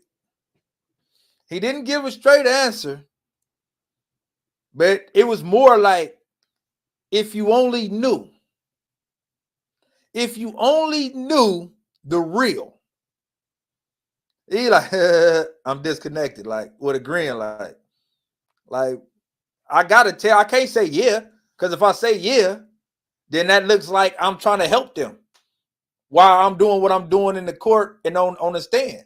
So I can't just say yeah, but he might be inferring to him saying yeah. But he said what he said. I hope y'all caught that. I'm gonna see if I can play it back real quick. Let's go back to the question. at one point people knew you as YSL Woody, right? Nobody knew me as YSL Woody. Anybody that called me YSL Woody was somebody that didn't know me. Yeah, and that's what I mean. Okay, so that you pretty much just answered the question right there, right? But that there's a group of people that were out there that knew you as that, and it seems like that's not something that your name was ever really connected to. That's so because of the friendship I had with certain people, like we didn't grow up together. So, because of the love I got, just like you, I'm gonna put on for you. That's what we do in Atlanta. Like, and we kick with each other. We gonna put on for you. So, I might say YSL, I might say this and that, but they don't make it me a part of anything. And that's just what it is. Like, so when people say YSL Woody, if you ever look, I go correct it. I go put Lil Woody on there. I put Woody on there and go from there. Are you still in contact with any of them, like the YSL people that are free? Like, do you still have any bonds with any of those people, or are you just disconnected from them all? I'm disconnected. So that whole situation was never family. There was nobody in that circle that was ever like considered family to you. Know how, like, so with this, right, with the Danza Project, we've grown to be family. Some of us, where we talk every single goddamn day, from just doing a podcast together and somebody just operating on a computer to somebody that I talk to. You never built a bond with anybody and it just kind of became like that's family. That's a trick question. I got you. Yeah, I got you. I hear you. Yeah. I hear you. That's the difficult part in this, knowing that there is still like so much that is going on in the world that you really can't even discuss, which is it is kind of wild to think about, because it's almost like they'd rather you look like Public Enemy and never let you be human. You feel like that is that exhausting? This whole thing is exhausting. It's can't imagine. It's bro. crazy, man. Can't imagine. Yeah. Because even when you don't want to think about it, you still got to think about it. Right. It's not like a job. You get the clock out and be done with it. This shit is morning till night. Wake up in your dreams and your sleep and your nightmares. Everywhere you turn, it's right there. Mm-hmm. It's right there. You got all type of stuff where, you know what I mean? It's just difficult, man, because you got people so itching to get you to say the wrong thing. Yeah. You know what I'm saying? And switch it up. Like, I don't right there and say, well, I just got on live the other day and be like, look, just put this in the mailbox and I'll talk about my social security card. Yeah. And you know what they said? Oh, he make it play. He talking about some boy and girl, dog food or something. He with the cartel now. Yeah. So the blogs go to posting it. So it's like, okay, the blogs playing it. Like, why is you doing it? You feel what I'm saying? It's a trial going on. Y'all trying to make it seem like I'm out here. So y'all trying to put me back in jail. Y'all trying to put me on investigation. I don't condone no drugs. Yeah. That it's tough. You know, even sitting down talking about getting this interview done, I'm like, how much shit would they try to like pin on us to say like, oh, well, you were trying to say this or you're trying to say that? Like it's hard to have a real conversation. It's not hard. Just gotta be direct and, For sure. and say what you trying to say. Direct.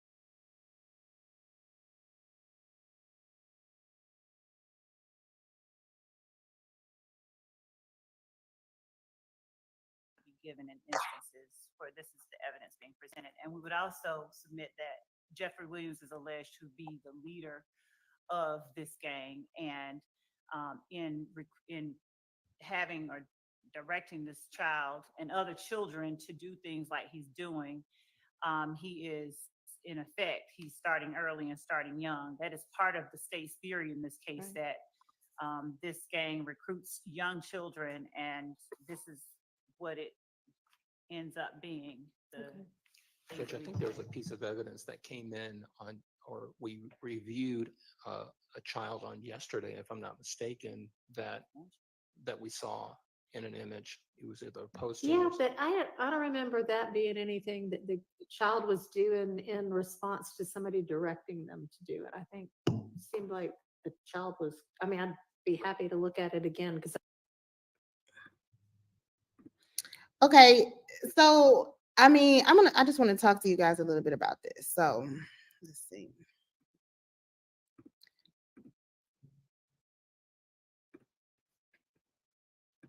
I know we're all lawyers, and a lot of times they're saying these numbers and these different things. So I just want you guys to kind of understand what it actually is. So this is when they're saying 403, it's OCGA 403. And it just pretty much says that evidence which is relevant may be excluded because of the probative worth or value of the evidence is outweighed by the tendency of the evidence to confuse the issues or the jury. So when they're saying 403, they're talking about OCGA 403. And the law is pretty much saying that even though, okay, let me go back. So now that you guys remember this, because for evidence to come in at all, it has to be relevant. It has to be relevant. That is,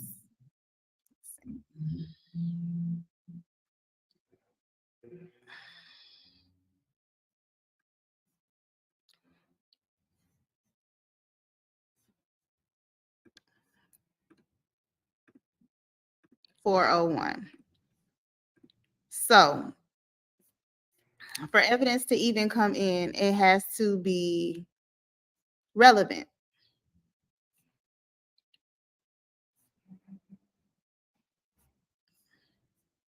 Okay, here is what relevant is.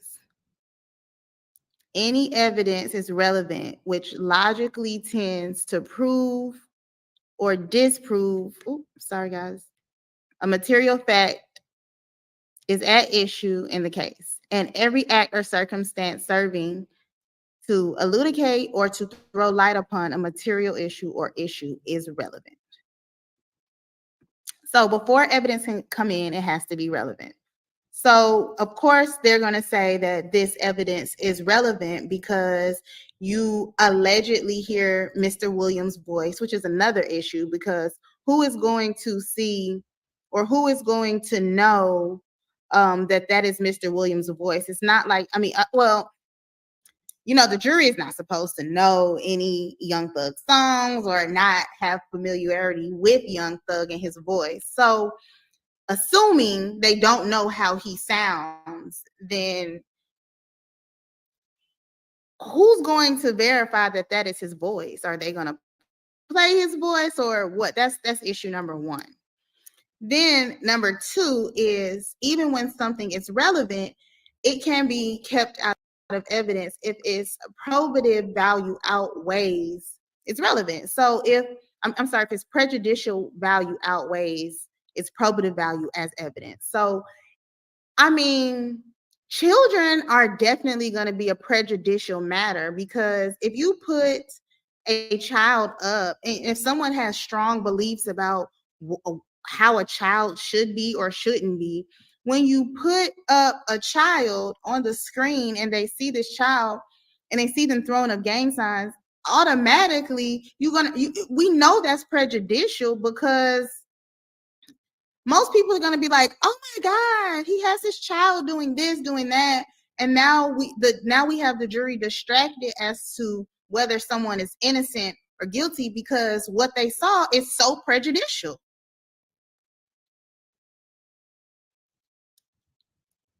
So just want you guys to know that that's what the 403 and the 401 means. It's also interesting to hear, yes, thank you. The chat is definitely, let's put that up. I hope the state is watching, so that, you know, or somebody, the judge, someone, because the chat, and they're not even the jury, we know.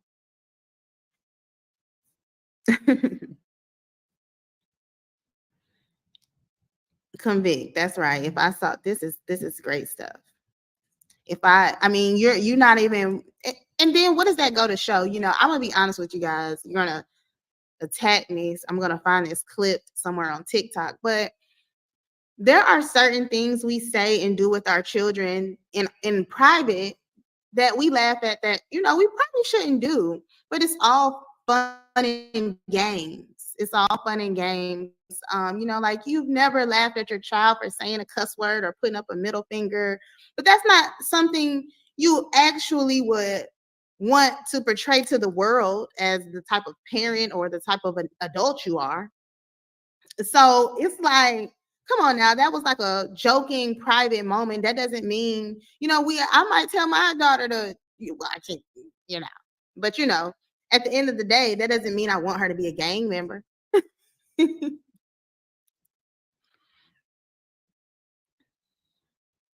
Right. Okay. So I'm glad you guys agree with me, because I wasn't, and then this person right here, you know, I wasn't, and I'm not saying I would agree with the video or disagree, but what I'm saying is it's prejudicial. On its face, it's prejudicial. Shout out to Jack in the chat.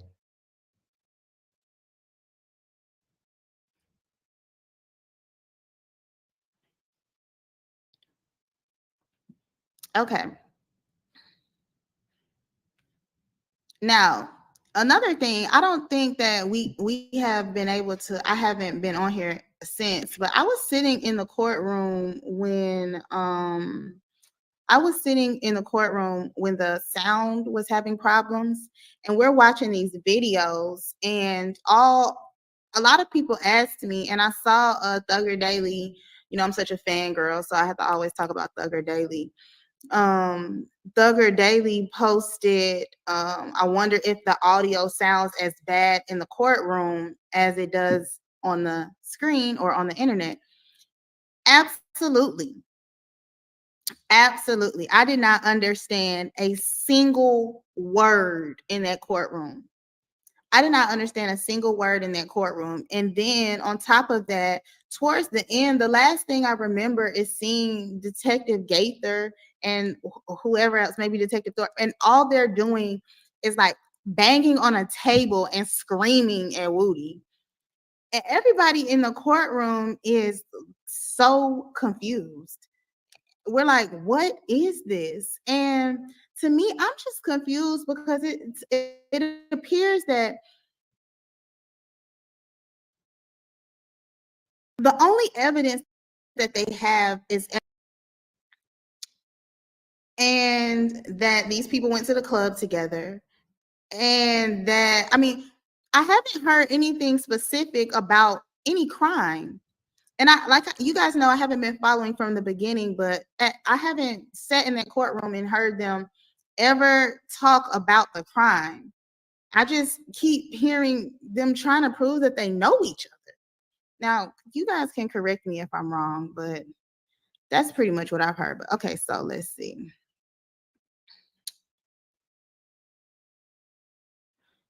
And you guys, if you are messaging me while I am on here, it is really hard for me to. So I'm just going to play some clips for you from this because I just want to show you guys what. Stop. Present. Share screen.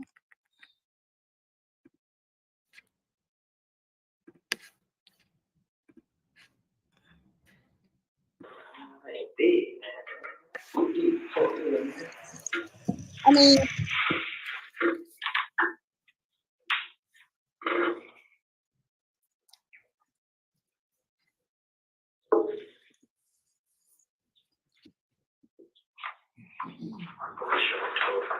yeah. I'm not gonna leave Ford County at all. You know that. I'm gonna stay here.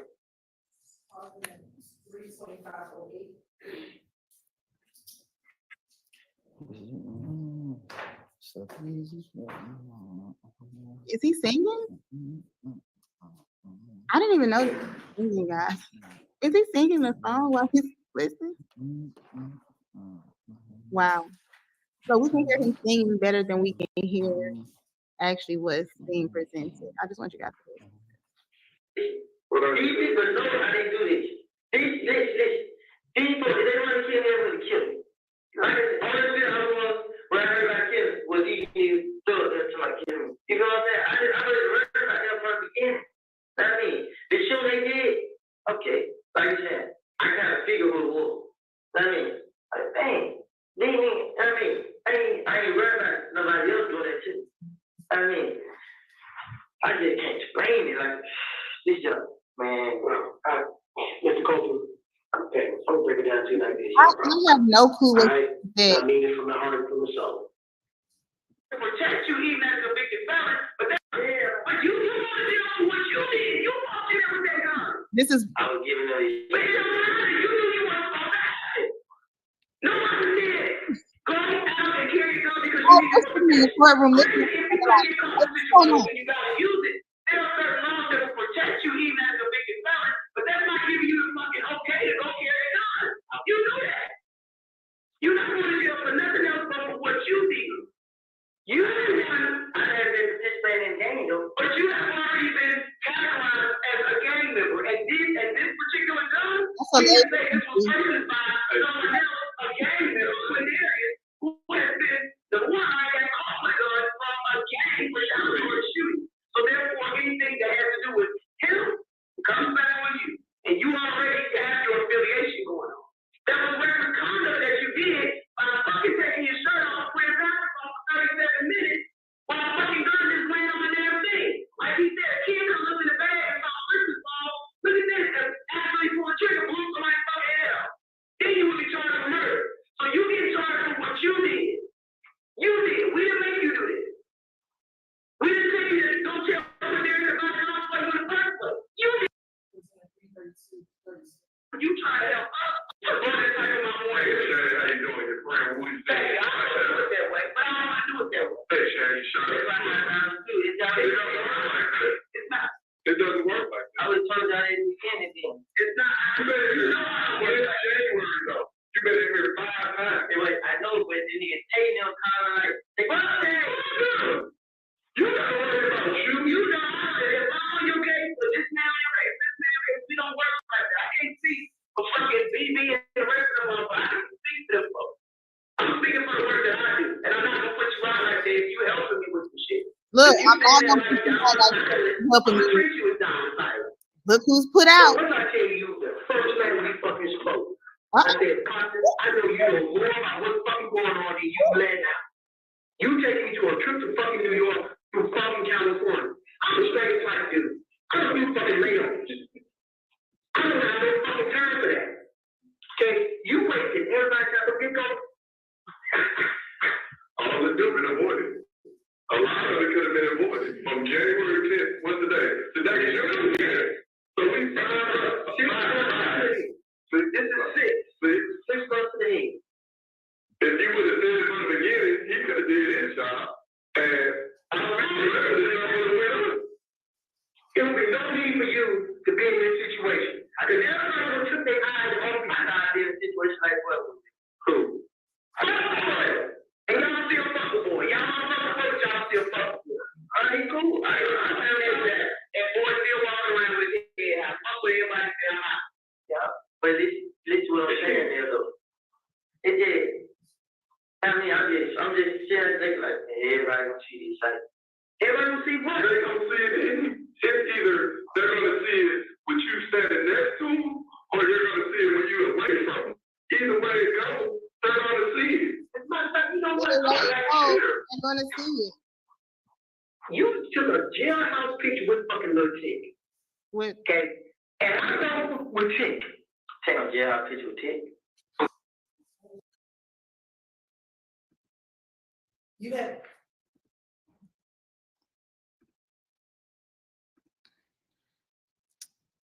okay. So I mean, of all of that just happened, I don't think I understood any single word, and it's just so much yelling, and it seems like the initial pressure and coercion starts there. I mean, there are like 3 people, one room, they're banging on tables, they're cursing them out, all kind of stuff. And on top of that, we can't hear. I don't know what they're saying.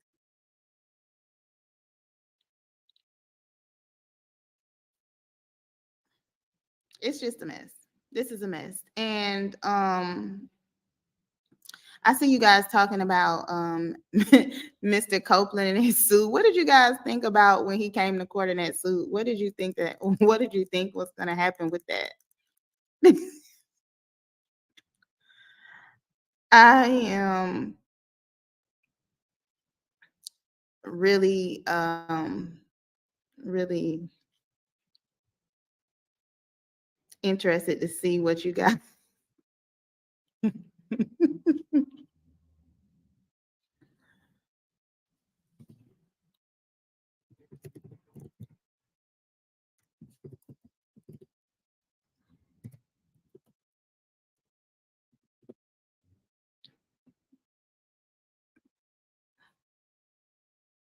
Okay, so let's talk about this. Let's talk about this, guys.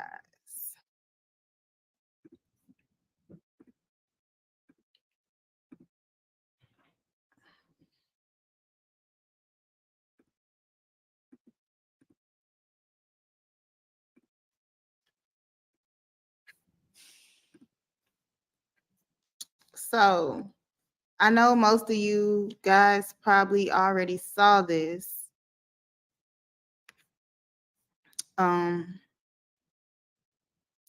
And do we all know who Attorney Kramer is? She is the young lady who is running against the current district attorney, Fonnie Willis. And this is what she says. Let's read it.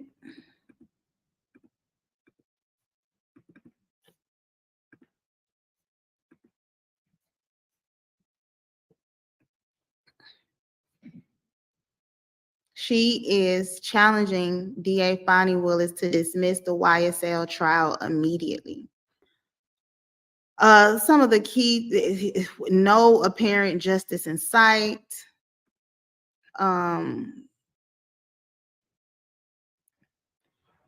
prosecutors who have repeatedly been admonished for lack of trial preparation,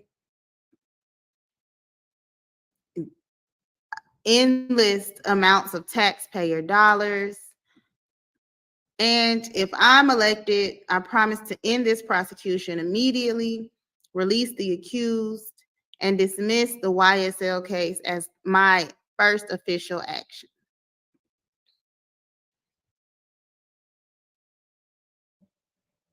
What do you think, guys? What do you think? A lot of people have been saying that she's still going to lose because this is just an attempt to win the vote, and the people who care about this aren't going to vote.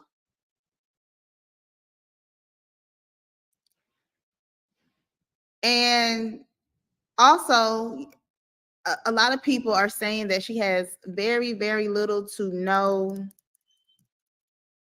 criminal experience and she's young, but honestly, I don't think it can get much worse than what's going on right now. I don't know. I'm doing some more research and I'm trying to see, I definitely don't, well, I can't say that.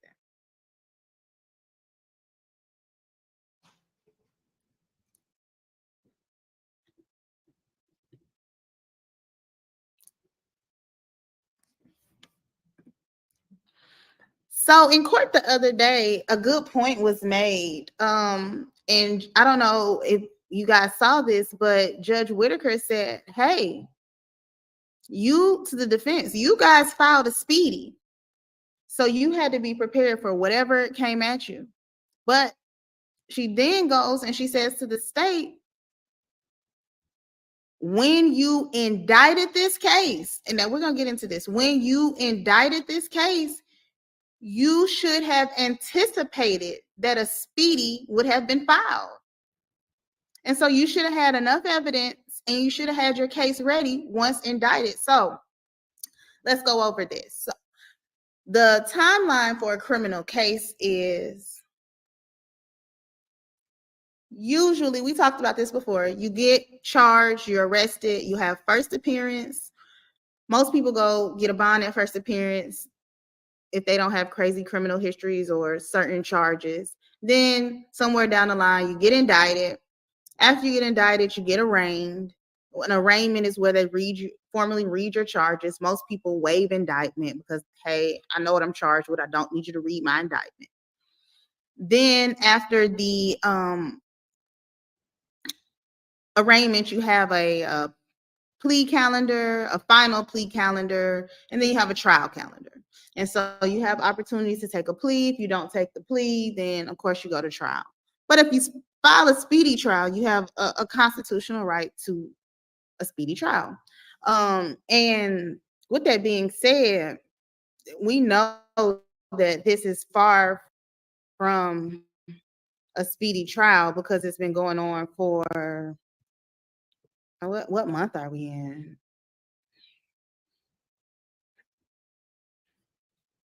Do you guys know what month? I know we're on like day 115. So yeah, not a speedy trial, but a speedy trial. When you have a case that, and thank you for the super chat. When you have a case that is prepared for indictment, you present it to the grand jury. The grand jury, then you present the evidence and they decide if you have enough to true bill it. And true bill means move forward with the indictment. Most of the time, when they present the grand jury, you have your officer come testify, or you have someone from the prosecutor's team that works in intake, and they present the file to the grand jury. These people say, yes, we think this is enough. No, we don't.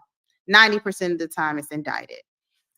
So these people are indicted. Once you're indicted, you're supposed to be ready to go. Ready to go.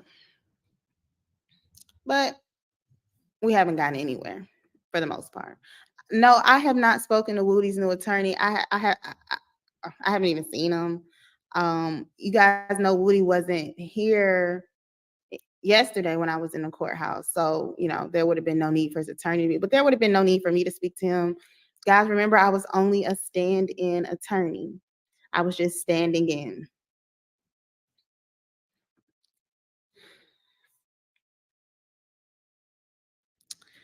So back to the Kramer situation. I don't know what's going to happen next. I haven't heard anything else from her. So I'm anticipating to see what her new moves are going to be, and if things are going to be aligned where we are able to support her. Yes, I definitely saw that. Shout out to Miss Sylvia. I'm not sure what exactly happened. I did talk to her and make sure she was okay, because I know what it's like to have YouTube issues, and I think she's in much better spirits, and I hope that she can get her channel back. I definitely hope she can get her channel back.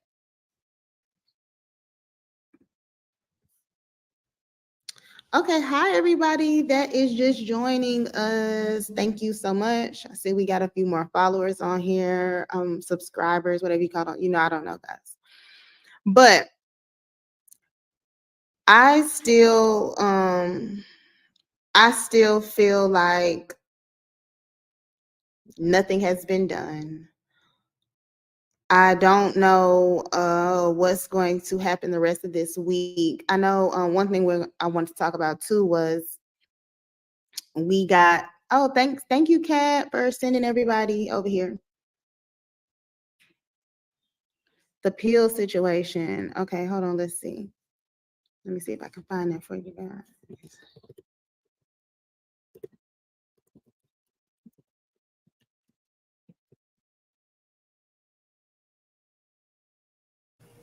We don't have to watch that, guys. I was just killing time. And hell, we all go and watch everybody else's recaps at the end of the day anyway. Laugh. You is mad at Kayla. Kayla did something to you, girl. I did catch that too, though, when she was like, subscribers or whatever. I don't know. You knew enough YouTube lingo to get on that stand talking about Donovan Thomas unalive. But no, I think, I mean, when Kayla ain't done nothing to me. Shit. So as long as she ain't done nothing to me, then she ain't fucking with my money. And we alright. But I just don't like her voice. I don't like her voice. Like her voice doesn't come across. It's very professional. And I mean, like I said, I told you how I feel. Like she should and could have did more for Woody back there in that room. But I also I try not to judge people in situations that I have not been in and that I don't know nothing about. Like I know a lot about a lot of situations, but the situations I don't know about, I try not to judge people, because who knows what you would do if you were in that situation. Like, I don't know what it's like to be an attorney and have to go to judges' chambers. Judges' chambers is like the principal's office. You know what I'm saying?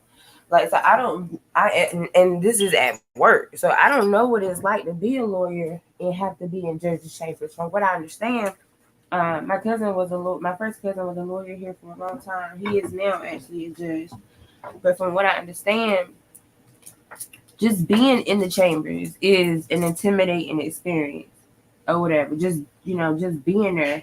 And this is the chief judge chamber. So he don't even have a regular office like everybody else's office. His office is like 3 offices put together. You know what I'm saying? So the intimidation factor is definitely there. And I don't know what it's like to be an attorney and have to, when it comes to the whole her thing on the stand, I don't know what it's like to be an attorney and have to get on the stand and testify. And from what I understand, also, that's also like a totally different ball game from what, us on the outside looking in thinks it is. Like, of course, all of us was looking at Kayla's testimony when she was on the stand, like, what the fuck are you doing? Like, are you serious right now? Like, what do you mean you don't recall? Like, why are you acting slow? Like, get out of here. Like I said, you've been talking to us on YouTube about this transcript for 3 weeks. But now that you on the stand, you don't recall. And it's like I understood the whole argument behind she didn't know she was going to be called. I just felt like because the whole topic of that hearing that morning was about the ex parte meeting that you were at, you just should have anticipated it. Between you and Melanie, y'all should have anticipated it and just been ready just in case or whatever. But like I said, I also don't know what it's like to be on the witness stand. And as an attorney, you're generally the one on the other side asking the questions. You're not getting the questions asked to you. You're not put in the hot seat. Now, granted, I feel like after she had been up there 5 or so minutes, whatever nervousness she had, should have walked away or did whatever. I mean, she should have did what she had to do to come across as more credible. But I guess in that moment, you just doing the best you can, I guess. And so, like I said, I just try not to pass judgment because I ain't never been in this situation. But she, I definitely would like for her to take some speech classes, maybe some speech professionalism classes. I would definitely like that. But hell, again, none of my business. As long as the way she talked not affecting her money, to hell what I think. So, and I think I just kind of learned that getting older and growing up. Like I teach my son that like if what people are saying don't put money in your pocket, don't put money in my pocket. Like fuck them. Like it does not. Their opinion does not matter. Period. They could want it to matter, but it don't. And as long as you give them attention, they think their opinion matters. So just don't give them no attention. But I really don't have a lot to say. Her and Adrian on the speech class, they need to be because Adrian sometimes, you know what? I feel like Adrian forget that she in the courtroom. Like sometimes that hood part of Adrian comes out. Like, did sis forget she was in the courtroom? Like, she get real, even when she be reading it, she get real ghetto and she be yelling cuss words at everybody and everything. Like, ma'am, pipe down.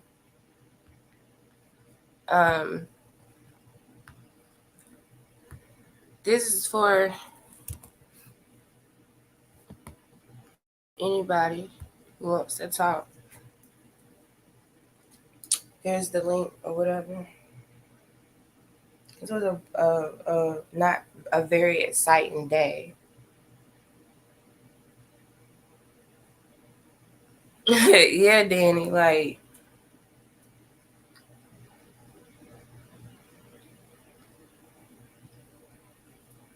and when she start lying, that's why I made that meme. And I couldn't decide whether to put the stuttering Stanley or the Joe song. I could tell you lying, cause when you replying, you stutter. But you can always tell when she lying. Cause she get the stuttering, and then that's when her voice get quiet. Like Love will be yelling and talking all into the mic all loud. Y'all know half the time she don't even need the mic. But whenever she start lying, that's when she get quiet. She don't want to use the microphone. She starts stuttering.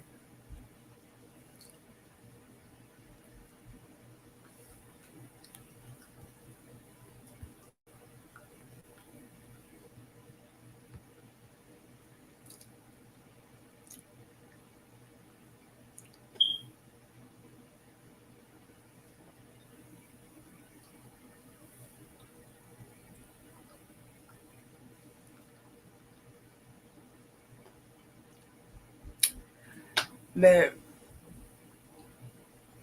since not too much happened today, if don't nobody want to come up and talk, then you guys have a great night.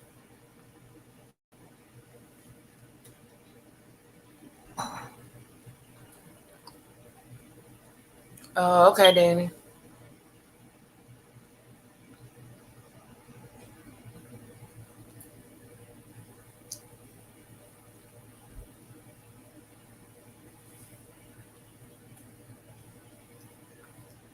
I'll wait for you. Where Chris go? Chris be just be disappearing and everything.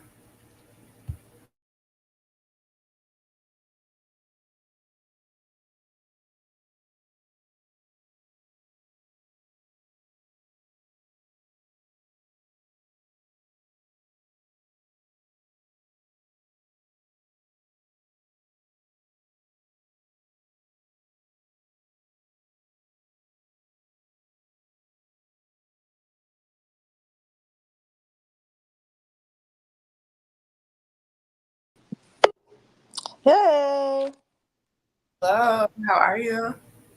I am PG.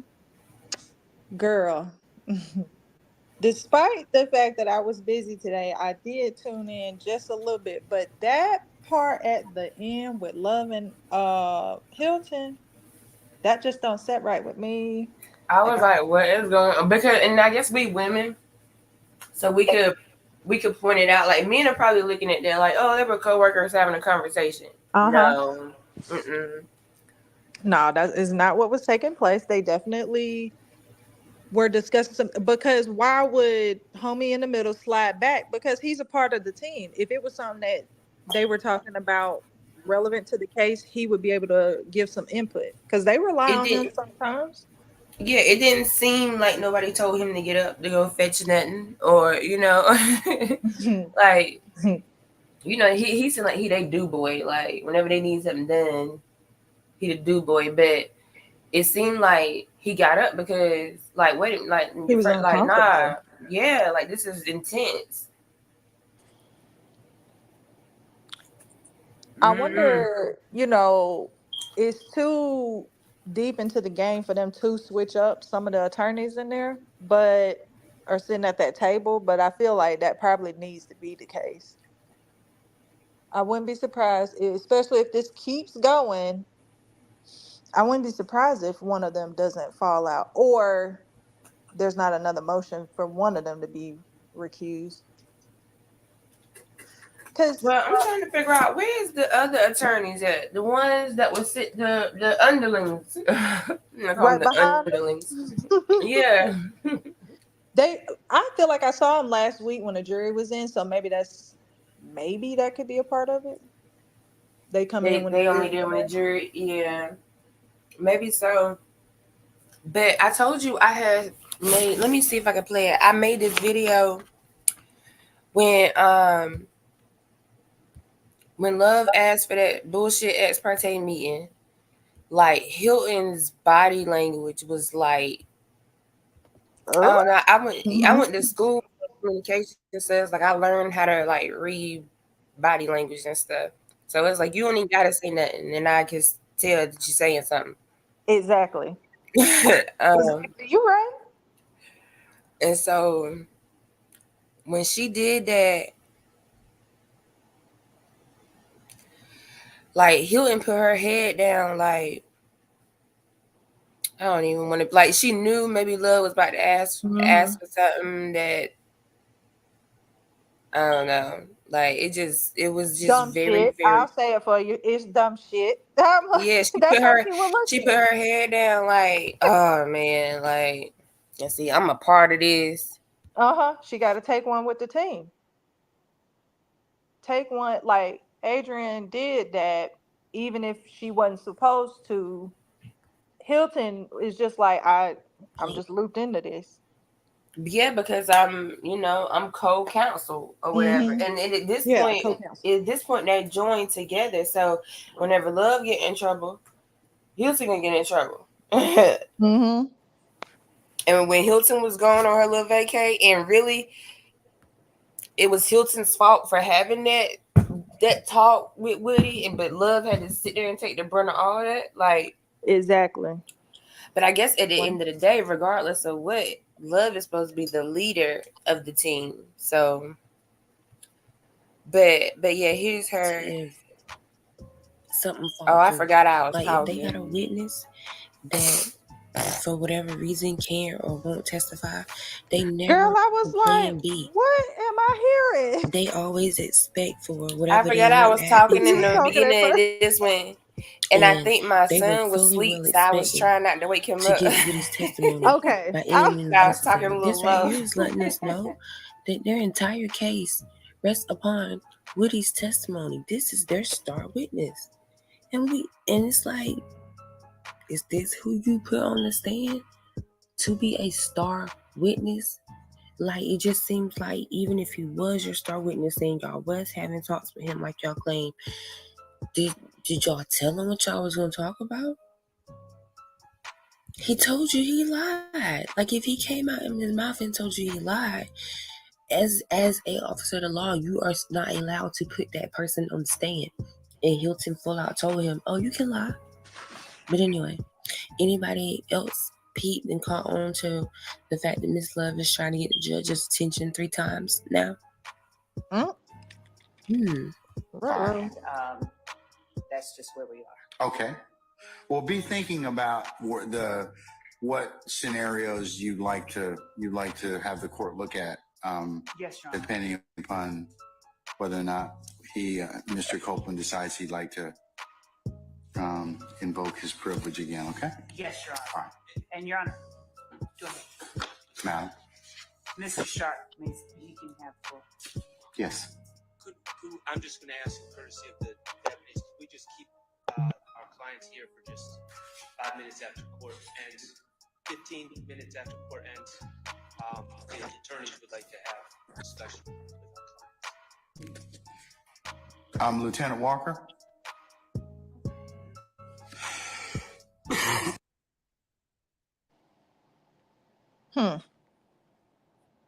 I knew something was up then, because when has Love ever shut up so somebody else could talk? Right. So I think she was about to talk, and then Sharp was about to talk at the same time, and then she was like, "No, go, Mr. Sharp can go ahead." She never lets anybody talk before her. Like, so I knew something, and then they're huddled over there, all whispering and shit. Interesting. Heads up, she's about to ask for it now, but turn your sound up because she's not.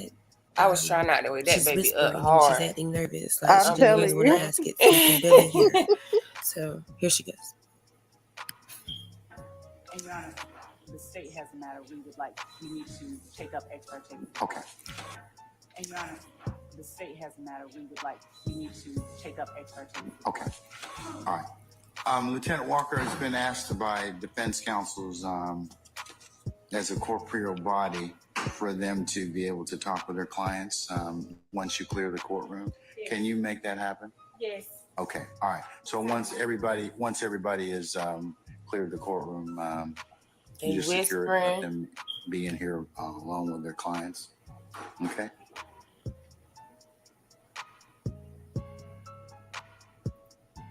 Poor woo woo.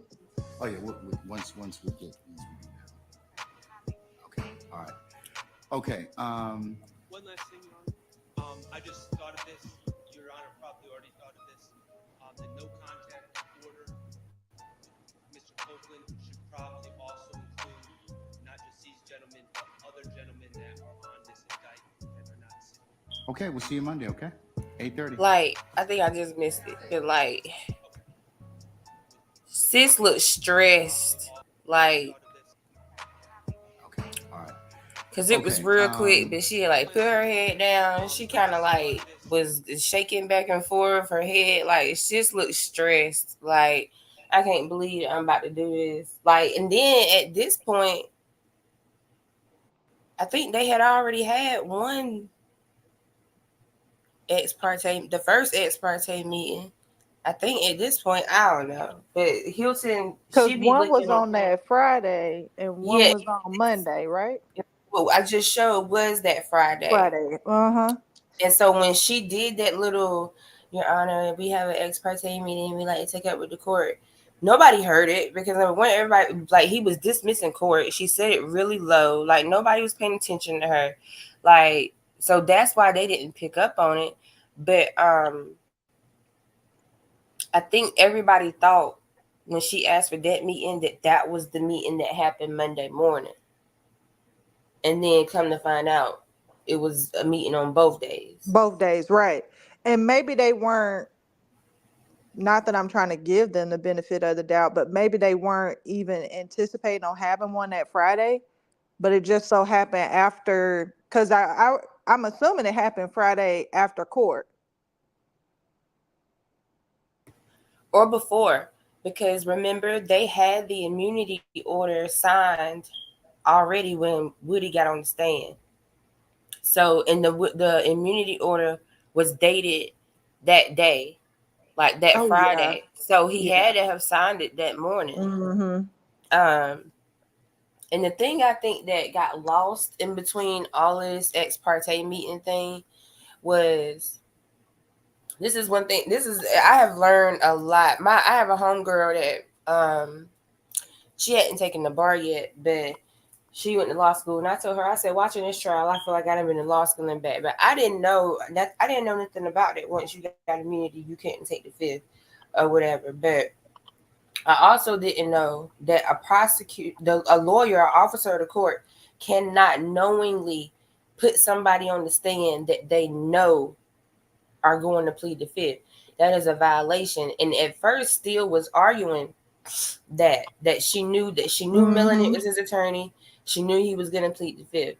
There were emails and calls and stuff. Yep. Yeah, and I feel like that point got lost all in the whole ex parte meeting thing, because when it came out, all the emails came out that Melanie did have, I guess, communication with them.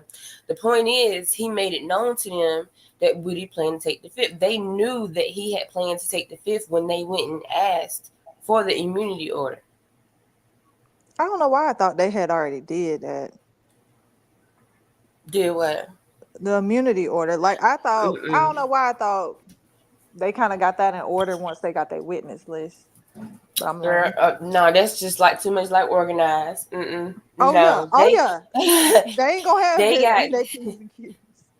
From what I gathered, and I think I got this from Cat Knight Williams. From what I gathered, they went to, because they had to have knowledge that he was going to plead the fifth, because think about it, and then okay, think it, because I was thinking like this way back then, but now that Woody has gotten on the stand and he has testified to certain things, think about it. Woody is not the person you just offer immunity to. You know what I'm saying? Like, immunity is offered to somebody that he has actually committed crimes.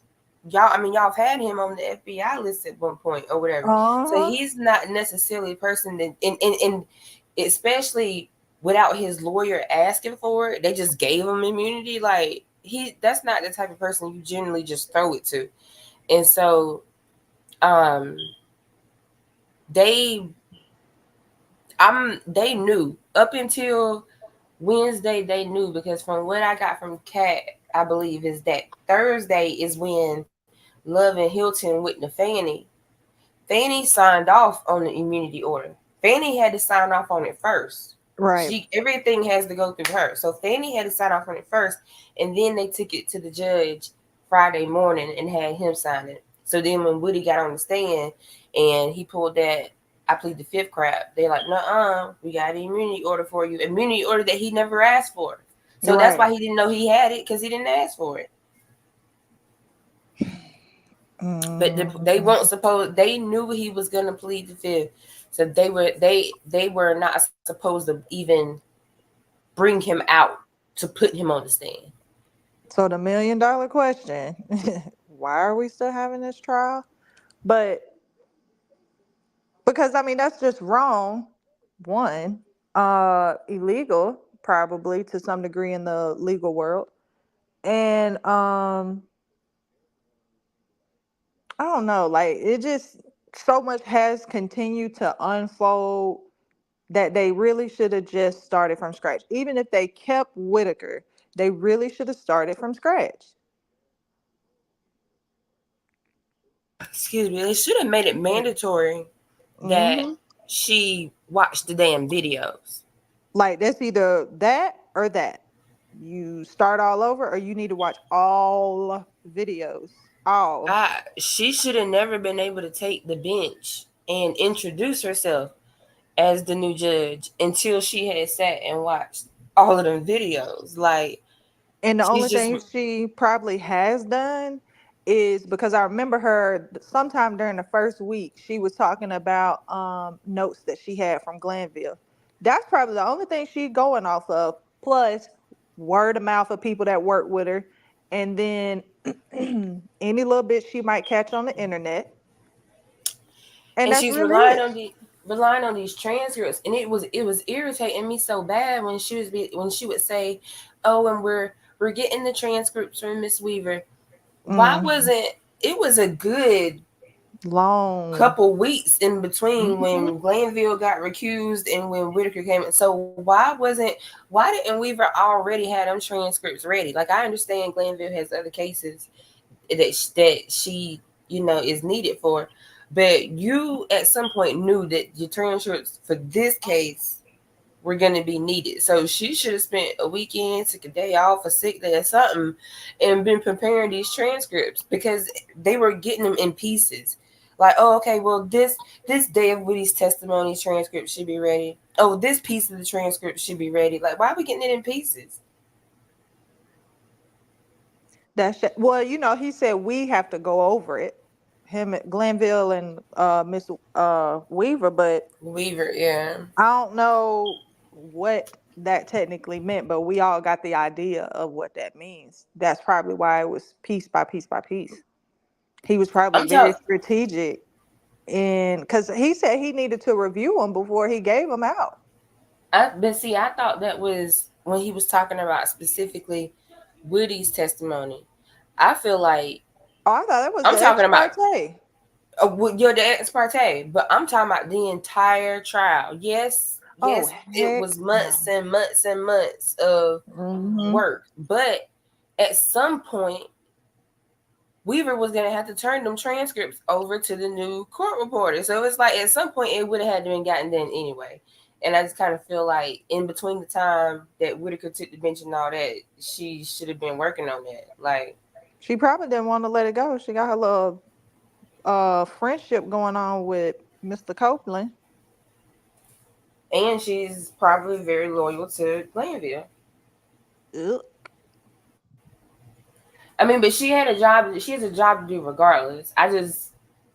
It just didn't make any sense to me why it was given in pieces. But yeah, this case is crazy. And then like in court they were talking about Love was like, oh, we don't expect that witness to be testifying to the end of September. Like, end of September is crazy. Right. What do you mean in September? Like, I mean, I guess we're in August now, so I mean, but it's September the right around the end of corner, but August. still, yeah. Yeah. Like, We we're got a not whole even, nother month to get to the end of September. and then even at the end of September, we're not even talking about your case being done and you're handing it over to the defense. You're just talking about, she was just talking about this one particular witness was testifying at the Right. end of September. Like, that's crazy. I feel like the defense is not going to get this case until if it's before Thanksgiving, it would be a miracle. Wait a But minute. You I talking don't. about when the defense can cross Woody? When the defense can cross anybody, when it's their turn. Oh. No, they can cross Woody once Love and them gets It's done. finished. I'm Uh-huh. talking about once it's their turn to put on their case. Mm. I don't think it's gonna get passed over to them for them to prove their case until at least after Thanksgiving. Shoot. Maybe after the New Year, because I was just about to say, it sounds like it's going to be after the New Year. They yeah, because got like a week off for Christmas. Right. I was about to say, them government buildings, they get their Christmas breaks.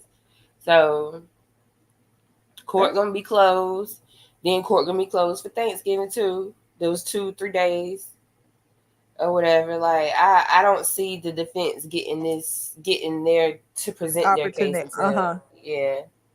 And at that point, like we saw yesterday, where homie said, if right now the only witness that I can remember is Woody, what you think the jury remember? That's exactly what I would think as soon as the defense starts presenting. Now I think once we get to Thanksgiving, that's when we're gonna be seeing a lot more motions for a speedy trial. I'm still disturbed by you got that whatever Kayla said about somebody had to ask or like put in to get a fair and speedy trial. What you mean they had to put in for that? You should So that's constitutional. I thought it was something that was just known. yeah, it is technically constitutional. Go on and tell me something new so I can keep it in my book for later. It is technically constitutional, but the prosecution be doing what the prosecution be doing. Like we see Okay. now that they have brought a case where they're still investigating the damn case. Yeah. Apparently. And so when a case isn't going, I guess, as speedy as it should, the defense can put in a motion to speed things up because they like you already have the right to a speedy trial. So when things aren't going speedy, you can put in a motion to speed shit up, basically. And that's gonna help them in the appellate court. Yeah, because that's a violation of defendant's rights. Because they're not getting a speedy trial. This is stupid. Like, I know we would be bored, but it's stupid to me that these people are educated in this area, this subject, whatever. I'm not even educated on it. And I've watched tons and tons and tons of law stuff and looked into it and read into stuff, even did a mock trial. But I, as a citizen, can look at this and be like, this should have ended. I think everybody can. It's like it's some lawyers, and we see it. It's some lawyers. It's two white people on TikTok, and the day that Glenville threatened to lock Steele up, like they damn near went berserk. Like, are they the ones from Connecticut or somewhere? You said it was a couple, husband and wife. Yeah, I actually don't know where they're from. I know exactly who you're talking about because I commented on one of their videos. Yeah, they damn near went berserk. Like, what in the world? They were like, I never ever like it was so many lawyers just saying kind of like the same thing Kayla said. In and of itself, there's nothing wrong with the ex parte meeting, but just the mere fact that the defense attorneys were not notified and present is a valid thing. Like even, I mean, and even if they didn't need to be there, like maybe they were notified and they were like, oh, well, that's not something we need to be there for, or that they thought they needed to be there for. They were still at least supposed to be notified. And Whitaker's like, oh, well, you were notified because she said it in open court. Yeah, but didn't nobody Court's hear over. I don't have to pay attention to that. When the judge says it's over, I do not have to sit there and pay attention unless you are directing something to me. You have adjourned.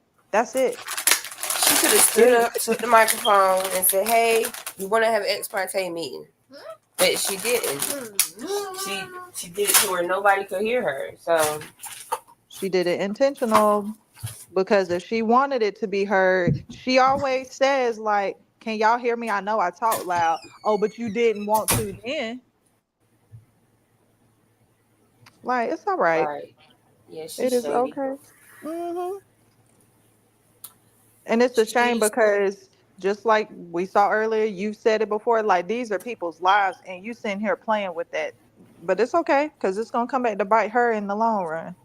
And she's trying to add ways to keep these people in jail. I was working on a video before court started about the whole Rodarius Ryan situation, because Rodarius Ryan has had a few situations other than the whole he smell like weed thing. So I was working on a video about that. I stopped doing it when the trial came on because Before it came on. Mm-hmm. yeah, my computer, when I'm trying to do too many things at one time, it don't like it. It's just baloney. Baloney. I hate sitting here watching this happen to them. And there's nothing we can do. The attorneys have done all they can do, and they just probably have chalked it up to, we just gonna ride out with whatever they say and do. Like, they'll still actively be there for their clients, but they already preparing for the next stage. And that's what is ridiculous, that we know they got the intelligence, the manpower, everything, the support for them to win appellate court. Ain't no ifs, ands, or buts about it. It's probably somebody sitting there like, I'm waiting on it to hit my desk. But it's still sad that it's going on 3 years and some of them still in there. Yeah, and without lawyers. Like, to be sitting in jail without a lawyer 3 years is crazy. Uh-huh. But at least if I had a lawyer, there's a little bit of hope. You know, you have somebody you could talk to regarding your case or whatever. Like, that's crazy. But I don't know. I'm gonna be hopeful and keep positive vibes. Mm-hmm. Cause but what so we just gonna go through tapes the rest of this week or whatever. Next week jury comes back, state's going to continue, and then we hope that the defense can have them before the end of next week.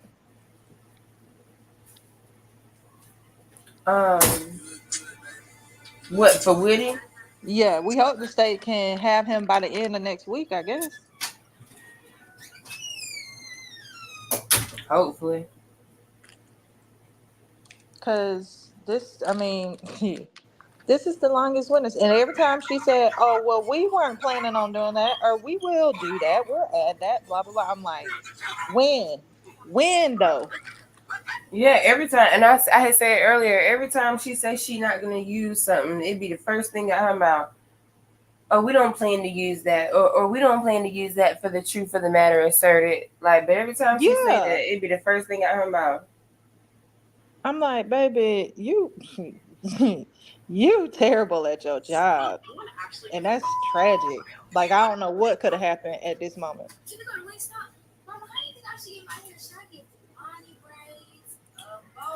Yeah, but we will see how things turn out. I think I accepted your.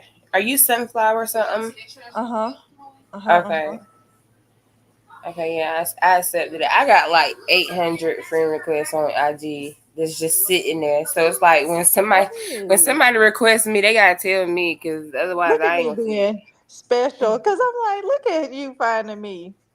I was like, because I seen it because it's new. So I was like, oh, okay. So it was like right there, and I recognized, like, this is Danny.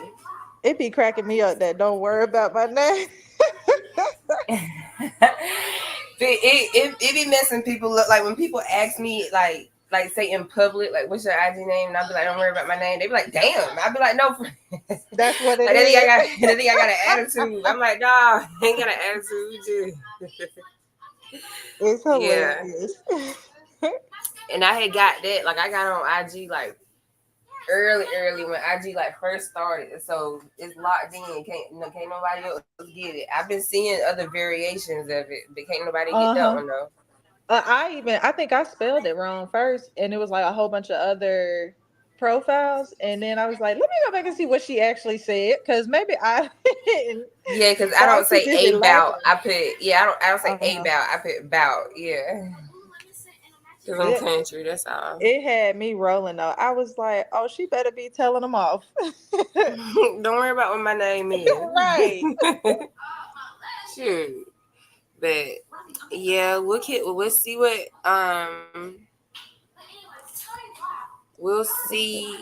What we need tomorrow to, brings.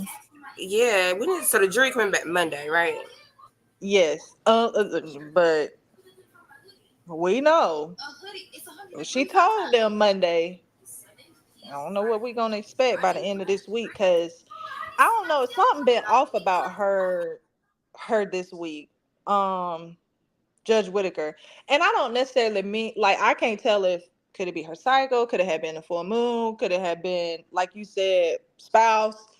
Just because I'm like, it just seems she's so annoyed with stuff. And it could be just she's tired of looking at tapes. But you are the honor. You have the control to say,